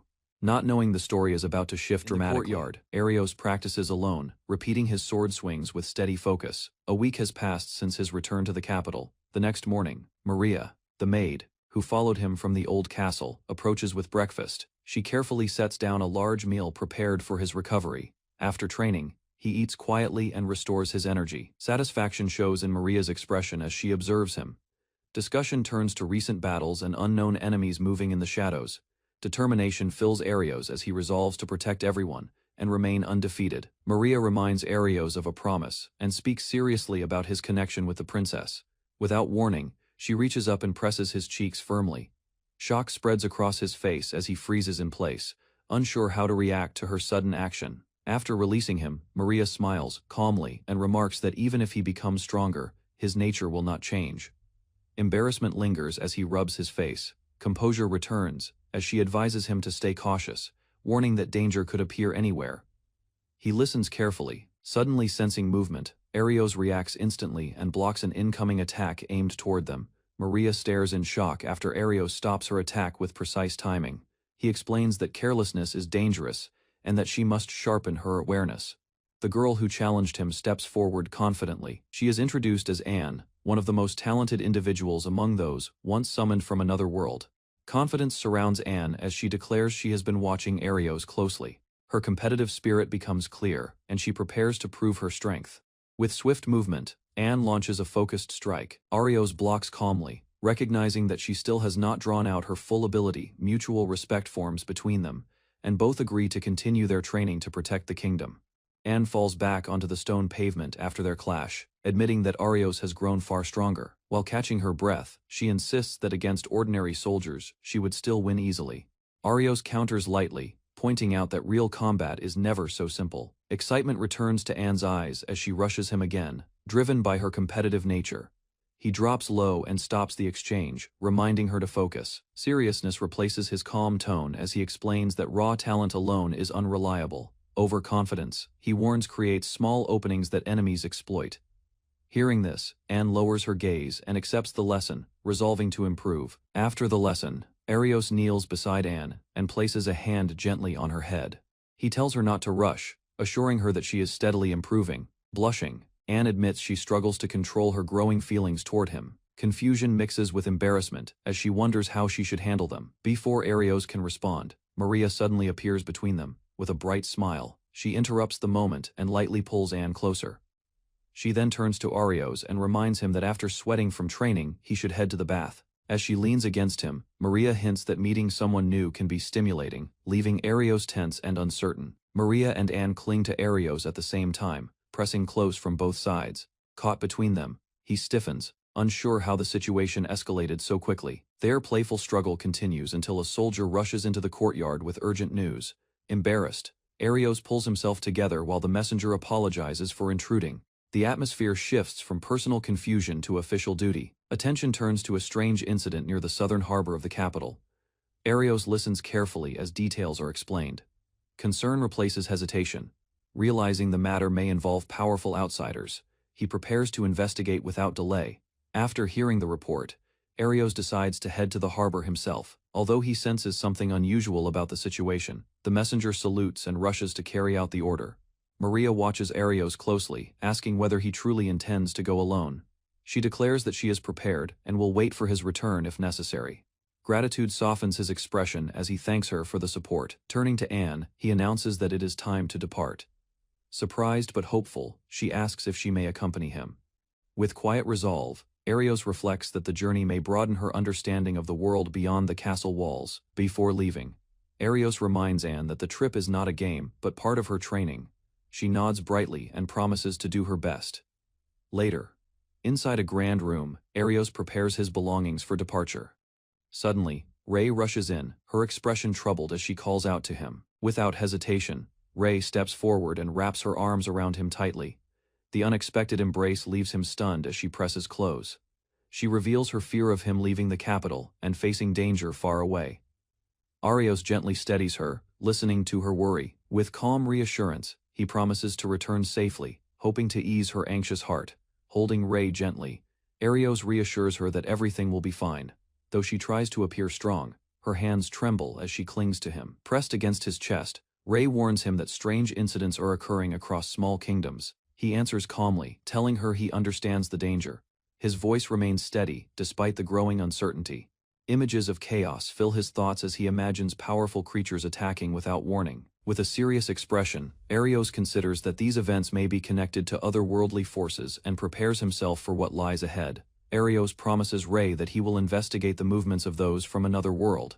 In return, he asks her to continue fulfilling her duties within the palace. Emotions overcome restraint, and they exchange a brief kiss. The moment is soft but firm, sealing their mutual trust before parting. Soon after, the castle stands silent under the night sky as preparations conclude. Departure becomes inevitable. By the next day, Arios studies documents about the harbor town, reviewing reports of recent disturbances with careful attention. A carriage rolls along the road toward the port, deciding that further investigation must wait until arrival. He calls Anne's name as the journey continues. Inside the carriage, Anne struggles to lift an oversized bag packed with supplies. Arios stares at the luggage, wondering if she has brought far too much for a simple investigation. With confidence, she explains that the items are essential for completing an important mission. Trying to reason with her, Arios suggests they could manage with less. Anne argues that proper preparation prevents trouble later. Suddenly, the carriage jolts violently. Losing balance, she falls forward and crashes directly into him, forcing him back against the seat. Pressed awkwardly against her, Arios feels an odd sense of familiarity in the flustered silence. As the carriage continues onward, flustered from the fall, Anne apologizes softly while still close to Arios. He tells her not to worry, though the awkward tension lingers between them. Regaining composure, Arios decides to step outside the carriage to check the situation. He mentions that something feels off and leaves Anne inside. Outside, he calls to the driver and asks if anything unusual has happened. The man hesitates, clearly unsettled by what lies ahead. From the bridge, an overwhelming sight spreads before them, an unnatural mass covering the landscape beyond the river. Sensing danger, Arios jumps down for a closer look, realizing the disturbance is far from ordinary. From the broken edge of the bridge, Arios studies the surface carefully. The cut is unnaturally smooth, as if sliced cleanly by a blade, rather than shattered by force. The driver explains that no one noticed anything unusual until the collapse occurred. While the man suggests turning back to avoid delay, Arios reflects on the events of the past week. None of it feels coincidental. Calmly, he dismisses the idea of retreat. Producing a small item from his belongings, he prepares to act without hesitation. In an instant, the broken section of the bridge is restored. What seemed like destruction reveals itself as an opportunity for him to test his growing power. Activating his ability, Arios focuses and prepares to move ahead alone. He tells the driver to remain where he is while he heads toward the opposite side. In an instant, his body vanishes and reappears across the gap. The repaired bridge and the carriage remain behind as he lands smoothly beyond the broken section. Stunned, the driver tries to understand what he just witnessed. Arios calmly explains that it was a form of spatial transfer, nothing more. The man praises him, saying the rumors of his strength were true. Arios responds lightly, treating the feat as ordinary. As he looks ahead, thoughts turn to a missing individual connected to earlier events, whose current whereabouts remain unknown. After crossing the bridge, Arios speaks briefly with the driver. The man expresses gratitude and relief, explaining that no one in his family supports the opposing faction. Deciding not to use the carriage any further, Arios instructs the driver to return and report to the capital. Anne steps out with her heavy luggage and asks about the situation. Arios informs her that they will proceed by walking from here. Together they head down the open road toward the distant port, continuing their training as they travel. Arios enters the coastal town alongside his companion. Neat buildings and open streets stretch before them. Moving further inside, the two continue along the stone road. She glances around at the surroundings while he carries their luggage without complaint. Because the town lies near the sea, Thick fog often forms across the streets. Arios explains this natural condition while she listens, noticing how visibility remains limited. Concern rises as she realizes the fog could disrupt their plans. Arios understands the possible danger and considers their next step. Suddenly, a knight approaches and formally offers to escort them to the 3rd Division headquarters. Arios responds modestly to the knight's praise, feeling uneasy about being treated with excessive respect. Discussion shifts to a report about a suspicious shadow seen in town. Arios asks for details regarding the investigation. Attention turns to damaged infrastructure within the city. Arios questions whether a stone bridge has been destroyed. Realization settles in as Arios concludes that the road has become impassable. The knight admits that nothing unusual had occurred until recently. Determination replaces uncertainty. The knight decides to dispatch soldiers to inspect the bridge, while Arios and his companion prepare to follow the situation closely. Arios explains that he and his companion crossed the valley by using a transfer ability. Hearing this, the knight expresses admiration for the rare skill. Arios remains composed while his companion smiles proudly beside him, clearly amused by the reaction. They proceed along the street, as Arios calmly asks to be guided to an inn. The knight accepts the request and leads the way. As they walk through town, whispers spread among the citizens. People recognize Arios as the vice commander known for heroic deeds. Attention from the crowd increases. His companion cheerfully notes his popularity, while Arios grows uncomfortable under the public gaze. A tense scene unfolds in the street as members of the Adventurer Guild stand facing a royal soldier. The atmosphere suggests conflict between the guild and the kingdom's forces. Large gathering fills the background in Arios' thoughts, reminding him of past unrest in another village. After the guild members withdraw, Arios discusses the destroyed stone bridge with the knight. Soon, they arrive at a well-prepared residence arranged for their stay. The building stands neatly maintained, reflecting careful planning. Inside, a line of staff members bow deeply to welcome Arios as vice commander, formally pledging dedicated service during his visit. The residence, several young attendants gather around Arios, offering to carry his luggage. One attendant steps forward, holding a sheet of paper, shyly requesting his signature. Arios hesitates at the unexpected request, unsure how to respond to such admiration.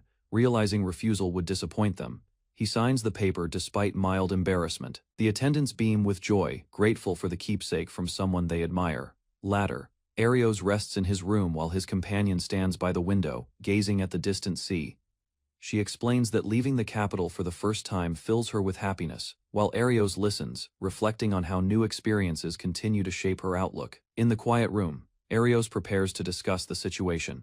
His companion cheerfully mentions they are sharing the same room. Seated across from the knight, Arios listens to the initial report. Current information suggests a suspicious white figure, seen wandering the streets at night. A mental image forms of a white silhouette, moving through thick fog. The knight explains that whenever visibility turns completely white, the figure disappears from sight. Further explanation reveals that anger has recently surged in certain areas, allowing them to narrow down possible locations. Finally, the knight identifies the suspected site as an abandoned school building, leaving Arios and his companion surprised by the unexpected location. The knight explains that the abandoned building was once a prestigious magic academy known for gathering talented students. Sitting inside the room, he continues describing how incidents among teachers began increasing at that time. Eventually, the situation escalated beyond control. The teachers unleashed their magic, causing a massive explosion that destroyed the school building. Although the truth of the incident remains unclear, the headmaster and several staff members disappeared afterward. Only part of the ruined structure still stands today. Arios considers the story carefully, suspecting that the current disturbances may be connected to someone linked to that past tragedy. He stands from his seat and decides to investigate immediately. He suggests that confirming the situation in person may reveal important clues. They arrive before the abandoned magic academy. The massive structure looms behind locked gates, its damaged exterior creating an uneasy atmosphere. As they approach, his companion hesitates, sensing something unusual. Arios calmly explains that the presence feels like a lingering spirit rather than a living person. Focusing on the building, Arios detects unstable magical energy gathering near a specific section. After assessing the risk, he concludes that the strange disturbance likely originates from within the old school building and prepares to move closer. His companion straightens her posture and declares her determination to act bravely as a member of the 3rd Division. Arios glances at her with concern and suggests she return if the situation becomes dangerous. Two unfamiliar women suddenly appear near the academy grounds. Their presence surprises the group, and the atmosphere tightens immediately. Observing their stance and equipment, Arios recognizes them as capable fighters. The knight questions their purpose for being there, sensing tension rising between both sides. One of the women firmly declares that protecting the town is their responsibility, insisting that the royal army has no authority to interfere.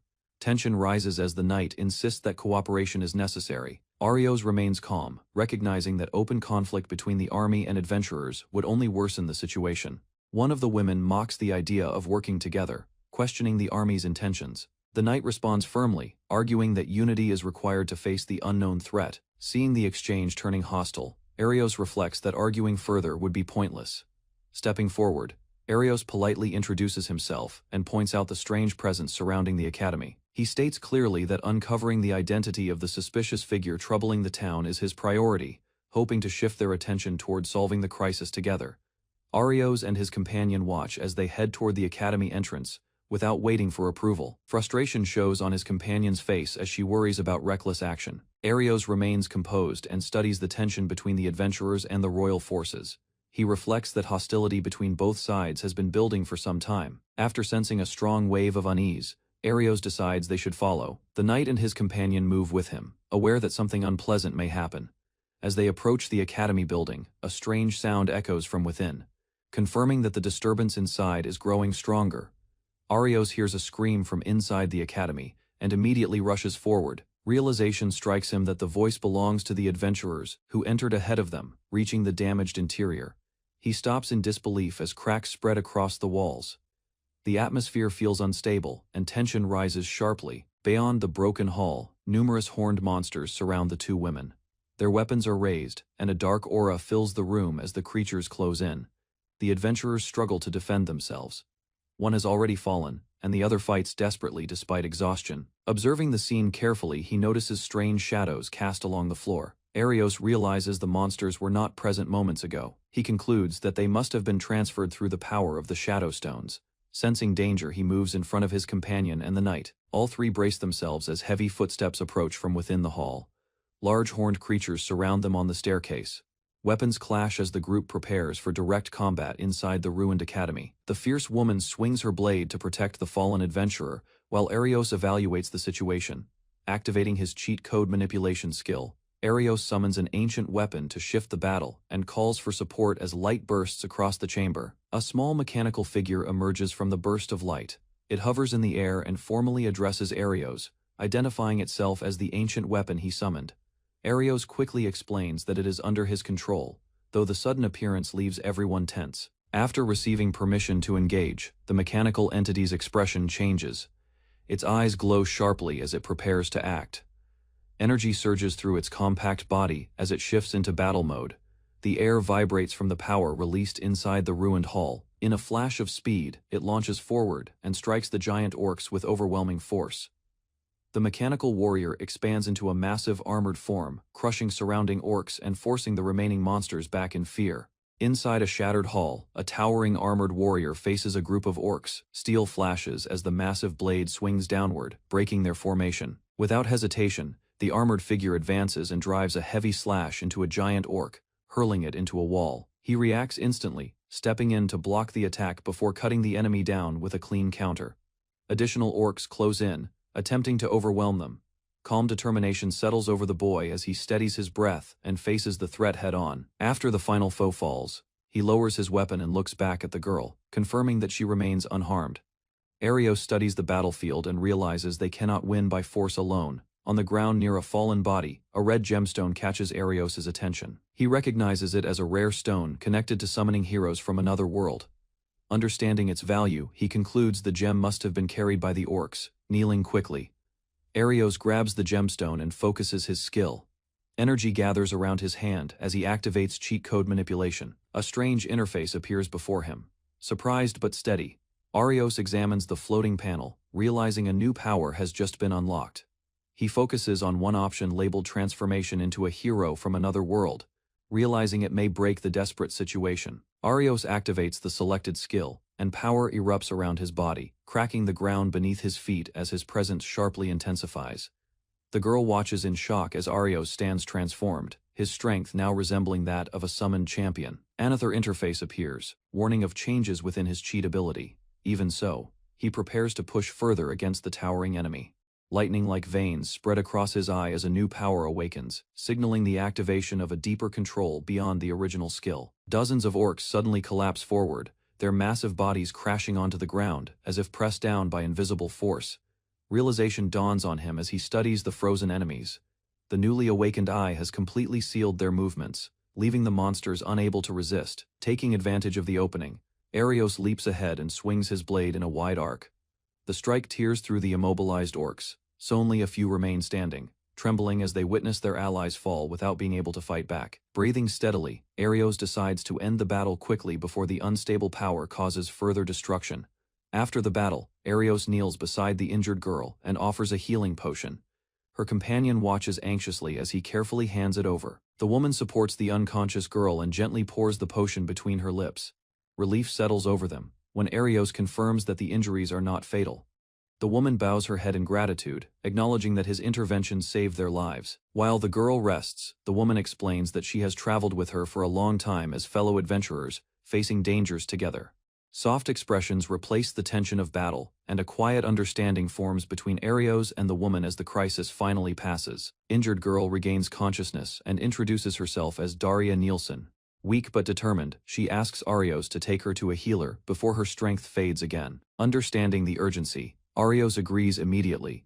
Daria lifts the smaller girl onto her back and begins walking through the damaged hall while he follows close behind. Suddenly, another girl rushes forward and throws herself into Arios' arms, overwhelmed with relief at seeing him safe after the battle. Concern replaces excitement as she checks his body for wounds. Arios reassures her with a calm expression, insisting he is unharmed. A knight approaches and acknowledges Arios' feat of defeating a giant orc instantly. Small floating spirit appears beside Arios and introduces itself as a messenger of the goddess. The spirit explains that the stone grants users overwhelming strength but also consumes their reason. Visions of destruction flash through his mind, including a mysterious explosion tied to similar energy. He realizes someone may be exploiting the stones for dangerous purposes. Before he can think further, a massive orc suddenly attacks inside the hall. Arios steps forward, ordering the others to stay back. With a swift charge, he swings his blade in a powerful arc, striking the towering enemy and forcing it backward. The fallen orcs lie scattered across the floor, while Arios and the others regroup. The knight questions how the giant enemy was defeated so quickly. Turning toward a damaged wall, Arios senses something unusual beyond it. The spirit mentions a suspicious presence connected to the Shadow Stone. Without delay, Arios swings his sword and smashes through the cracked surface. Stone bursts apart, revealing a hidden space behind the hall. Dust settles to expose a dark corridor, stretching deep underground. The air feels heavy as fragments continue falling from above. Staring into the passage, Arios senses energy similar to the one controlling the orcs. Realizing the source lies ahead, he prepares to move forward standing before the dark corridor. Arios tells the others to stay close and not leave his side. The atmosphere feels heavy, and tension rises as they prepare to advance. He activates cheat code manipulation again, selecting full use of all elemental magic. A bright fireball forms and floats above them, lighting the passage. The small spirit hovers nearby as the group steps forward cautiously. The knight expresses surprise at the display of magic, realizing Arios can even borrow another person's technique through his unusual skill. Suddenly, Arios senses danger. He raises his sword and warns everyone to take a defensive stance as something approaches from deeper within the corridor. From the depths of the corridor, shadowy figures emerge. Their bodies resemble horned demons, formed from swirling darkness and carrying large curved blades. Arios studies them carefully, while the small spirit identifies the creatures as beings from another world. Without warning, the dark entities dash forward at incredible speed. Arios and the spirit block the first assault, metal clashing against shadow as the corridor shakes. Even the knight admits he could barely follow their movements. Arios realizes these enemies possess overwhelming physical strength. Calmly, he activates cheat code manipulation and rewrites their attack parameters. Arios and the small spirit launch forward together, their blades cutting through the shadow creatures. Dark smoke bursts apart as he amplifies their combined attack power. With precise timing, Arios executes a swift sword technique that slices through multiple enemies in a single motion. The remaining shadows stagger and dissolve into black mist. Silence gradually returns to the corridor as fragments of darkness fade away. Lowering his sword, Arios reflects on the scale of the battle. He wonders how many such threats once appeared during the Great War. Though he can win individual fights, he realizes the kingdom must grow stronger to withstand dangers of this magnitude. After clearing the corridor, Arios asks the spirit to explain what is happening across the wider region. The explanation shifts to the neighboring kingdom of Arceus, long locked in tension with the Vargand Empire. Nearly 1,000 years earlier, both lands were united under one empire. A rebellion led by a powerful sword, Saint split the realm and created lasting hostility. As a result, a massive war spread across the region, devastating countless territories and leaving deep scars. Although the conflict eventually ended in a fragile draw, both sides claimed victory, and the distrust between the two nations never truly disappeared. The spirit reveals that the true mastermind behind the unrest is a hidden figure manipulating events within the Arceus kingdom. Images of monstrous beasts empowered by corrupted stones appear in his mind. Those creatures once invaded the kingdom, throwing the land into chaos and ending a fragile peace. When disaster struck, the goddess descended and stood alongside powerful warriors. Her presence united the divided nations against a common enemy. Explains that beings from another world also interfered, bringing unknown powers into the struggle between realms. In the end, even the goddess could not win alone, and the knights fought desperately at her side. The spirit explains that it was created by the goddess to support chosen heroes. Arios thanks it quietly, realizing their meeting was not a coincidence. He reflects on the many abilities he has borrowed so far. A serious resolve forms within him as he acknowledges that even greater enemies may appear. Floating proudly, the spirit recounts ancient history, speaking of heroes whose legends were recorded and passed down through generations. Arios responds thoughtfully, recognizing that every battle has been against forces tied to another world. Memories of the shadow creatures linger in his mind. As the knight expresses deep respect, Arios humbly insists he is still learning and far from complete.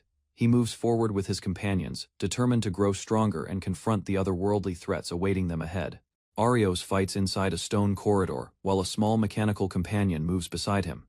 Two female allies watch from behind as he swings his sword with steady control. After the clash, one girl clings to him in fear. A guard stands nearby, surprised by her reaction. Arios remains composed, holding his sword while assessing the surroundings. She explains that the air itself feels strange and unsettling. Arios listens carefully, realizing the danger may not be visible. He recalls that this world was artificially created and controlled. Understanding the threat, Arios prepares to confront the hidden force. A dark crystal device erupts with violent energy at the center of the chamber. Arios and his companions step back as cracks spread across the floor. Realization settles on Arios. The incident from decades ago may be connected to this device. He studies it carefully, sensing that someone has reactivated it. Suddenly, a fully armored knight rises from the structure below. Energy streams around the figure as it floats above the platform, radiating controlled power.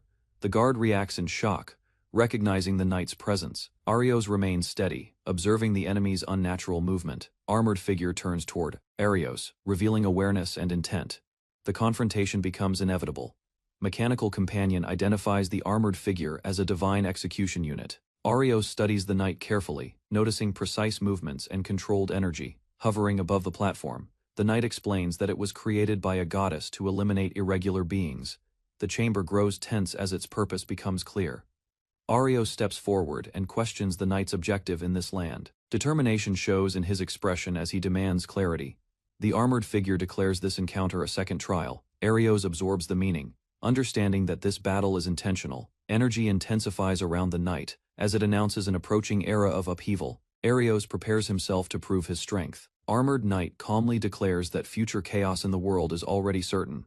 The guard protests, but the knight remains unmoved, speaking as if events are predetermined. Arios studies the figure and senses no direct hostility. Though confused, he questions the purpose of this so-called trial while his companions wait anxiously behind him. Without warning, the knight signals the start of the final test. Dark creatures emerge from the tunnel, their bodies forming from black smoke as they block the exit. Tension spreads among the group as the creatures advance. Mechanical companion analyzes the enemies, identifying them as powerful minotaurs prepared for battle.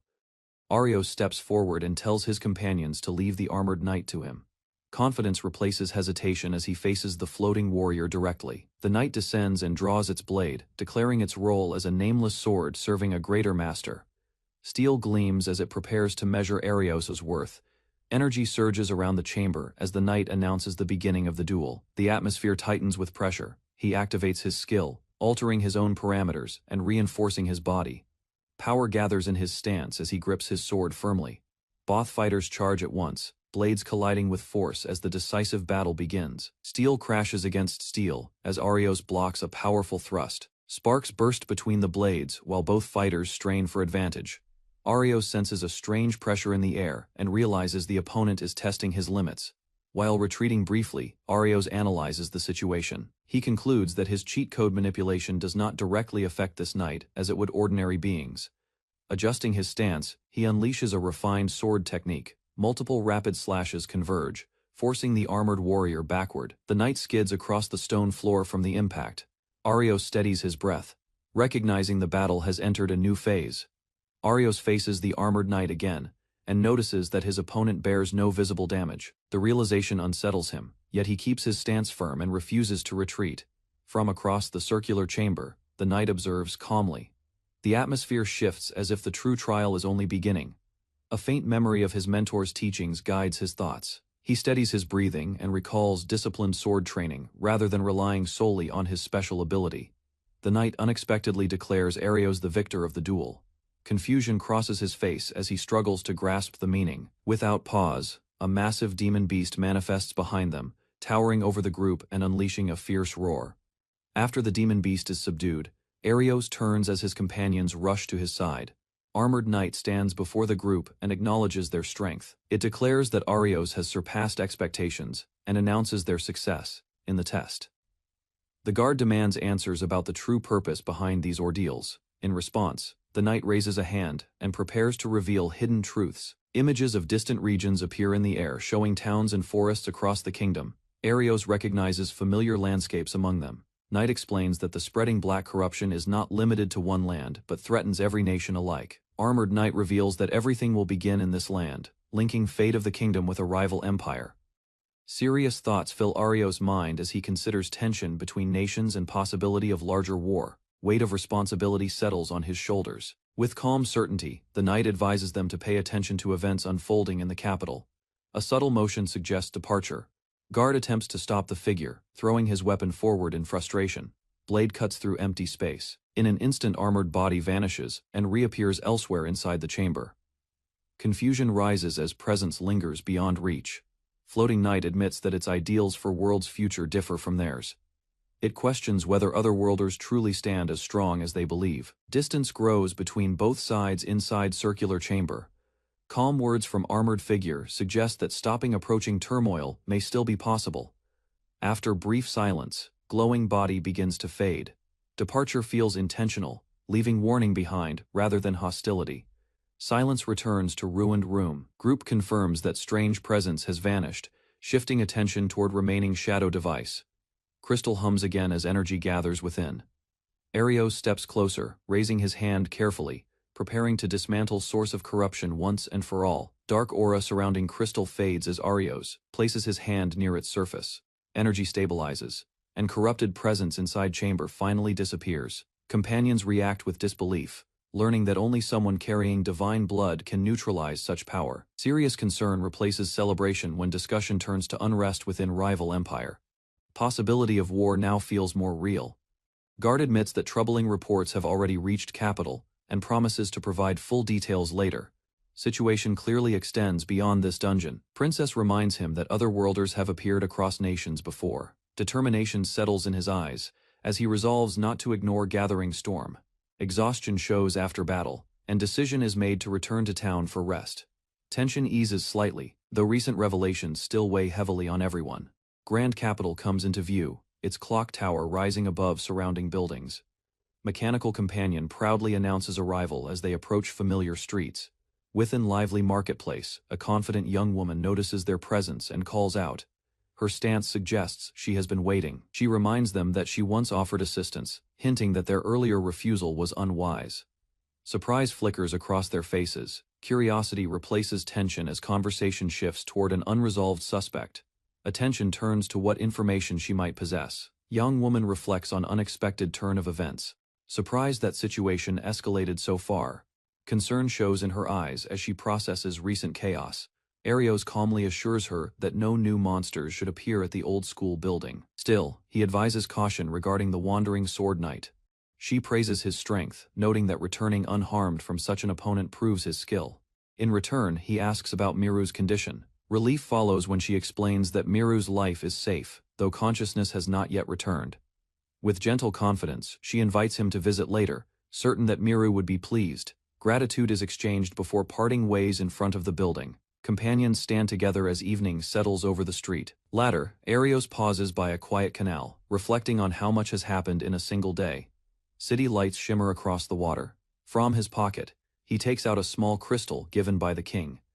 Curiosity draws his attention to its purpose. Channeling magic into the device, he activates its function. Light gathers inside the crystal, forming a link to someone far away. A familiar voice calls his name through the artifact.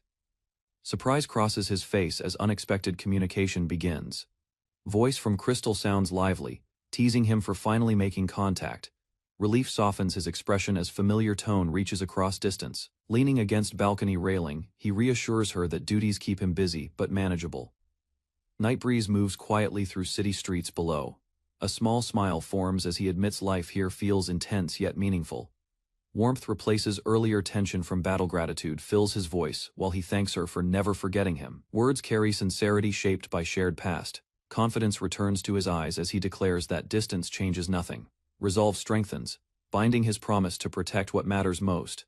In a distant room, a young woman listens through the crystal device, surprised by his steady voice. She quickly regains composure and hides her feelings, refusing to admit concern. Meanwhile, he notices the change in her tone but remains calm. Standing alone along the moonlit canal, he continues holding the crystal, unaware of her quiet reaction, as night deepens around him. Arios stands on a balcony at night, holding a small device. He senses something unusual and focuses on the signal coming from it. A young princess reports that near the royal capital, remnants of a terrorist group have started moving again. Arios listens carefully, understanding the threat may not be over. Several hooded figures gather in secret. Arios concludes the enemy survived and is preparing another operation. They review the situation and confirm the earlier suppression was incomplete. The princess determines their mission must continue. Arios lowers his gaze, reflecting on how even powerful allies once failed to stop the enemy completely. Inside the palace, the princess warns him that the remaining terrorists could be anywhere. Her expression shows concern, knowing the threat may surface without notice. He reassures her that she should rest while she can. He stands firm on the balcony, determined not to let the unfinished mission burden her further. Under the night sky, he prepares to meet someone named Ray, aware that waiting will not solve the problem. Later, Arios and his companion sit before a man reviewing documents, ready to discuss their next move. Arios turns as a girl leans close to him, suspicious of a scent clinging to his clothes. Her sharp stare makes him uneasy, though he insists nothing unusual happened. She demands to join him next time he goes out. He tries to explain himself, but her expression shows she is not convinced. A knight interrupts, teasing Arios about his popularity among women. The girl quickly denies any misunderstanding, while Arios lowers his head in embarrassment. Composing himself, Arios decides to move forward with the report, shifting the focus back to their mission. The knight reads from a document, confirming strange magical explosions have been recorded across regions for years. Arios reviews the document and notes that the Sword Saint sightings match a specific mining town. The report links recent disturbances to that location, suggesting a pattern. He considers the wider situation across the kingdom. Unrest has appeared in several regions, and the Sword Saint's claims can no longer be ignored. A sudden image comes to mind of a sealed being stirring after many years. The possibility of a powerful otherworldly force breaking free becomes a serious concern. The knight reacts with alarm, recognizing the connection to past conflicts involving another nation. News confirms increased military spending in Alcia's kingdom, signaling preparations for a growing threat. Arios listens as the knight explains that only their kingdom is currently maintaining a full military stance. Such preparations cannot continue without consequences. Curious, Arios asks when the Empire's suspicious movements first began. The knight checks the document, searching for a clear timeline. The answer points to events from 14 years ago. Reports show strange activity across multiple regions at that same period. Connection between the otherworldly threat and the Empire of Velgand raises concern. Arios realizes the pattern is unlikely to be coincidence. He concludes that something significant will soon unfold in Ankana. and they must be ready for whatever emerges. Far from ongoing discussions, Alcius Castle stands under a dark sky. Within its walls, daily duties continue, despite rising tension across nations. Inside her chamber, the princess stretches her arms and exhales deeply.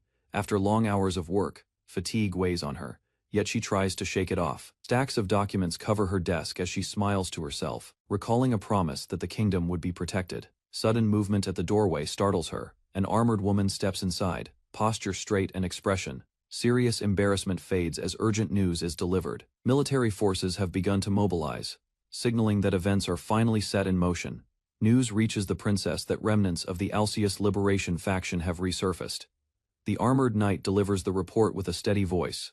Recent confusion began after their leader was captured by outside forces. Since then, smaller groups have started acting again in scattered areas.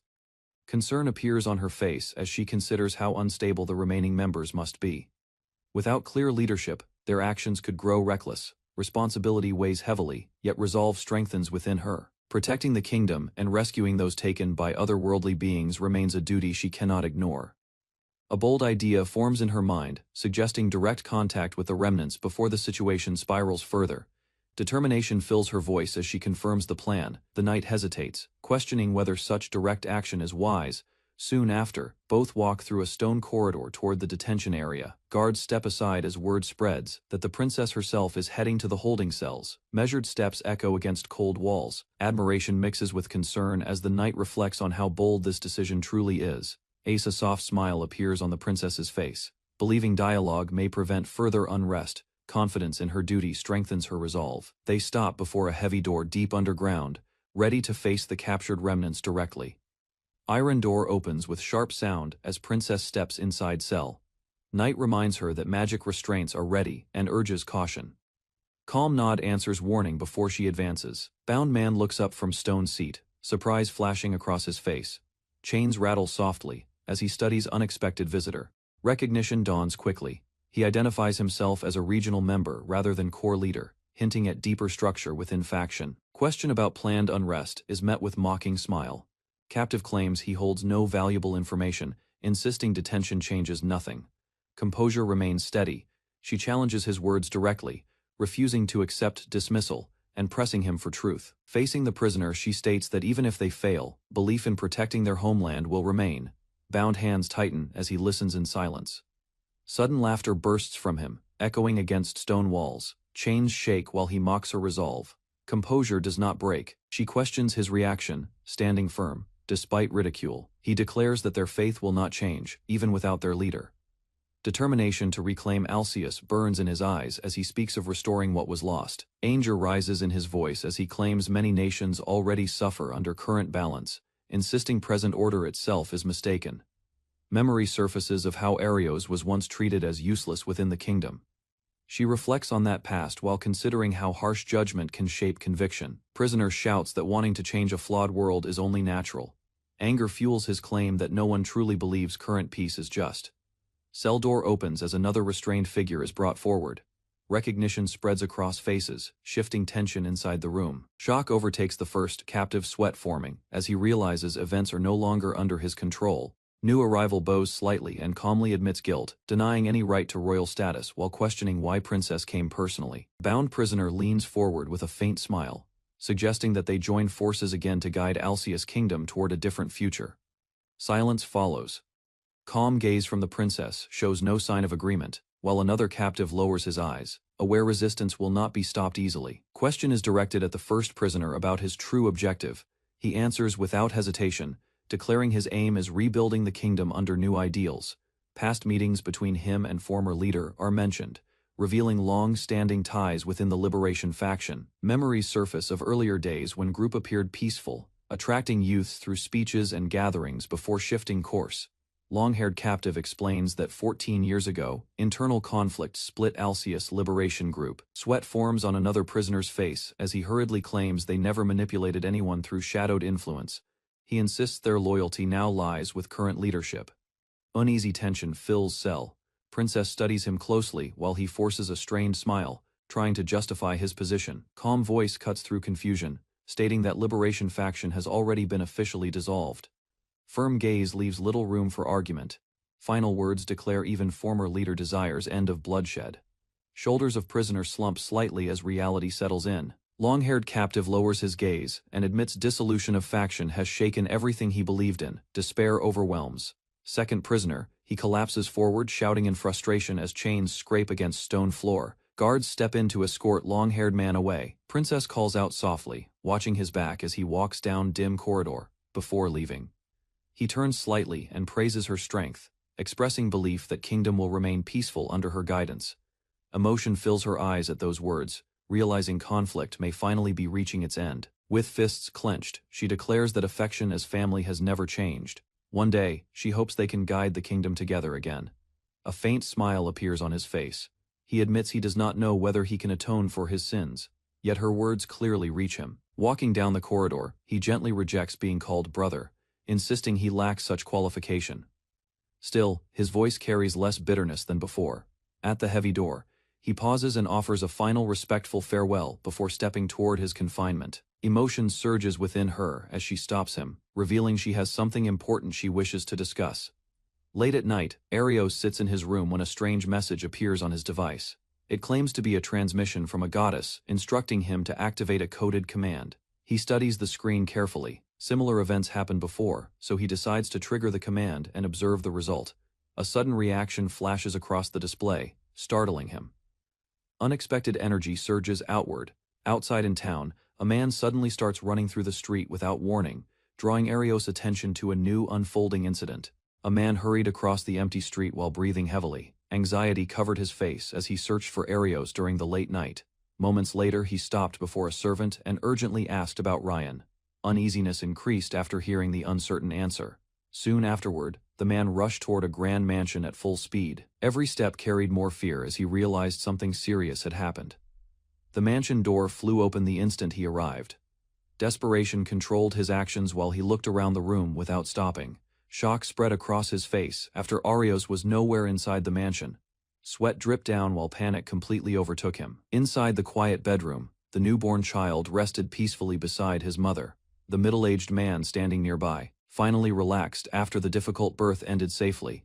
Soon afterward, the maid carefully placed the baby into his arms. Uncertainty appeared on the man's face because he was unfamiliar with holding infants. Meanwhile, the child's mother smiled gently from the bed, while reminding him that raising the baby would require patience and responsibility.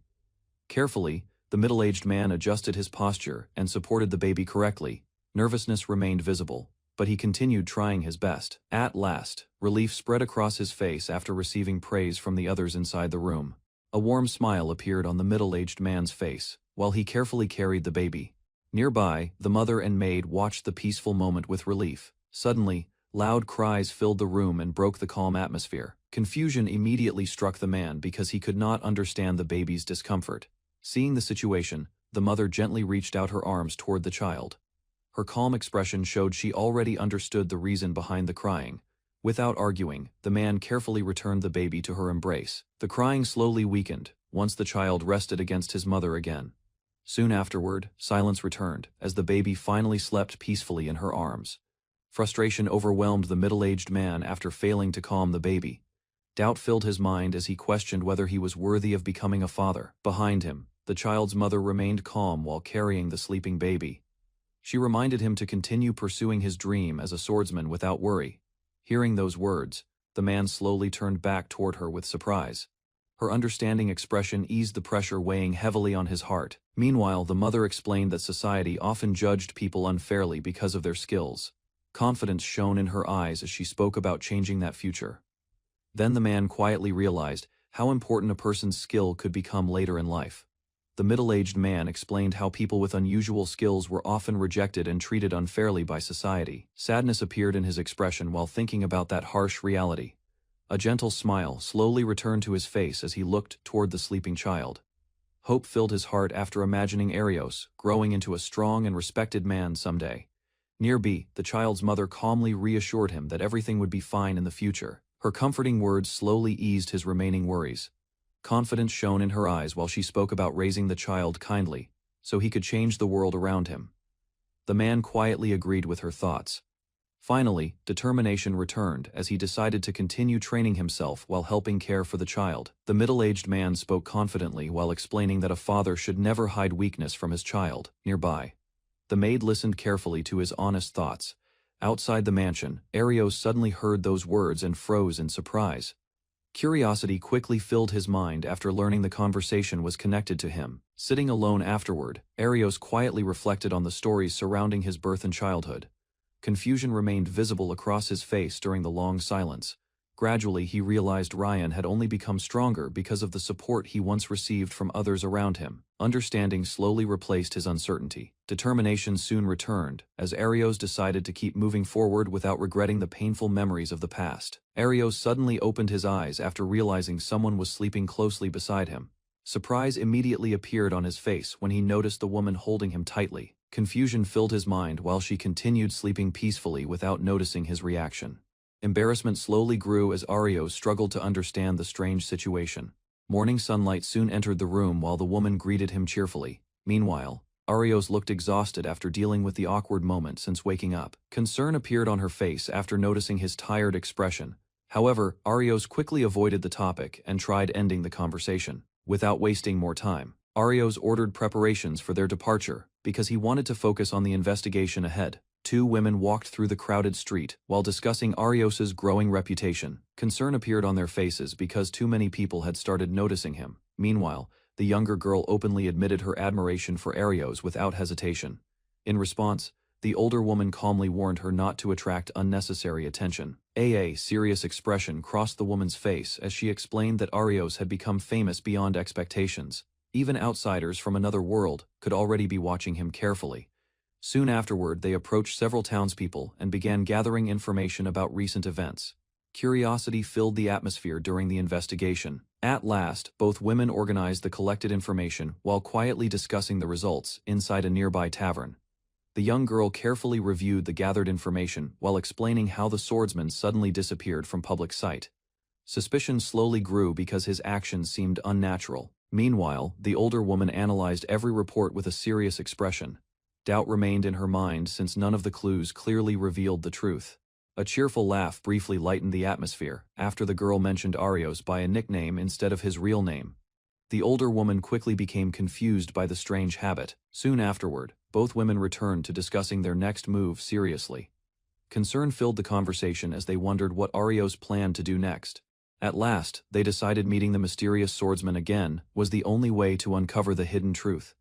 The two women decided to continue searching for information while resting inside the tavern. Soon afterward, a waiter arrived carrying a large stack of sweet pancakes.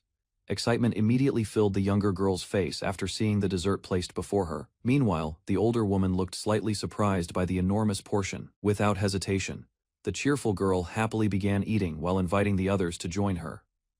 Joyful energy quickly spread throughout the table. A satisfied smile appeared across her face after finishing several bites of the sweet meal. Happiness completely overtook her thoughts for a moment. Across the table, the older woman quietly observed her behavior, while continuing to think carefully about their mysterious journey and its hidden purpose. The cheerful girl noticed the older woman staring quietly at her during their meal. Confusion briefly crossed her face while she waited for an explanation. Soon afterward, the girl admitted that ordinary human emotions sometimes felt strange and difficult for her to understand completely. Uneasiness quietly appeared behind her smile.